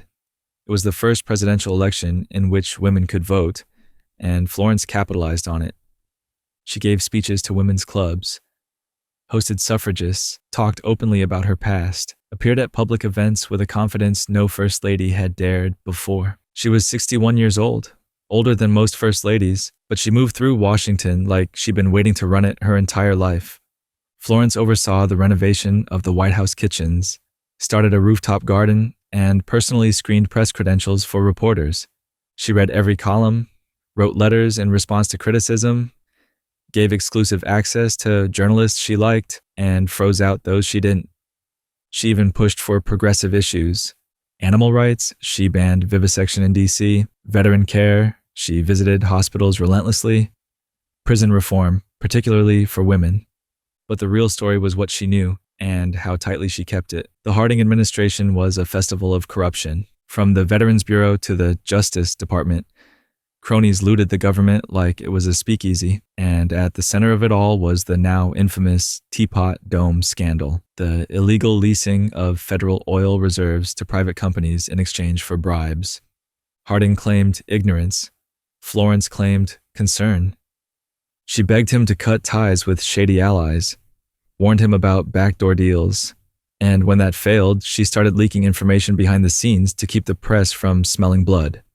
But the rot was too deep. By 1923, rumors were circling that the administration was on the verge of collapse, and Florence's health was starting to fray under the strain. Then came the train. In the summer of 1923, the Hardings went on a voyage of understanding, a cross-country tour meant to reconnect with the American people and reset the narrative. Florence hated the idea, but she went because she knew something was very wrong. Warren Harding began experiencing chest pains, fatigue, strange episodes, and then in San Francisco, he died suddenly, in bed, with only Florence present. The official cause was a heart attack, but no autopsy was ever performed. Florence refused. She ordered an immediate embalming, a closed casket, and a swift train ride home. The rumors started instantly. Had she poisoned him? Was he about to be indicted? Was it a mercy killing? Or just the culmination of years of physical neglect? No answers, no investigation, just a widow with a velvet smile and a locked medicine cabinet. After Warren's death, Florence gave no interviews, wrote no tell-all, and burned most of their private correspondence. She kept quiet while the Harding administration imploded in scandal, watched his legacy disintegrate in real time, and never once tried to correct the record. She died just over a year later, in 1924. Heart failure, exhaustion, and perhaps the toll of holding up an empire made of paper. She was buried beside him in Marion, Ohio, in a tomb designed to be grand enough to hold the myth she helped build. Florence Harding was not a figure of sentiment. She was shrewd, controlling, hyper-aware, and decades ahead of her time in understanding media as power. She was the first truly modern political operator in the East Wing, and one of the only first ladies who understood damage control as a daily job. Did she cover up her husband's crimes? Probably. Did she run his presidency behind the scenes? Almost certainly. Did she poison him? We'll never know. But she outlived the lie long enough to make sure it stuck. And that, in the end, is what separates her from most first ladies before her. She wasn't trying to be adored. She was trying to win. And after the Duchess fell, in walked the small-town schoolteacher, modest, thoughtful, married to a president the nation forgot, but who knew exactly where his hat was at all times. Grace Coolidge, Calvin Coolidge. She was warm where he was cold, charming where he was silent, all brightness and color wrapped around a presidency that barely spoke above a whisper. Grace Coolidge didn't move history. She softened it. In the middle of the 1920s, a decade built on jazz, speed, and forgetting, she became a national favorite not by scandal or ambition, but by doing something first ladies before her rarely managed. She was beloved, and everyone knew it. Even her husband, especially her husband. Grace Anna Goodhue was born in 1879 in Burlington, Vermont, the daughter of a steamboat inspector and a mother who believed in three things: manners, music, and modesty. She was educated, gentle, and quick to laugh, especially at things no one else noticed. After college, she became a teacher for the deaf, working at the Clark School in Northampton, Massachusetts. It was there she saw, through an open boarding house window, a man shaving in his underwear. She burst out laughing. The man looked up, startled. His name was Calvin Coolidge. They married in 1905. They were opposites. She liked company. He liked quiet. She liked dancing. He once told her, "Don't expect me to carry on conversations with you." And yet she adored him. Not despite his silence, but perhaps because of it. He let her shine. She let him disappear. And for a man who hated small talk but loved certainty, that was all he needed. When Calvin rose through Massachusetts politics, Grace became his unintentional PR strategy. He was stiff. She was not. He was dry. She was delightful. She greeted constituents with a soft Vermont accent and a twinkle in her eye. She wasn't political, not exactly, but she understood performance, And when Calvin became vice president under Warren G. Harding, Grace moved to Washington, eager to explore the city's charm. That charm didn't last long. In August 1923, Harding died suddenly on tour. Calvin was sworn in by lamplight in his family's Vermont home. And Grace, she was in the next room, still in her housecoat. Everything changed, and nothing prepared her for it. As First Lady, Grace Coolidge refused to be grand. She brought quiet elegance to the East Wing, hosting garden parties instead of balls, inviting the deaf community to receptions, and posing for fashion spreads in vibrant dresses that made headlines even when she said nothing at all. She gave no speeches, published no memoir during her lifetime, but her image was everywhere. She became the first lady to be photographed regularly by the new press corps, and she handled it with the grace of someone who had learned to smile for cameras before she knew what power felt like. Her bobbed haircut and bright outfits became the early symbols of the American flapper spirit. Even though she didn't drink, didn't smoke, and didn't dance much after Calvin told her he preferred silence. And America adored her for it. She was named America's Ideal Woman in 1924. She got more mail than Calvin. She got better press too, and she never once tried to leverage it for anything more than the occasional conservation cause. She was the face of the administration's humanity, which, as it turns out, was more needed than anyone realized. In 1924, the Coolidge's youngest son, Calvin Jr., developed a blister from playing tennis on the White House court. Without socks, the blister became infected. The infection became sepsis. He died within a week. He was 16. Grace collapsed. For months, she disappeared from public view. She grieved quietly behind drawn curtains. She resumed her duties, slowly, always with a brave face, but something inside her had fractured beyond repair. Calvin never recovered either. He wrote later, when he died, the power and the glory of the presidency went with him. Grace never spoke of it publicly, but friends said she often stared out of windows in silence, and yet she never allowed herself to become a tragic figure because the public didn't need tragedy, not yet. They needed red dresses and tulips and a smile that made the newsprint feel a little warmer. So she gave it to them every day without asking for anything in return. Grace Coolidge was many things. The first lady to speak on radio, briefly, gently, and perfectly rehearsed. A supporter of the hearing-impaired community. A lover of baseball who regularly hosted teams at the White House. A devoted fan of pets, especially raccoons. One of which was a Thanksgiving gift she turned into a family mascot named Rebecca. She was funny too. When reporters asked what her husband liked to talk about, she replied, "You don't talk too much, do you, Mr. President?" He didn't answer. That was the joke. She made silence charming. She made stiffness feel safe. She didn't shake the nation. She soothed it. When Calvin Coolidge declined to run for another term in 1928, Grace packed their things with the same modesty she brought to the East Room. She returned to Northampton, lived quietly, wrote letters, attended funerals, smiled politely when guests came to ask what he was really like. She never remarried after Calvin's death in 1933. She never sought the spotlight again. She died in 1957 at the age of 78, a woman largely forgotten in the shuffle of louder first ladies with louder causes, but she left something behind. Not policies, not reforms, but balance. In a time when first ladies were expected to either decorate the presidency or disappear into it, Grace Coolidge learned how to do both, and somehow made the whole nation feel like they'd been personally invited to tea. But the next first lady didn't want tea. She wanted money, jewels, the good life, and she didn't care who saw her sparkle, as long as they looked away from what was happening under the table. Lou Hoover, Herbert Hoover. Lou Henry Hoover was a woman of firsts. The first woman to graduate with a geology degree from Stanford, the first lady to give a national radio address, the first to run the White House like a field camp, charting schedules, managing logistics, keeping people fed and moving. She was brilliant, traveled, fluent in multiple languages, and yet, when the country fell apart, no one cared about her resume. They saw the pearls, the ball gowns, the awkward refusal to admit what everyone outside the gate already knew. The party was over. Lou Henry was born in 1874 in Waterloo, Iowa, but raised on the western edge of America's imagination.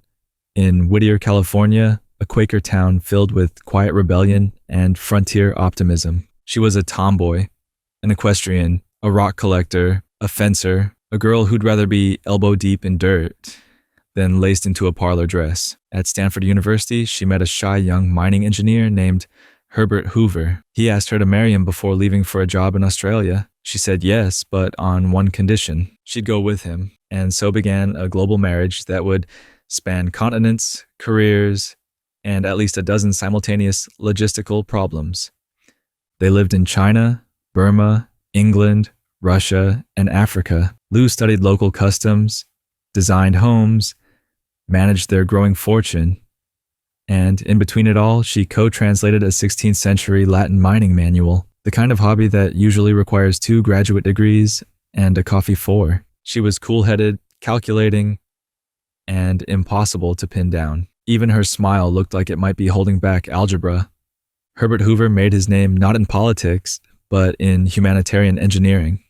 During World War I, he coordinated massive food relief programs for Europe, feeding millions and becoming the quiet darling of post-war diplomacy. Lou was by his side the entire time, not just as a spouse, but as an executive collaborator. They were a team, but she preferred shadows to spotlights. She was perfectly comfortable coordinating relief efforts in 20 countries, as long as her name didn't end up on the marquee. When Hoover became Secretary of Commerce in the 1920s, Lou began taking a more formal place in Washington society. She hosted events, smoothed over tensions, spoke multiple languages at the table without blinking. She once sat across from a French diplomat and corrected his translation of a Roman agricultural term. Politely but decisively, Washington never quite figured her out. She was too poised to dismiss, too smart to box in, and too quietly powerful to ignore. So, when Hoover won the 1928 presidential election in a landslide, no one was surprised to see Lou float into the East Wing like she'd already been there for years. She just hadn't unpacked until now. When Lou Hoover entered the White House, America was glowing. The stock market was booming, jazz was peaking, confidence was selling by the pound. Lou embraced it, with formality, style, and not a shred of apology. She hosted opulent receptions, redesigned the White House gardens, collected rare books and rare guests, wore sleek gowns and metallic silks, often with plunging backs and no visible effort to apologize for them. She didn't smile much, didn't charm, didn't entertain with folksy warmth. She simply glowed with correctness, which as it turned out was the worst possible optic for the disaster that was about to hit. In October 1929, the stock market collapsed. Within weeks, the banks started failing, factories shuttered, unemployment skyrocketed, and suddenly the image of the First Lady drinking champagne under crystal chandeliers felt like a sick joke. Lou Hoover didn't panic. She simply closed ranks. She doubled down on formality, cut off most press access, insisted that dignity could still be maintained, even as shantytowns were named Hoovervilles, and men stood in breadlines while the White House press office released menus from formal dinners. She refused to speak publicly about the Depression. She believed that acknowledging it would only deepen the despair, so she looked away and asked the country to do the same. Not everything she did was performative. Lou Hoover quietly advocated for racial equality, hosting black guests at White House events, including Jessie DePriest, wife of the first black congressman elected in the 20th century. The backlash was vicious. Southern politicians howled, newspapers frothed, anonymous letters poured in. Lou didn't flinch. She read them, filed them, refused to comment. She also delivered the first national radio address by a First Lady, a landmark moment, and used it to promote volunteerism, education, and civic discipline. Not empathy, not aid, discipline. Because Lou Hoover believed in order before rescue. To her, charity was a moral performance, not a structural solution, and that belief, noble in theory, disastrous in practice, helped cost her husband the presidency. By 1932, Hoover was the most hated man in America. Franklin D. Roosevelt's campaign painted him as out of touch, cold, and obsessed with abstractions while the nation starved. Lou? She stayed perfectly composed. She packed up the White House with military precision, spoke kindly of her staff, left no public commentary about the administration's collapse, but privately, she was furious. She never forgave the press, never forgave Roosevelt, never forgave the American people for refusing to understand that she and her husband had done everything right, and maybe they had, by a certain code. But codes don't feed children, and the nation had stopped being impressed with Latin translations. Lou Hoover spent the rest of her life working with the Girl Scouts, a cause she'd championed for decades. She remained involved in education, philanthropy, and the Hoover Institution, where she helped curate and shape her husband's legacy. She died in 1944, having lived long enough to see her husband's name partially redeemed by his later humanitarian work, but never her own. Her legacy is complicated, brilliant but blind, fierce but inaccessible, principled but out of step with a nation no longer interested in quiet excellence behind closed gates.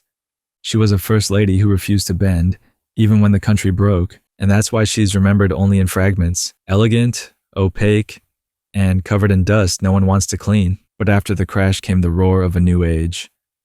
A first lady who refused to stay silent, a partner, a fighter, a voice, and a revolution in a blue dress. Eleanor Roosevelt, Franklin D. Roosevelt. If you were alive in the 1930s and you wanted to reach the President of the United States, you had two options. Go through the White House press office, write to Eleanor Roosevelt. And many did, thousands. Every month, letters from farmers, mothers, soldiers, orphans, convicts, children. They told her their stories. Stories no one else would listen to. And she read them. Because Eleanor Roosevelt wasn't just the first lady, she was the conscience of a nervous country. And for 12 long years, across the Great Depression and the bloodbath of World War II, she was the only member of the Roosevelt administration who made Americans feel like someone cared. Not just someone who posed, not someone who smiled, someone who listened, and then somehow spoke. Eleanor Roosevelt was born in 1884 into the cursed American aristocracy. Rich, famous, and emotionally broken. Her father was Theodore Roosevelt's younger brother, a charming alcoholic adored by Eleanor, but ultimately destroyed by addiction. Her mother, beautiful, cold, dismissive. She called Eleanor Granny because of her solemn face. By age 10, Eleanor was an orphan, tossed between relatives like an expensive problem. She was shy, serious, and already absorbing the message women like her were taught early. You're not here to take up space. You're here to manage it. So that's what she learned to do, until she didn't. In 1905, she married her fifth cousin, Franklin Delano Roosevelt. Handsome, ambitious, and confident, in a way Eleanor never was. Their wedding was presided over by Uncle Teddy, then President of the United States. Eleanor gave birth to 6 children. Only 5 survived. She endured affairs, most notably Franklin's long romance with her own social secretary. She swallowed humiliation, and for a time, she nearly disappeared, until polio struck Franklin in 1921, and suddenly everything changed. Franklin couldn't walk. Eleanor learned how to run. She became his political surrogate. His eyes, ears, and sometimes spine. She entered unions, classrooms, tenements, relief centers, spoke to people who hadn't been heard in decades. She discovered she had a voice. And worse, she discovered people listened, and she wasn't about to give it back. When FDR was elected president in 1932, Eleanor was already on fire. The country was crumbling. Unemployment was in the millions. Families were starving. Banks were folding like paper hotels.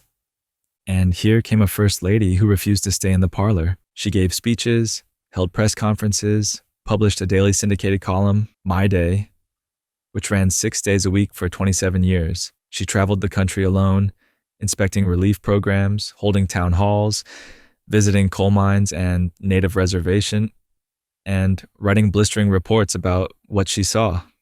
She wasn't her husband's echo. She was his warning light. Sometimes he listened, sometimes he didn't, but she never stopped pushing.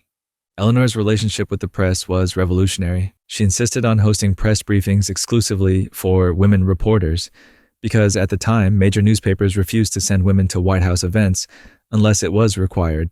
So she made it required. She gave them access, gave them copy, gave them careers. It was a quiet revolution, fought not with slogans but with press passes and coffee. She understood that power didn't always live in policy. Sometimes it lived in who got to hold the microphone.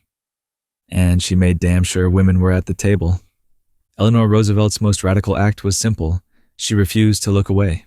From the lynching photographs, from segregated schools, from the unpaid sharecroppers, from the lies white America told itself, she invited black guests to the White House, including Marian Anderson, after the Daughters of the American Revolution denied the opera singer access to Constitution Hall. She resigned from the DAR in protest, and then helped arrange for Anderson to sing at the Lincoln Memorial, a performance witnessed by 75,000 people. She supported anti-lynching legislation, Jewish refugee aid, interracial labor unions, and anti-fascist causes, all while facing mountains of hate mail. Southern politicians called her that no bojao or loving woman. She kept going. When her car was shot at during a trip to Tennessee, she smiled and said, "I suppose I'm just too visible." Visible? Yes, but never sorry. As America entered World War II, Eleanor's power grew. She visited wounded soldiers, organized civilian relief, supported women in defense industries, and quietly advocated for Japanese Americans being sent to internment camps. One of the few moral failures she would later acknowledge with sorrow. She knew the war was reshaping the world, and she wanted women to be part of that world not as decorations, but as citizens. She pushed Franklin to create the Fair Employment Practices Committee. She fought for equal pay for women workers. She made first aid kits by hand. She also made policy memos. She was everywhere, and yet, Franklin never allowed her near foreign diplomacy. He knew she was powerful, but diplomacy, he believed, was a man's game. Until it wasn't. In April 1945, FDR died in Warm Springs, Georgia. Eleanor was not there. He died with his mistress, Lucy Mercer, by his side. Eleanor was told by telegram, and in that moment, humiliated, exhausted, heartbroken, she had every right to fade. Instead, she rose. She said, "The story's over." She was wrong. It was just beginning. President Truman called her the First Lady of the World. He appointed her to the first U.S. delegation to the United Nations. There, she chaired the committee that drafted and adopted the Universal Declaration of Human Rights in 1948. It was her finest hour, and the crowning achievement of a woman who had once been told not to speak too loudly at dinner. Eleanor Roosevelt wasn't an accessory. She wasn't a hostess. She wasn't a first lady. She was a movement in pearls. She taught America that a woman in the White House could be political, could be loud, could be moral, could be flawed, could be real. She didn't fix everything. She made it harder to ignore what was broken. She died in 1962, a national icon, a target, a saint, and still, somehow, a scandal to the people who never forgave her for giving a damn out loud. And when she left the stage, the country tried to put the lid back on. It was time that they said for quiet again, time for post-war dinner parties, and a first lady who wouldn't make waves, except perhaps in pearls.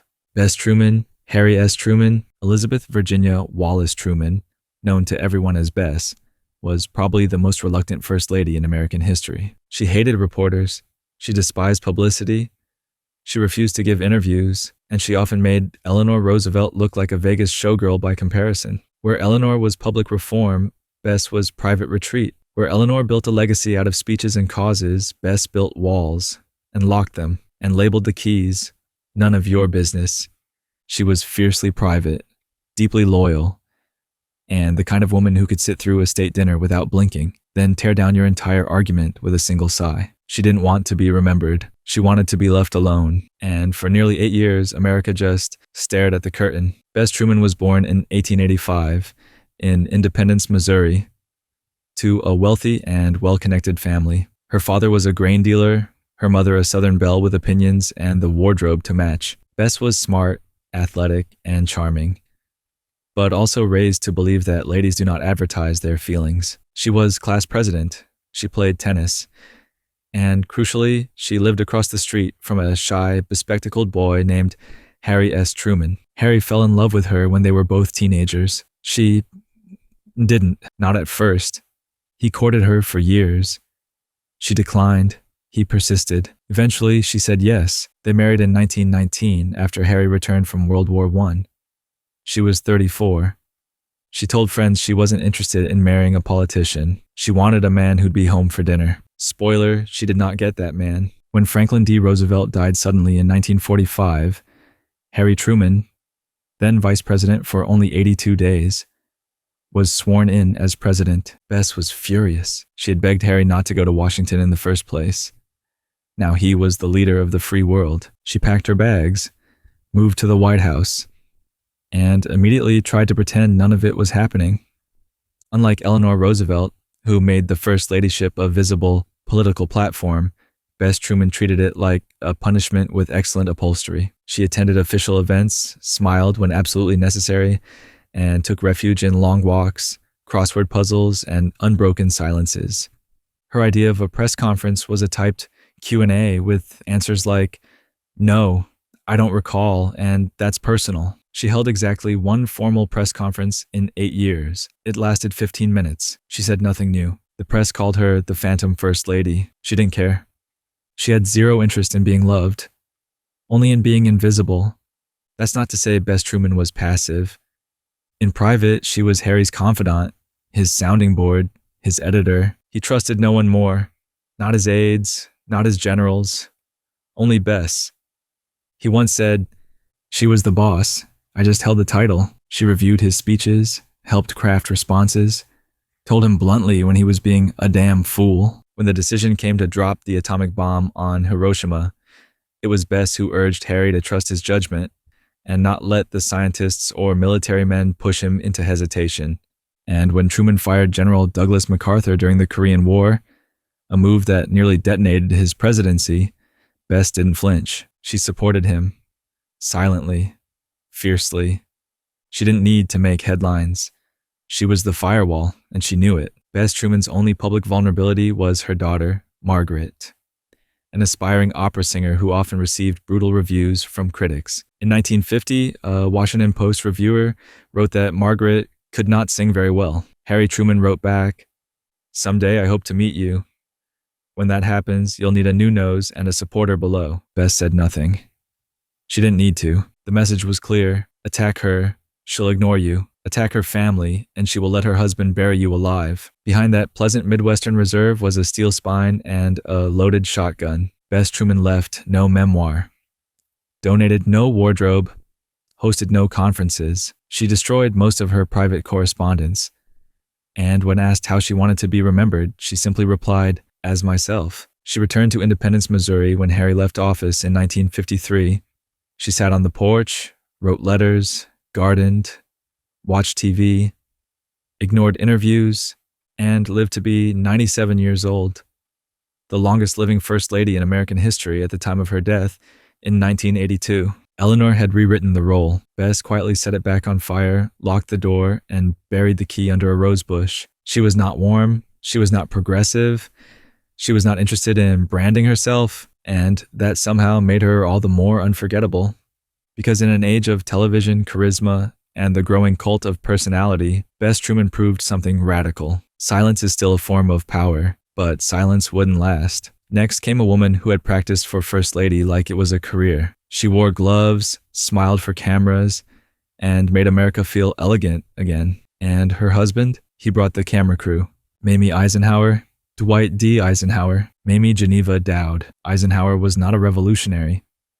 She didn't make speeches, she didn't crusade for causes, she didn't write a manifesto, but she did something subtler and perhaps stranger. She turned the role of First Lady into a kind of national sedative, a sugary, smiled performance of prosperity, order, and charm in a decade, crackling with nuclear anxiety and racial unrest. She was everything Americans thought they wanted in a leader's wife.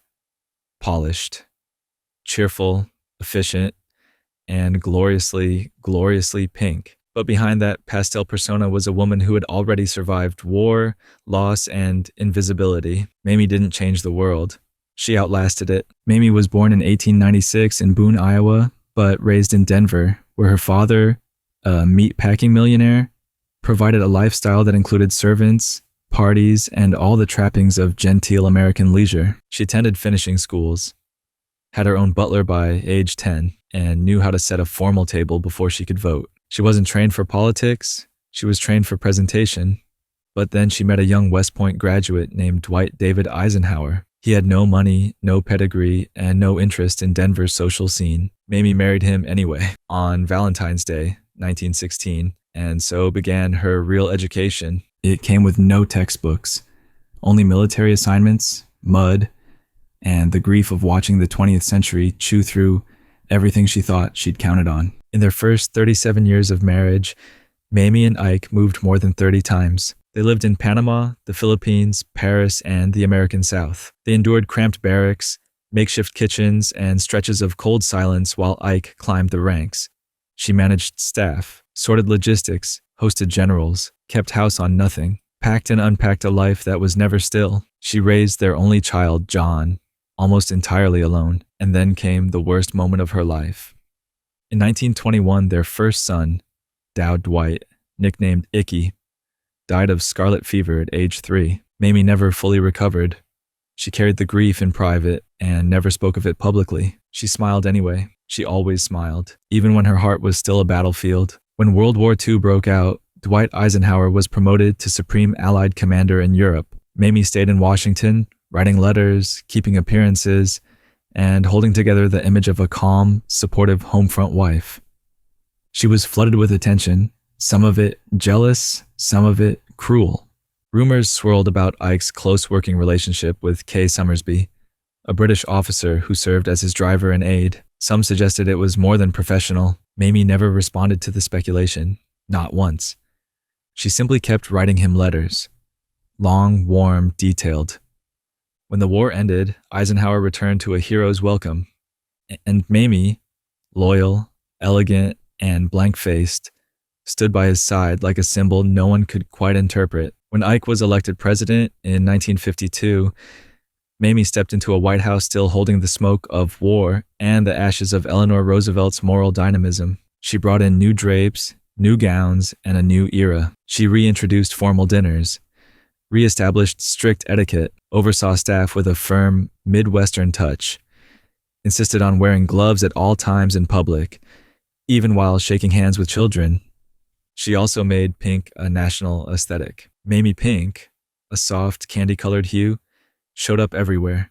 Dresses, napkins, furniture, White House bathrooms. It became the color of the 1950s housewife ideal. What Americans didn't see was that the woman behind it had lived in military camps and buried a son. She wasn't selling pink, she was hiding in it. Mamie Eisenhower was no fool. She understood how power worked, and she understood how women in power were expected to behave. So she gave the public everything it wanted. Syrupy charm, hostess perfection, the right hat for every occasion, but behind the scenes, she was meticulous. She was known to keep detailed schedules for White House staff, down to exact timing for cocktail trays. She could recite names, ranks, and seating charts with precision. She made sure staff understood how the table should be set, which guests could be near the president, and which ones could not. She didn't meddle in policy. She didn't want to, but she made sure that what happened inside the White House never looked chaotic, no matter how chaotic the Cold War became outside of it. And that was her real genius. She made normalcy look effortless, even as the world edged toward annihilation. Mamie wasn't universally loved.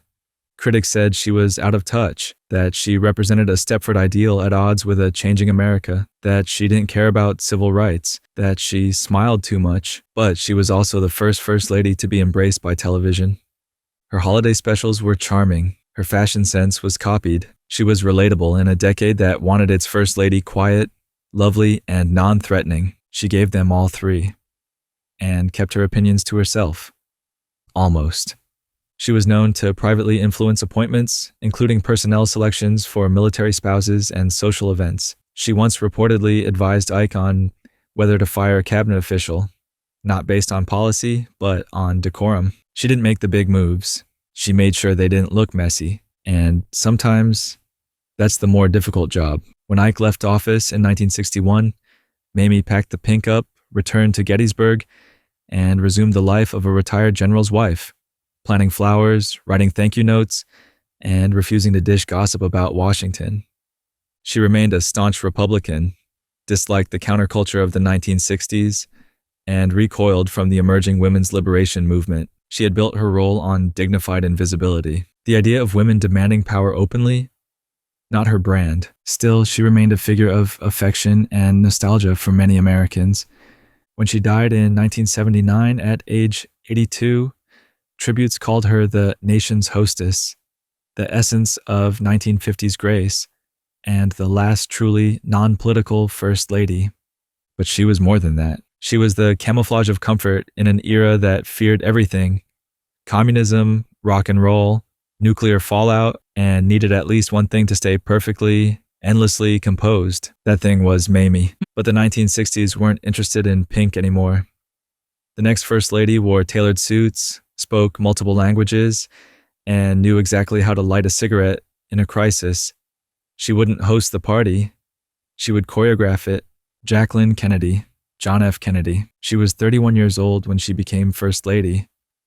Too young, too elegant, too fluent, too quiet. Jacqueline Bouvier Kennedy was not what America was used to, and that's why the country obsessed over her, and why the country never truly understood her. She didn't want the job. She didn't even vote for her husband in the primary. But once he won, once the cameras turned, once the public started peering through the keyholes, Jackie turned the First Ladyship into a gallery of illusions, and herself into the exhibit America couldn't stop staring at. And then, in 1 second, on one afternoon in Dallas, she shattered into myth. Jackie was born in 1929, just weeks before the stock market crash. Her father, Blackjack Bouvier, was a Wall Street socialite with charm, money, and no brakes. Her mother, Janet, was razor sharp, controlling, and obsessed with appearances. They divorced when Jackie was young, a social scandal among the elite, and her childhood became a revolving door of stepfathers, boarding schools, and perfect posture. She read voraciously, studied at Vassar, then the Sorbonne, then George Washington University. She became a reporter, briefly, and earned a reputation as the inquiring camera girl at the Washington Times-Herald. She was already fluent in French, already fascinating to watch, already an introvert disguised as a debutante. Then she met Jack. John F. Kennedy was 12 years older. A war hero, Harvard royalty, political dynamite. They married in 1953 when Jackie was 24. She instantly became a national curiosity, gorgeous, reserved, vaguely European in her detachment. She gave birth to a stillborn daughter, then a son, John Jr., then lost another, a baby named Patrick, who died just 2 days after birth. The grief was real, but Jackie never let the world see the full weight of it. She learned early and fast that the only power she had was in controlling the frame, and she became a master of framing. When JFK was elected in 1960, Jackie entered the White House pregnant, exhausted and publicly reluctant. She hated campaigning, hated politics, hated being treated like a hat rack with pearls. So she did something no First Lady had ever done. She turned the White House into a museum. Literally. She launched a massive restoration project, collecting authentic period furniture, art, and objects from past administrations. She hired historians, archivists, curators. She turned the executive mansion into an emotional symbol of American history, and herself into its curator. And in 1962, she hosted a televised tour of the White House that was watched by 56 million people. She spoke in soft, measured tones, wore a slim dress, carried herself like a docent in Versailles, and America fell in love. The tour won an Emmy Award. Jackie became a sensation. She had taken the cold, gilded formality of the presidency and given it cultural heat, and she did it without ever raising her voice. Jackie Kennedy knew how to dress a message. Her Chanel suits, pillbox hats, and white gloves became instant shorthand for sophistication, but they were also strategically chosen armor. When she visited India, she wore pastels that matched the marble palaces. In France, she out-Frenched the French. In Washington, she dressed like a national flag in silk. She spoke 4 languages, knew world leaders by their favorite poets, and charmed heads of state by saying very little, very well. Her silences were legendary, calculated, weaponized. JFK once said, "I am the man who accompanied Jacqueline Kennedy to Paris." It wasn't a joke. It was the truth. And in the Cold War image game, Jackie was America's most effective propaganda. Behind the gowns, Jackie was often lonely, brittle, and tightly controlled. She hated press intrusion, resented political wives, feared for her children's safety, and lived in quiet terror of her husband's serial infidelities, most notoriously his long-running affair with Marilyn Monroe. Jackie's response: distance, elegance, a fortress made of tact. She retreated into books, rode horses at midnight, took long guarded vacations. She wasn't passive. She was just outnumbered by the myth she'd helped build, until it all broke. Dallas, the motorcade, the convertible, the pink suit, the gunshots. Jackie's most iconic image isn't a smile. It's the splatter of her husband's blood on her Chanel jacket. She refused to change clothes for the swearing in of Lyndon Johnson. "I want them to see what they've done," she said, and they did. The grief was national. But Jackie's grief became global stagecraft. She arranged JFK's funeral to mirror Abraham Lincoln's, complete with black horses and riderless stirrups. She walked beside the casket in a veil and heels, holding her children's hands like a statue carved out of human pain. And the world watched, not because she asked them to, but because she had trained them to. Days after JFK's death, Jackie invited journalist Theodore White to her private quarters. She gave him a phrase: "Don't let it be forgot that once there was a spot for one brief, shining moment." That was Camelot. She compared her husband's presidency to the musical, a doomed kingdom of idealism and courage. She said, "There will be great presidents again, but there will never be another Camelot." And just like that, the brand was born. The Kennedy administration was frozen in time, youthful, tragic, golden, and Jackie sealed it with a quote: "No other First Lady has ever written the script for her husband's legacy so effectively." It was a lie, but it worked. After JFK, Jackie retreated from public life.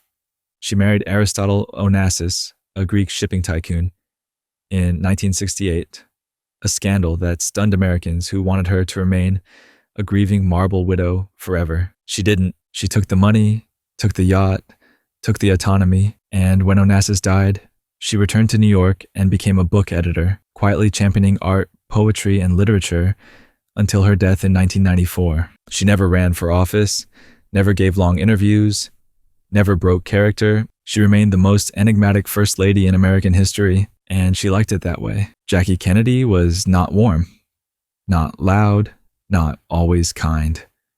She was strategic, bruised, brilliant, and surrounded by illusion. But she understood one truth better than anyone. America doesn't need accuracy. It needs iconography. And she gave it that. Perfectly dressed, perfectly posed, perfectly tragic. She wasn't just a First Lady. She was an idea. And no one, before or since, has ever worn it better. But after the elegance came Texas steel. The next First Lady wore big hair, big hats, and a bigger voice. She didn't curate the presidency. She bulldozed it into bloom. Lady Bird Johnson, Lyndon B. Johnson. Lady Bird Johnson was underestimated from day one. She was soft-spoken, demure, polite to the point of invisibility.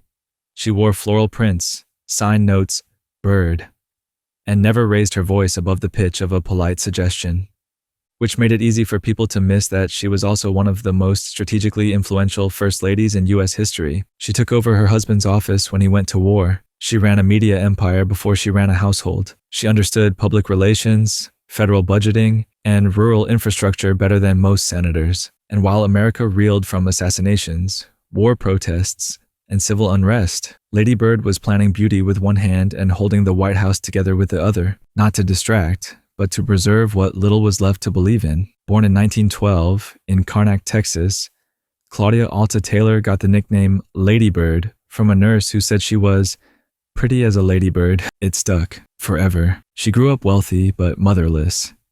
Her mother died when she was just 5. She wandered East Texas with books in her hand and questions in her mind. Studious, lonely, watching. She attended the University of Texas, studied journalism and history, and graduated summa cum laude. She was brilliant, but quietly so. She didn't want the stage. She wanted the wires behind the curtain. Then she met Lyndon Baines Johnson, a tidal wave of ambition wrapped in a 6-foot-tall Texas drawl. He proposed on their first date. She said yes 10 weeks later, and never stopped saying yes. Even when it nearly killed her, LBJ's political career was a machine, and Lady Bird was one of its first engineers. In 1941, when Lyndon went to fight in World War II, Lady Bird ran his congressional office herself. She didn't just keep it warm, she improved it. Writing speeches, hiring staff, editing correspondence. She also invested her own inheritance, $10,000, into buying a failing radio station in Austin. It was the smartest gamble of her life. She turned it around in less than 2 years. By the 1950s, it was a broadcasting empire with multiple media holdings, all under her control. She made millions. Legally, strategically, quietly, she paid for many of LBJ's early campaigns. She knew every county in Texas by name. And she did it all while smiling like a PTA president. Lady Bird wasn't a political wife. She was the campaign's CFO. Then came the moment that ripped the century in half. Dallas. A motorcade, a rifle, a president shot, and suddenly Lyndon Johnson, vice president, power broker, Southern moderate, was president of the United States. Jackie Kennedy stood beside him on Air Force One in a bloodstained suit. Lady Bird stood just behind her, already taking mental notes. No first lady had ever inherited the role like this, not through death, not like this. Jackie left a world of velvet tapestries and tragedy. Lady Bird walked into chaos, suspicion, and a country looking for glue, so she got to work. Lady Bird Johnson launched the most ambitious environmental initiative of any First Lady before or since, the Highway Beautification Act of 1965. But it wasn't just about flowers. It was about optics. She understood that Americans were losing faith in everything, and that something as simple as wildflowers by the roadside could soothe a fraying national identity. She championed tree planting, billboard removal, junkyard screening, urban parks, nature preservation. Her slogan, "Where flowers bloom, so does hope." Critics called it fluff. She called it psychological infrastructure, and she won. Congress passed the Beautification Act with bipartisan support. It remains one of the most visible and enduring legacies of the Johnson administration. But while she was planting flowers, she was also managing a war. Lady Bird supported the Vietnam War. Publicly, if not joyfully, she stood beside Lyndon during protests, endured heckling, sat through campus events where students screamed at her, watched the country turn on her husband, from civil rights conservatives on the right to anti-war youth on the left. She didn't flinch.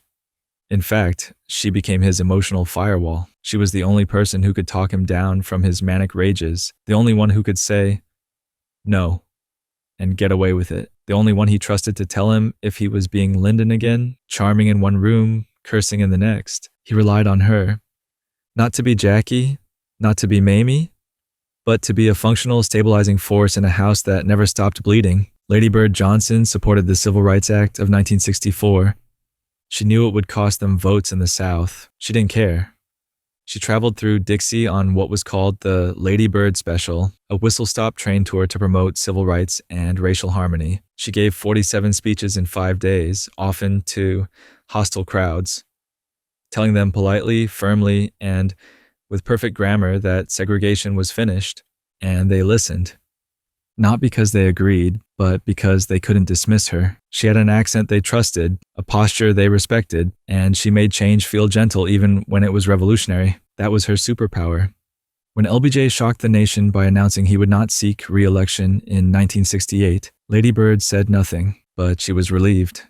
She had held the center of a whirlwind for over 5 years, and now she could finally go back to the trees, the birds, and the quiet she'd sacrificed for too long.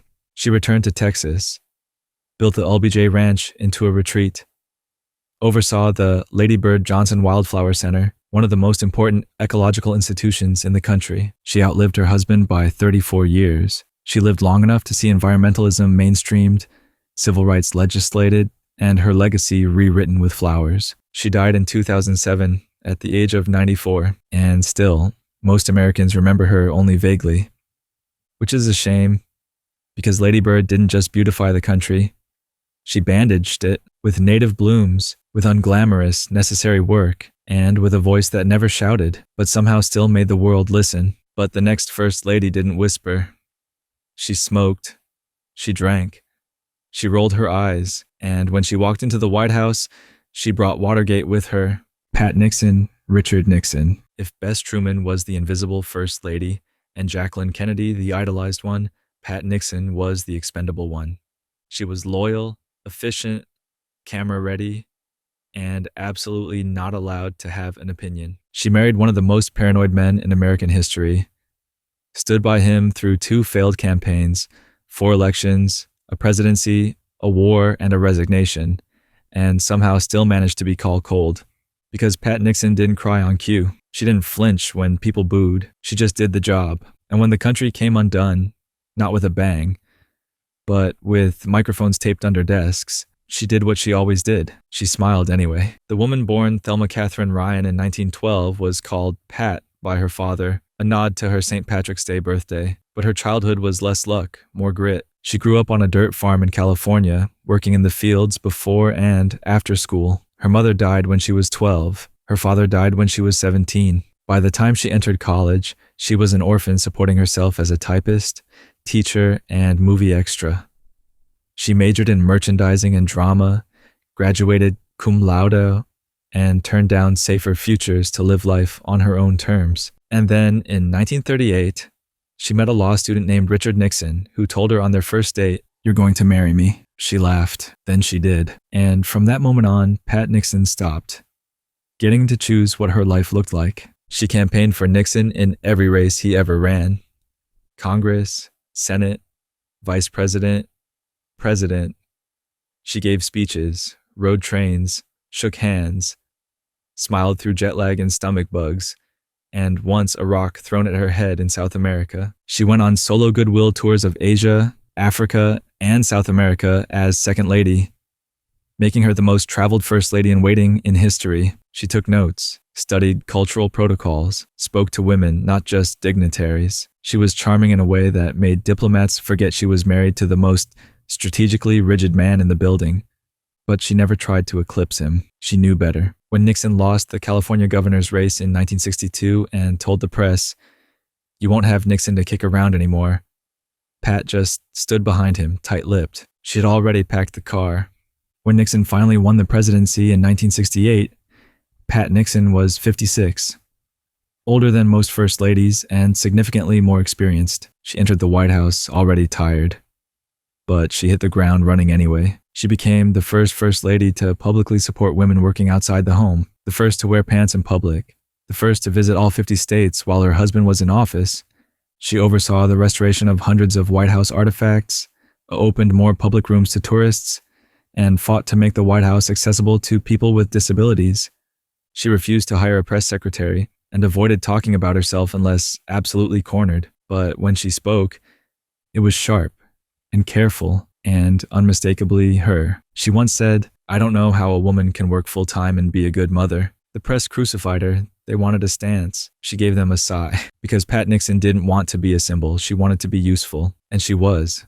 Until the scandal came and made her mute by design. Watergate began as a break-in, then a cover-up, then a crater. By 1973, the scandal was metastasizing into televised hearings, criminal charges, and whispers of impeachment. And through it all, Pat Nixon stood by her husband, sometimes literally feet behind him, on stages where the air itself seemed to buckle under tension. She hated Watergate. She thought it was beneath them.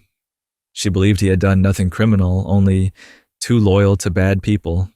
She begged him not to resign. And when he did, in August 1974, she refused to attend the resignation speech. She watched from another room, flanked by staff. Her face didn't move. And then she got on the plane, left Washington, and never spoke of it again. After the White House, Pat Nixon became a ghost in designer suits. She gave no interviews, published no memoir, issued no public statements on Watergate, Vietnam, or any of the policy battles she'd quietly watched unfold from behind the flowers at the table. She lived quietly in New Jersey, later in New York, eventually in California. She supported Nixon through his slow return to public life, smiled at dedications, clapped politely, but her own health began to fail. By the late 1980s, she had suffered multiple strokes. She died in 1993 at the age of 81. Her funeral was small, her name smaller. Even in death, she refused to become the center of the room. Pat Nixon has no statue, no wing named after her, no signature initiative.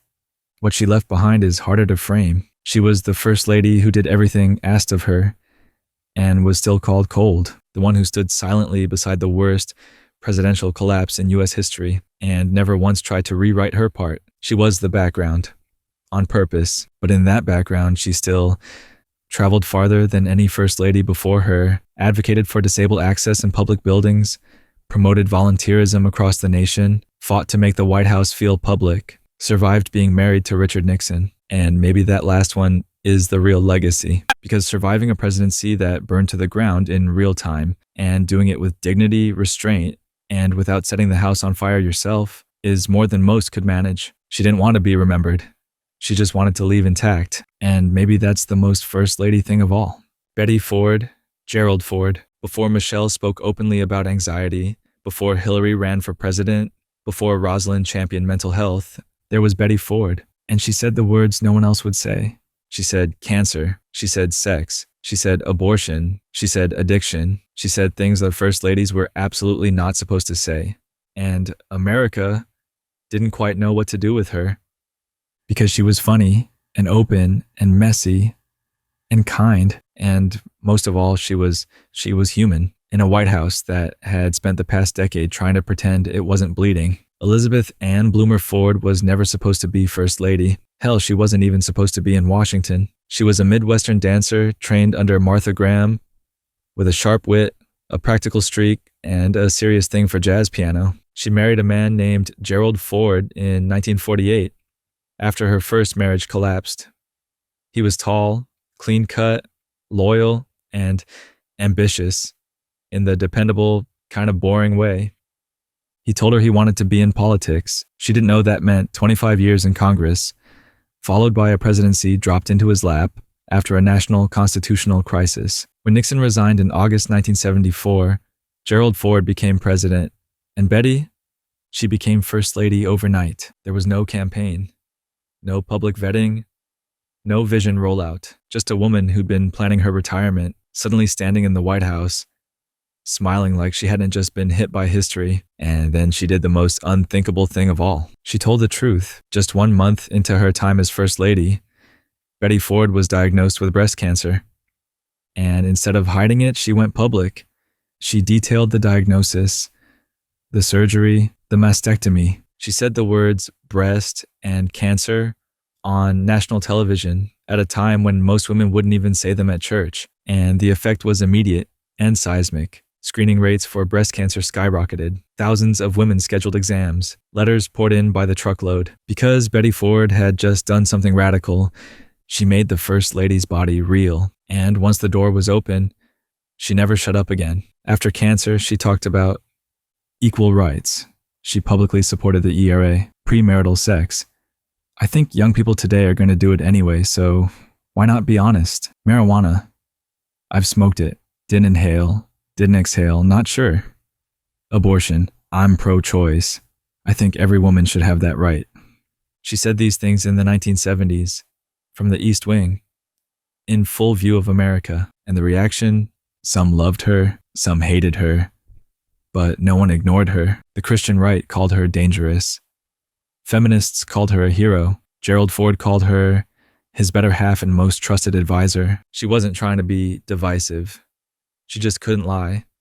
She once said, "I've always liked to talk. I just never had a microphone before." Now she had the mic, and she wasn't giving it back. Betty Ford was not perfect. She struggled with anxiety, depression, alcohol, and prescription pill addiction.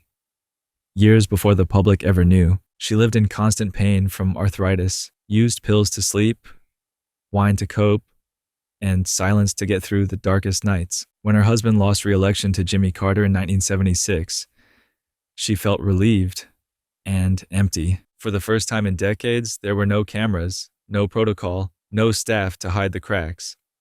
And the cracks widened until her family staged an intervention. And Betty, in one of the most difficult public pivots in American history, did something extraordinary. She told the country she had a problem, and then she built a place for others to heal too. In 1982, Betty Ford co-founded the Betty Ford Center in California, a treatment facility for substance abuse, recovery, and mental health. She didn't just lend her name, she lent her story. She talked about detox, about relapse, about emotional collapse, and in doing so, she dragged addiction out of the shadows. Her message was simple: there's no shame in healing, only in pretending you don't need it.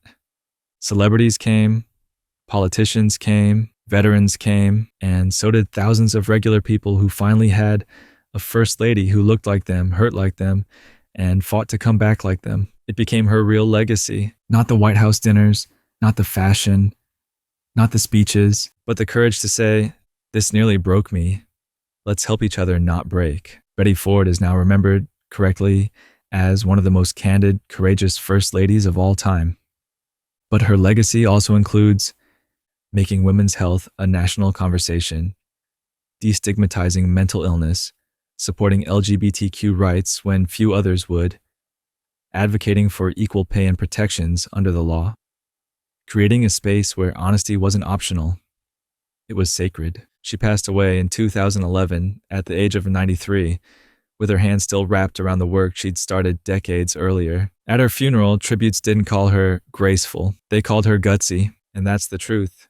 She wasn't America's sweetheart. She was America's mirror. Cracked, real, and finally brave enough to reflect what was actually there. Rosalind Carter, Jimmy Carter. If Eleanor Roosevelt blew open the doors for first ladies to engage with policy, Rosalind Carter walked through with a legal pad and a follow-up question. She didn't host galas. She didn't plan garden parties. She planned legislative strategy. She sat in on cabinet meetings, testified before Congress, co-chaired White House task forces, and still managed the China inventory. Because America wasn't quite ready to give her just one job. She didn't wear flashy outfits. She didn't crack jokes. She wasn't there to make you like her. She was there to make sure someone followed up on the damn memo. Eleanor Rosalind Smith was born in 1927 in Plains, Georgia, a town so small you could fit it in a campaign bus and still have room for sandwiches.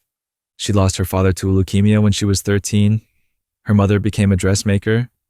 Rosalind helped raise her younger siblings. She learned quickly that grief doesn't wait, and work doesn't ask permission. She met Jimmy Carter when she was still in high school. Her best friend's older brother. He was quiet, driven, and already looking for something beyond the peanut fields. They married in 1946, and she quickly discovered she wasn't marrying a farmer. She was marrying a future president, and she decided early that she wasn't going to just watch. She was going to build something alongside him. When Jimmy Carter ran for governor of Georgia, Rosalind campaigned on her own. She crisscrossed the state, giving speeches, attending forums, and listening, not just to donors or party chairs, but to farmers, nurses, black voters, mothers, mill workers. She took notes, real ones, with names, concerns, numbers, and follow-up actions. When he ran for president in 1976, she did it again, visiting 40 states, making her the most visible campaign spouse in modern history at that time. She didn't just smile from the podium. She explained the platform. Reporters began calling her the other half of the ticket. And they weren't wrong. When Jimmy Carter took office, Rosalind made history on day one. She became the first lady to have an office in the East Wing and a seat at senior staff meetings in the West Wing. That wasn't ceremonial. She wanted briefings, daily updates, access to experts, lines of accountability, and she got them. She worked as honorary chair of the President's Commission on Mental Health, personally lobbied members of Congress, and was instrumental in passing the Mental Health Systems Act of 1980, a landmark bill aimed at improving community mental health services. This wasn't soft policy, it was federal legislation with real funding and real political risk, and she pushed it through. In 1977, she testified before a Senate subcommittee, the first lady to do so since Eleanor Roosevelt. She wasn't asking for applause. She was tracking the outcome. Rosalind's core issue was mental health.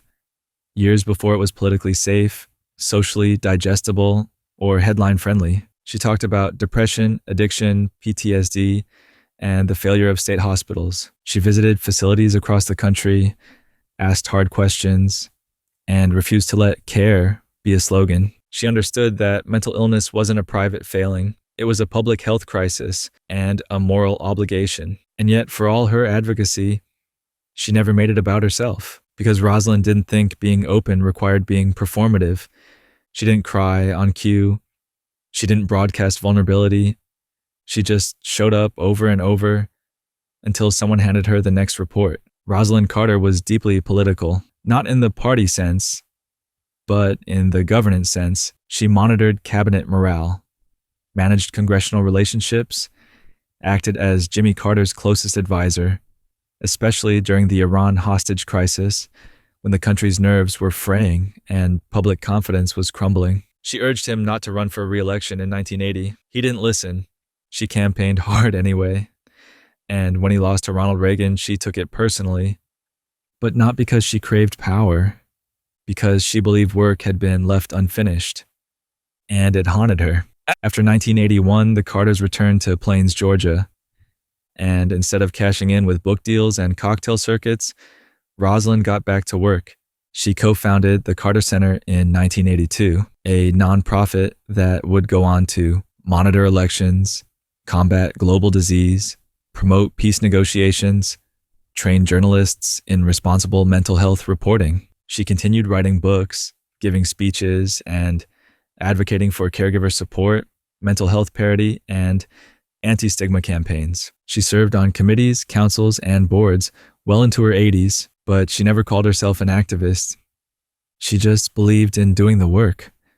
Rosalind Carter is often described as quiet, but what people really mean is she didn't need to be loud. She understood that leadership could look like planning instead of posturing, listening instead of lecturing, impact instead of iconography. Her legacy includes institutionalizing mental health policy at the federal level, expanding the policy reach of the East Wing, modeling First Ladyhood as full political partnership, setting a precedent for modern working First Ladies, refusing to be either ornamental or invisible.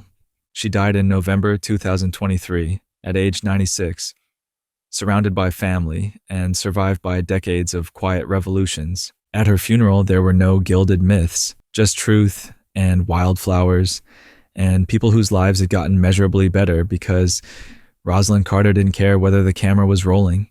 She wasn't there to perform. She was there to go to work. And after the Steel Magnolia retired to Georgia, a starlet moved in, an actress with big hair, bigger pearls, and a hotline to the heavens, a woman who said little in public and whispered plenty in private. Nancy Reagan, Ronald Reagan. There are two stories of Nancy Reagan.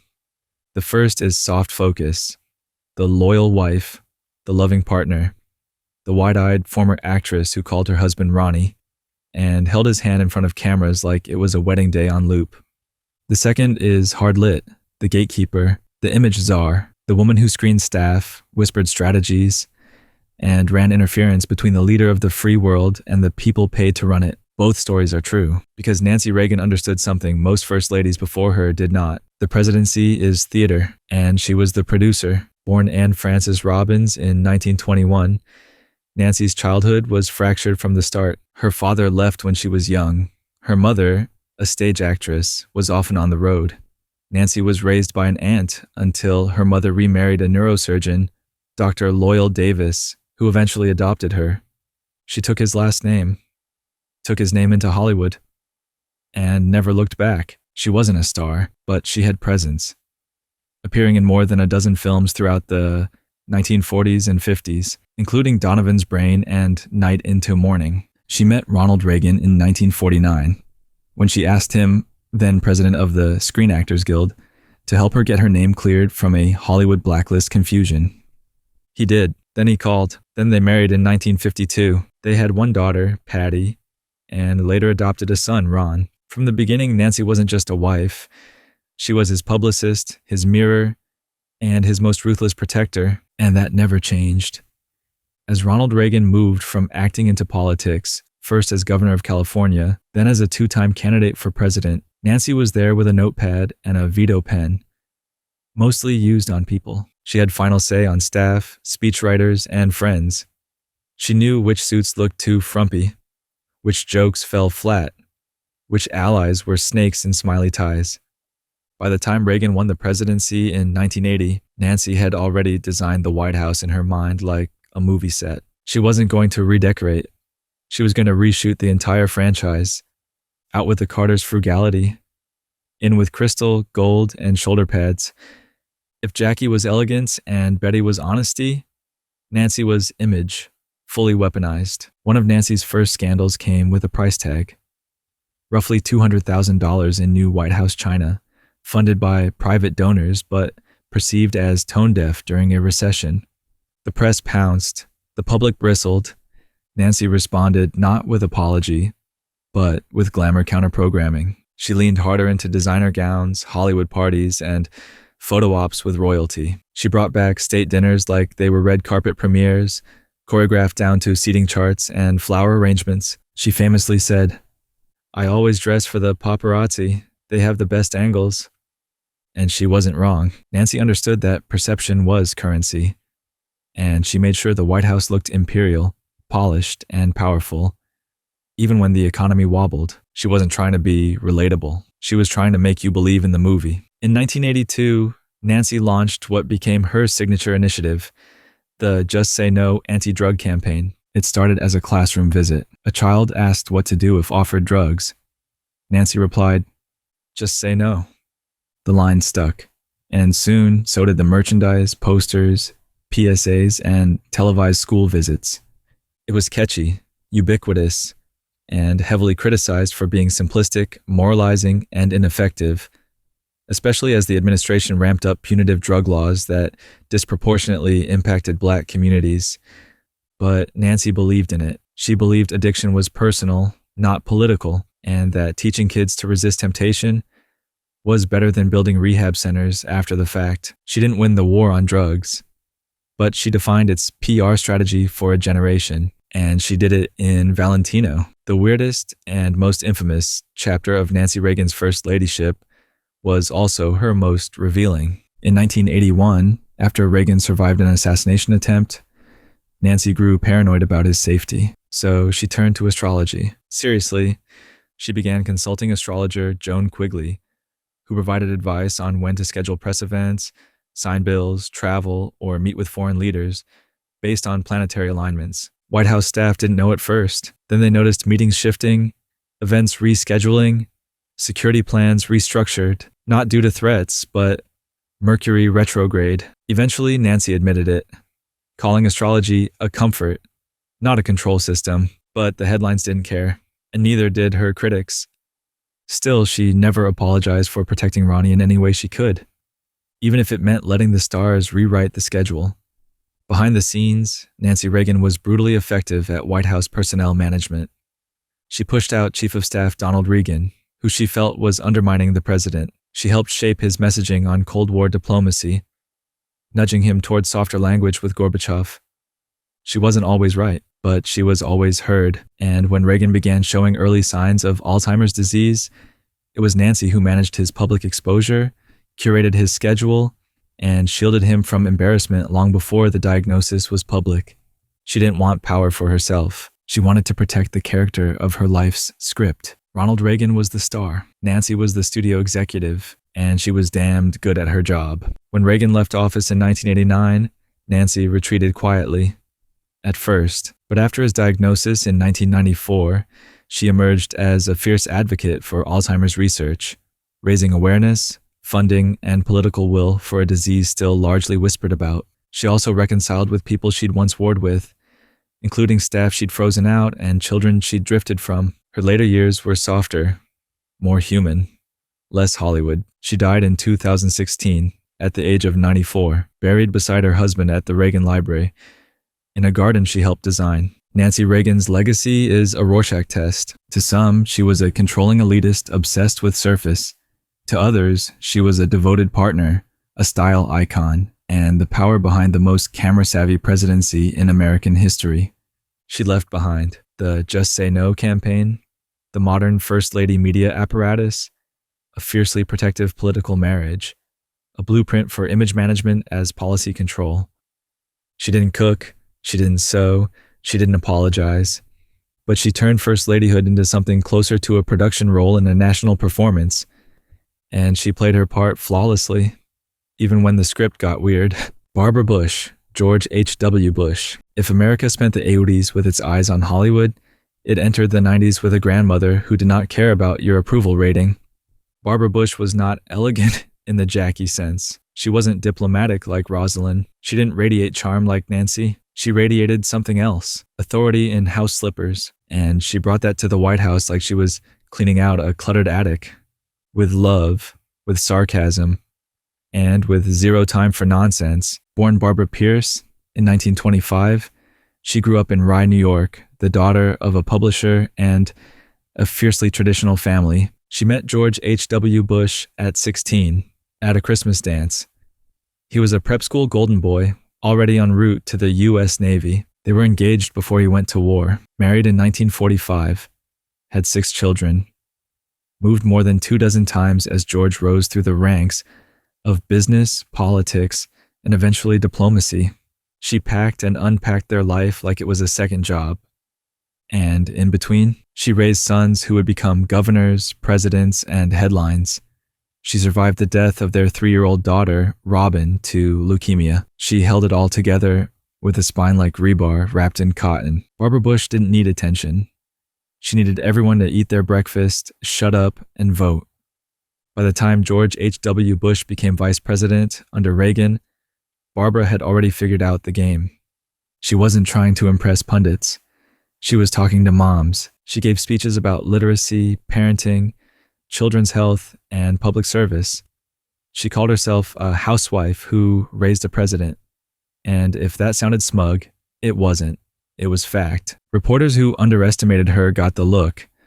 The one that said, "I changed diapers during the Cold War. You think your questions scare me?" She embraced her image as America's grandma white hair. Double pearls, soft sweaters, and then she would roast a senator without changing facial expression. By the time Bush ran for president in 1988, Barbara was a campaign asset. Not because she rallied the youth vote, but because she made middle America feel seen. She was relatable in a way that didn't feel rehearsed. And America liked that. Barbara Bush entered the White House in 1989 with a plan. Stay grounded, stay focused, stay out of trouble. She turned the East Wing into a headquarters for literacy reform, believing that if more people could read, write, and comprehend, we would be much closer to solving so many of our country's problems.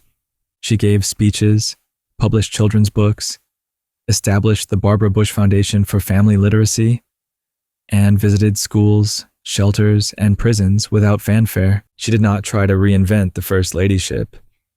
She tried to make it useful. She refused to play political hardball. But when she was asked about her views on feminism, she simply said, "I'm not a feminist. I'm a humanist. I believe in equal rights for all people." When asked what advice she gave her husband, "I don't tell him what to do.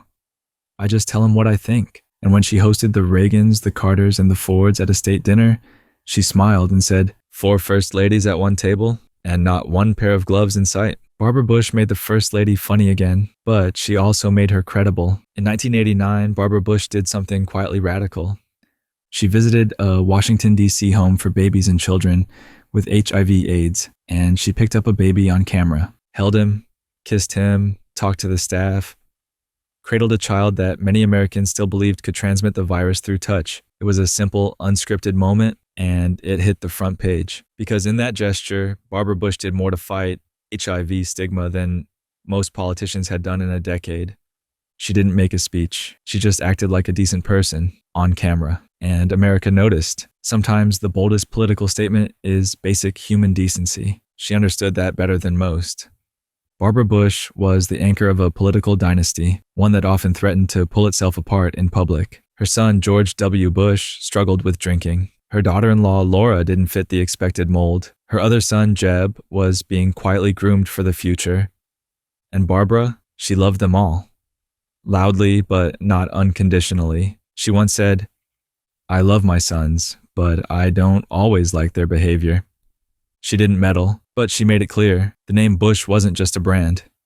It was an expectation. And when her husband lost re-election to Bill Clinton in 1992, Barbara handled it the way she handled everything, with a raised eyebrow and gritted humor. She left the White House, told the press she was delighted to sleep in her own bed again, and went back to writing, parenting, and giving speeches that always ended with something unexpected, like a pie recipe or a warning. She remained one of the most respected public figures of the era because she didn't beg for respect. She simply expected it, and somehow, it worked. Barbara Bush passed away in 2018 at age 92. Her funeral was attended by presidents, dignitaries, grandkids, and teachers.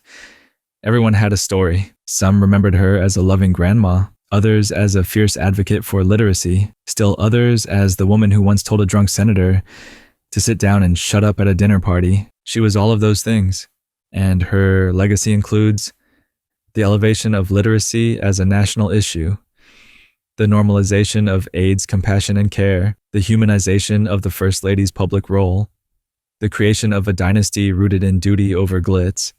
She didn't want to be iconic. She wanted to be respected by her family and useful to her country, and she pulled that off without changing her hairstyle, her beliefs, or her volume. She made First Ladyhood accessible, but never trivial. She once said, "Your success as a family, our success as a nation, depends not on what happens in the White House, but what happens in your house." Maybe so, but when she was in the White House, it felt like someone's mom was finally in charge. But next came the First Lady who refused to sit quietly, the lawyer, the lightning rod, the woman who was ready to be president and almost was. Hillary Clinton, Bill Clinton, Hillary Diane Rodham. Clinton was not the First Lady with a law degree, but she was the first to use it like a crowbar, prying open the tightly sealed, vaguely ornamental box that First Ladies had been shoved into for 2 centuries. She was brilliant, driven, unapologetic, and blunt. And for every barrier she broke, she was handed 2 new scandals, 3 new nicknames, and a mountain of headlines written in tones that never dared be used for male politicians. She didn't want to be a symbol. She wanted to get things done. So, of course, she became both. And the fallout was national. Hillary grew up in Park Ridge, Illinois, a Chicago suburb with neatly mowed lawns and tightly wound expectations. She was valedictorian, student council president, a Methodist youth leader, and politically precocious. She started as a Goldwater Republican, but by college, Wellesley, she'd become a liberal activist, quoting scripture and Saul Alinsky in the same breath. She gave the first ever commencement speech by a Wellesley graduate, and it went viral, 1969 style. Quoted in Life magazine, rebroadcast on the radio, and clipped by political operatives from coast to coast. Then came Yale Law School, the Children's Defense Fund, the Nixon impeachment inquiry, and then Bill Clinton. She didn't take his name right away, didn't bake cookies, didn't quit her job when he became governor of Arkansas, and it pissed people off.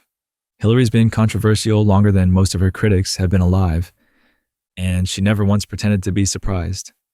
When Bill Clinton won the presidency in 1992, he declared that Americans were getting 2 for the price of 1. Cute, terrifying. Hillary entered the White House with her own office in the West Wing, not the traditional East. She hired policy aides, held staff briefings, and made it clear, "I'm not just here to pick out the china." It was radical. It was overdue. And it was immediately framed as a threat. Her first major task as First Lady was leading the task force on national health care reform. A Clinton campaign promised to provide universal health care to all Americans. The result? The Clinton Health Plan, informally known as Hillary Care. It was complex, sweeping, technocratic, ahead of its time, politically toxic. Hillary was called overbearing, secretive, condescending, unfeminine, calculating, and those were the polite columns. The plan failed, spectacularly, but it wasn't the policy that haunted her. It was the tone. America was still not ready for a First Lady who wanted power more than pageantry, and Hillary would pay for that ambition every single year that followed. Hillary's time in the White House was a perpetual triage tent for incoming political damage. There was Whitewater, a failed land deal they lost money on, Travelgate, firing the White House travel office staff, Filegate, improper handling of FBI background files, cattle futures, turning $1,000 into $100,000, legally, but come on, and of course, Monica Lewinsky. When the affair broke in 1998, Hillary didn't flinch. She backed Bill, appeared on Today calling it a vast right-wing conspiracy, stayed married, held her ground, and refused to play victim. People were confused. Some admired her strength, others resented her coldness, but very few understood what it actually cost her to sit beside a man who had humiliated her in the most public way imaginable and still smile for the cameras. She wasn't standing by her man. She was standing by the only brand that let her stay in the game. By the time Bill's second term ended, Hillary had already pivoted. She ran for the U.S. Senate in New York and won. She became the first lady in U.S. history to be elected to public office. She served 2 terms, joined the Armed Services Committee, visited war zones, read the entire Patriot Act, did the work. Then she ran for president, then Secretary of State, then president again. But all of that came later. What matters here in the Clinton White House is that Hillary changed what First Lady meant, and she did it with bruises and brilliance and no apology. She didn't soften. She didn't quit. She didn't pretend to be smaller to make people comfortable. And the nation never fully forgave her for that, but they sure as hell learned from it. Hillary Clinton's first ladyship was a firestorm, not warm, not ceremonial, not background music. It was the prototype for a first lady with professional ambition, political fluency, and zero interest in asking permission. Her legacy includes making the first lady a policymaker, expanding the East Wing's influence on legislation, redefining what political spouses could be, surviving somehow all of it, becoming the first woman to win a major party's presidential nomination. She didn't just break the mold, she reprogrammed the expectations, and in doing so, she became a feminist icon, a political villain, a meme, a symbol, a warning, a weapon, a lesson, a path. First ladies had tried before. Hillary made it possible and paid full price. But after the storm and the spectacle came someone quiet, someone gentle, a librarian who married a goofball and walked into the White House with grace, silence, and the secret power of not needing to be noticed. Laura Bush, George W. Bush. To understand Laura Lane, Welch Bush, you have to understand quiet power. Not silence, not passivity, but the kind of power that doesn't raise its voice because it doesn't have to. She was the librarian who married the class clown, the bookworm who became First Lady during one of the most violent decades in American memory, and the soft-spoken advocate who knew exactly when to speak and when to vanish behind the curtain again. She never upstaged, never lectured, never courted headlines, and still somehow she lasted longer in the public's affection than her husband did. Because in a political marriage often defined by war, gaffes, and protest, Laura Bush was the part that made people believe he might have a soul. Born in 1946 in Midland, Texas, Laura Welch grew up in a modest, conservative household. Her father was a home builder. Her mother taught her to be polite, be thoughtful, and be still. She was an only child, studious, shy, and then at 17, she ran a stop sign in her car. The accident killed a close friend, Michael Douglas, a boy she'd once dated. Laura was never charged. She never spoke publicly about it until decades later, but it followed her, not as a scandal, but as a scar that made everything quieter. After college, she became a teacher, then a librarian. She believed deeply in books, language, and what happens to a child who doesn't learn how to read. She was not political. Then she married a man who never read novels and would later run the world. Laura married George W. Bush in 1977. They were opposites. He was loud, loose, and prone to beer. She was reserved, thoughtful, and visibly uncomfortable with chaos. But somehow, it worked. She helped ground him. He made her laugh. They had twin daughters, Barbara and Jenna, and built a life that was equal parts fraternity reunion and suburban stillness. When George ran for governor of Texas in the 1990s, Laura campaigned only out of obligation. She hated the spotlight. She didn't like interviews. She never wanted to be First Lady. And when George W. Bush ran for president in 2000, Laura was not America's favorite political spouse. That title still belonged to Hillary. But when George took office, after the Florida debacle and Supreme Court drama, Laura found herself holding the teacup in a house divided, trying not to spill a drop. And then came the September event. In that morning, Laura Bush was on Capitol Hill, set to brief Congress on early childhood education. Instead, she watched planes hit buildings and the country fracture in real time. Within hours, she was moved to a secure location. Within days, she was back on TV.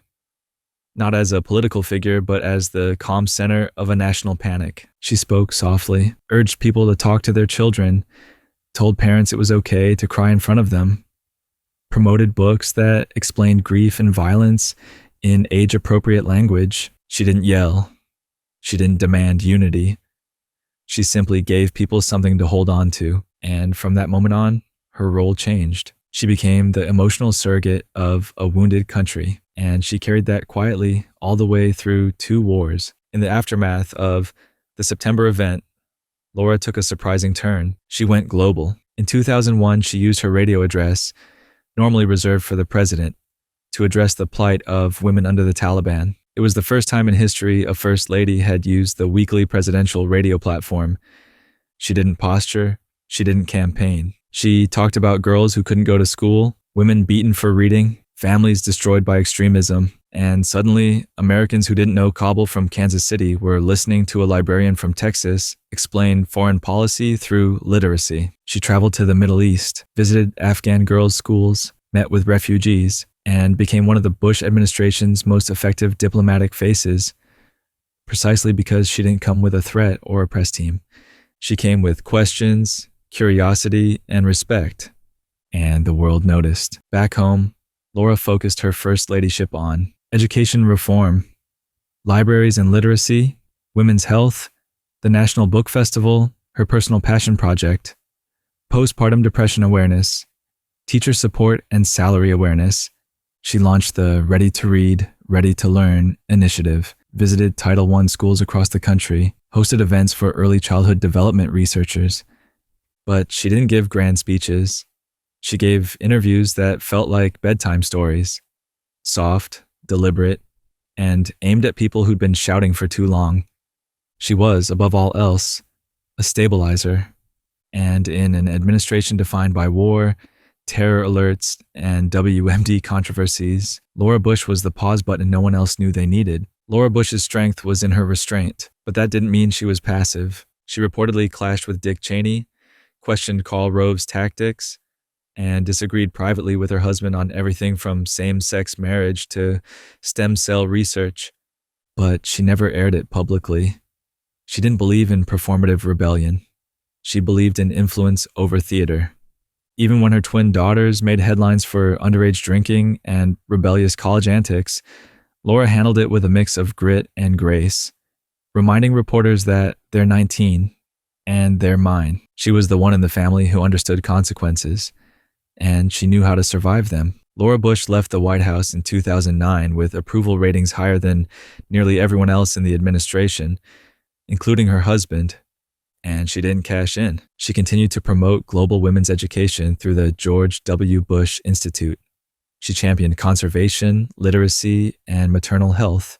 She gave quiet speeches, published a surprisingly moving memoir, spoken from the heart, and watched from the sidelines as her husband's presidency was reevaluated in history's rearview mirror. She rarely commented on politics, but when she did, it mattered. She criticized family separation policies at the border, supported same-sex marriage before it was mainstream, and defended the power of books in a world going digital. Because Laura Bush knew something that others forgot. A book is a mirror, and sometimes people don't like what they see. Laura Bush never wanted to be First Lady, but she did it better than most who did. Her legacy includes elevating education and literacy to national importance, humanizing foreign policy through quiet diplomacy, reframing First Ladyhood as a role of stewardship, not spectacle, surviving political firestorms without raising her voice. She was never loud, never trendy, never divisive, and still she left a deeper imprint than almost anyone realized at the time.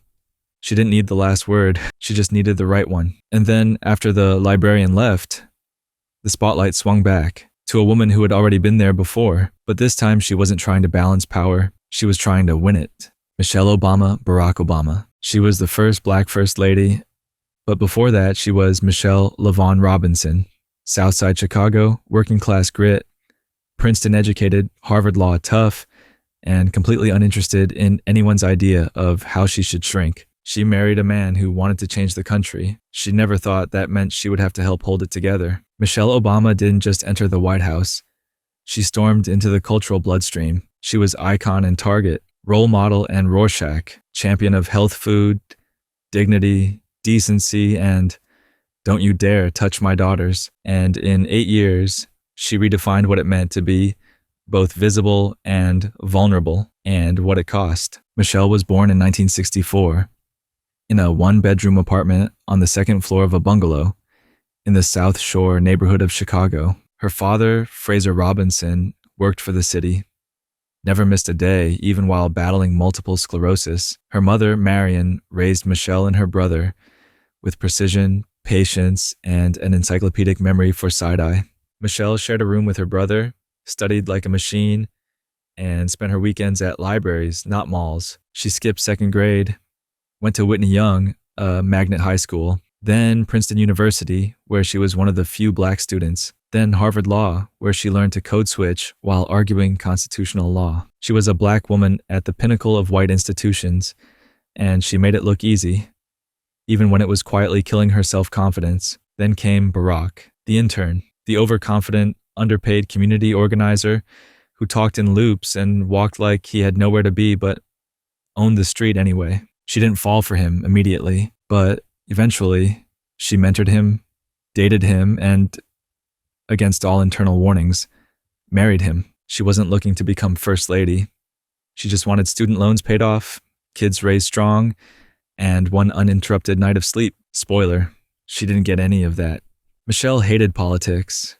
She said it often, and she said it loudly, even as her husband's star rose in the Illinois State Senate, then the U.S. Senate, and eventually the 2008 presidential race. Her job? Humanize him, protect their daughters, try not to get turned into a stereotype or a soundbite. That last one, total failure. She was called angry, uppity, militant, overbearing, Barack's baby mama, and this was before the primaries ended. So she did something smart. She pivoted, softened the language, leaned into stories about family, parenting, and middle-class life, wore cardigans on daytime talk shows, did not hide her intelligence, just reframed it. By the time Barack won, Michelle had gone from radical wife to America's mom and the most admired woman in the country. But don't get it twisted. She didn't change. She calibrated. Michelle Obama entered the White House with 2 children, a law degree, and no interest in playing Stepford. Her goals were keep her daughters normal, protect her marriage, avoid headlines, get something real done. And she did, all 4. She focused her platform on childhood obesity, launching the Let's Move initiative. It involved healthier school lunches, physical activity campaigns, celebrity partnerships, garden building at the White House, a full-scale war on vending machines in public schools. She got food lobbyists mad, got Republicans to mock her as the school lunch lady-in-chief, got kids to plant kale. She didn't care if you liked her. She cared if your kid could run a mile without wheezing. That was her style. Michelle was never afraid of being serious. She just wrapped it in charm. And when she spoke, people listened. Michelle Obama was also the first lady of viral speeches, best-selling books, fashion magazine covers, high approval ratings far higher than Barack's, the most successful first lady memoir in history, Becoming, Tears, Fury, Joy, Beyoncé, eye rolls, and gifts. She was a walking contradiction, the most powerful woman in America, with no official role, expected to be decorative but accused of being domineering, celebrated for speeches but roasted for vacations, fiercely black but constantly asked to represent a post-racial fantasy. She once said, "I wake up every day in a house built by slaves." People gasped, others clapped, some wrote op-eds. She didn't back down. She was the first lady in history who wasn't allowed to be invisible and refused to be reduced. She danced with Ellen. She read books to kids. She hugged veterans. She worked out on Instagram. She gave speeches that eclipsed her husband's, and still she was asked if she wanted to run for president. Her answer? Nope, not happening, not ever, because Michelle Obama didn't want more power. She just wanted to leave power better than she found it. Michelle Obama left the White House in 2017.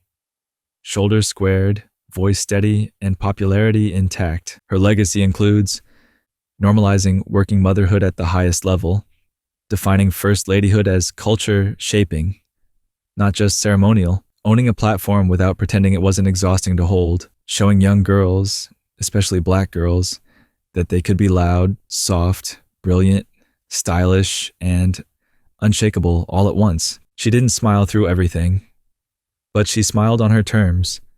And that, more than any initiative, was the real revolution. And when she stepped down, the spotlight moved again to a former model, a quiet figure, a woman fluent in 5 languages, fluent in silence, and married to a man who rarely was. Melania Trump, Donald Trump. If Michelle Obama was the storm, Melania Trump was the glass lake after the hurricane. Beautiful, opaque, and absolutely not interested in telling you what was underneath. She was the first foreign-born first lady in nearly 200 years, the first to have posed nude, the first to marry a man who rode down a golden escalator and announced his candidacy like a Bond villain with a Twitter account. And through it all, she said almost nothing. No one knew what she was thinking.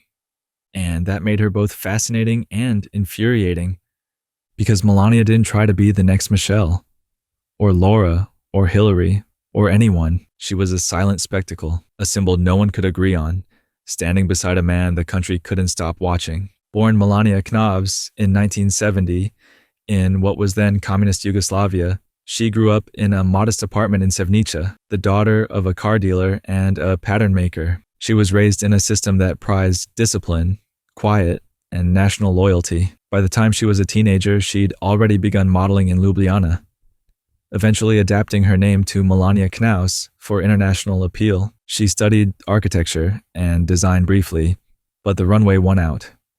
She worked across Europe, Paris, Milan, and eventually moved to New York in the 1990s, and that's where she met Donald J. Trump, real estate mogul, tabloid regular, and divorced father of 4. They began dating in 1998, married in 2005. Their wedding guest list included Bill and Hillary Clinton. Their honeymoon was a Time cover story waiting to age poorly. And when Trump won the presidency in 2016, Melania became first lady of a nation more polarized than ever before. She never said she wanted the job. And for the first few months, she literally didn't show up for it. Unlike every modern first lady before her, Melania did not move into the White House immediately. She stayed in New York with their son Barron for nearly 5 months, citing his school schedule. The press speculated. Was it rebellion? Was it caution? Was it negotiation? No one knew, and Melania never told them. Eventually, she moved into the East Wing, redesigned her spaces, hired a chief of staff, and launched Be Best, an initiative aimed at children's well-being, anti-bullying, and online behavior. The irony? Her husband was the most prolific online bully in American political history. When asked about that, she said, "I don't always agree with everything he tweets." It was the closest thing she gave to criticism, and it echoed like a scream in a marble hallway, because Melania's power wasn't in what she said. It was in what she refused to say. Melania Trump didn't speak much, but her clothes shouted hard. There was the white cowboy hat during a tense press conference, giving full West Wing villain with diplomatic immunity.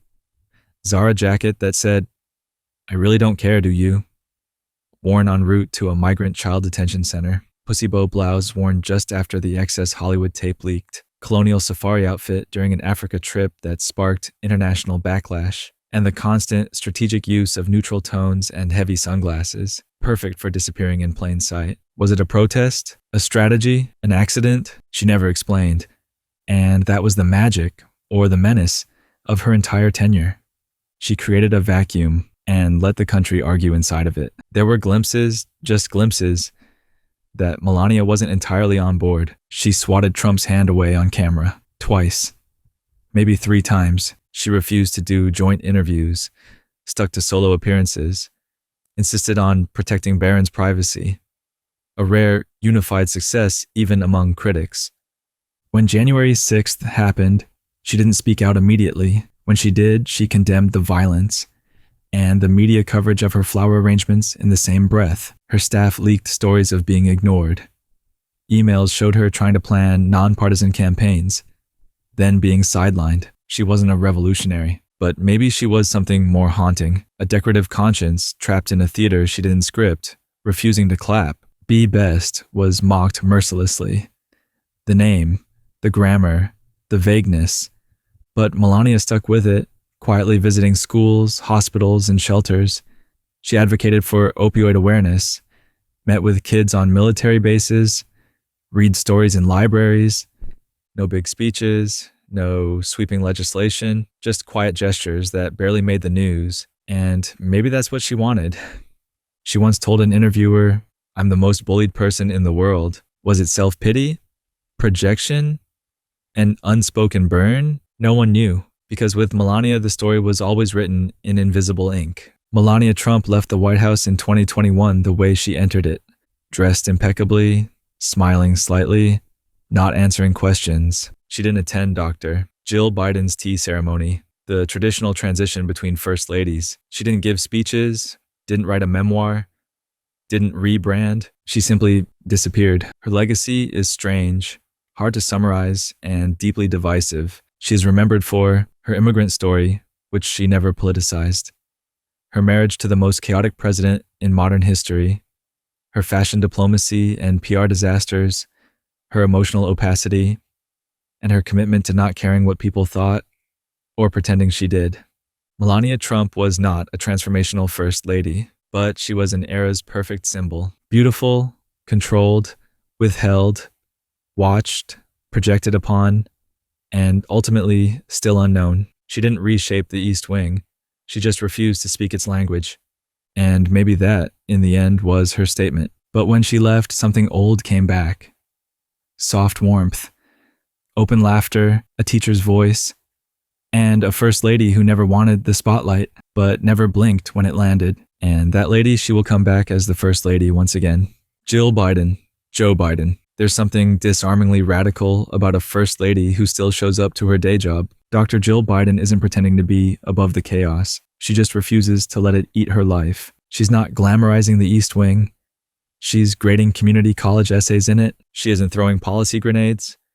She's writing syllabus notes in pencil and reminding America softly that the country doesn't just need leaders, it needs teachers. And she would know. She's been both. Born Jill Jacobs in 1951 in Hamilton, New Jersey, she grew up in the suburban swirl of 1950s America. Cheerleader, waitress, eldest of 5 sisters. She went to college while working part-time, got her first degree from the University of Delaware, and later earned 2 master's degrees and a doctorate in education. She got married young, divorced early, met Joe Biden on a blind date in 1975, just a few years after he lost his first wife and baby daughter in a car crash. He had 2 little boys. She wasn't sure, but after a while, she said yes, not just to Joe, but to the whole life package. And for decades, she was never just a politician's wife. She was a mom, a professor, a runner, a volunteer, and she stayed that way.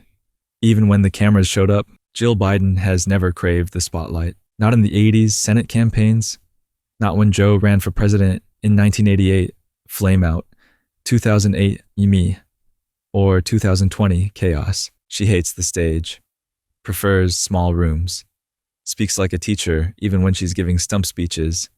But she was always there, watching her husband's back, holding grieving families, hosting National Guard moms, rolling her eyes when the moment required it, and a few times when it didn't. During the 2020 campaign, she famously shoved a protester off stage when they rushed her husband. No security team, no hesitation, just Jill in pearls and pumps, ready to tackle.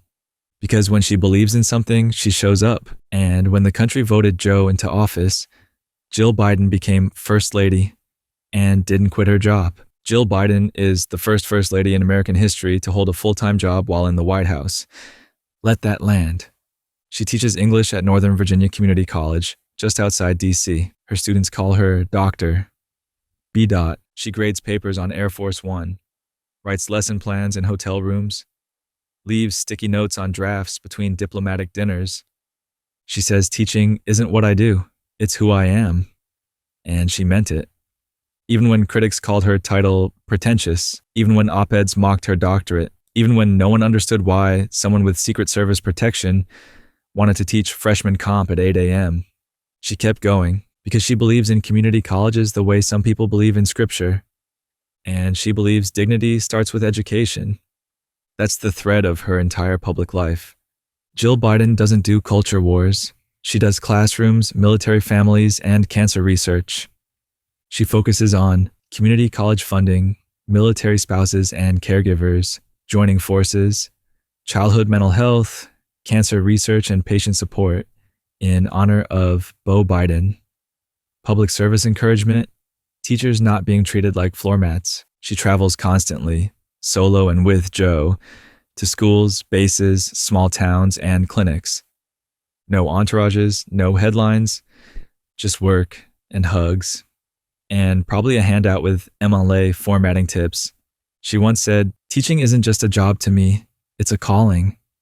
Like being a doctor or a nurse or a police officer or a firefighter. That's not a metaphor, it's a worldview." She sees America as a place that needs nurturing, not branding. And she's doing her part with dry erase markers and empathy. Jill Biden isn't a policy maven, but she's not apolitical. She's fiercely protective of Joe, sometimes to a fault. She's pushed back against critics, corrected his slips, smacked down hecklers with the smile of a kindergarten teacher about to call your mother. She's sharply strategic, especially about image. She chose bright colors and florals for the 2021 inauguration to signal hope. She wears designers who champion education causes. She even made her Christmas decorations a national Rorschach test for vibes and subtlety. But she never lectures, never overreaches, never forgets the optics of humility. Even in heels, she's a study in contrasts. First lady and full-time faculty, steady and fierce, private and everywhere, wife and public interpreter. And that balance has helped steady an administration that began under the weight of insurrection, inflation, and infinite noise. She didn't try to fix all that, she just kept showing up. Dr. Jill Biden is still here, still working, still building a legacy in lesson plans, not legislation. But already we can say she's normalized first ladies with outside careers, reinforced education as a core national value, elevated military family support and caregiver visibility, modeled grace under extreme political pressure, offered the public an image of power that doesn't perform, it persists. She will likely never run for office. She doesn't want fame. She just wants the kids to pass the test and get home safe. And somehow, in this moment, that might be exactly what America needs.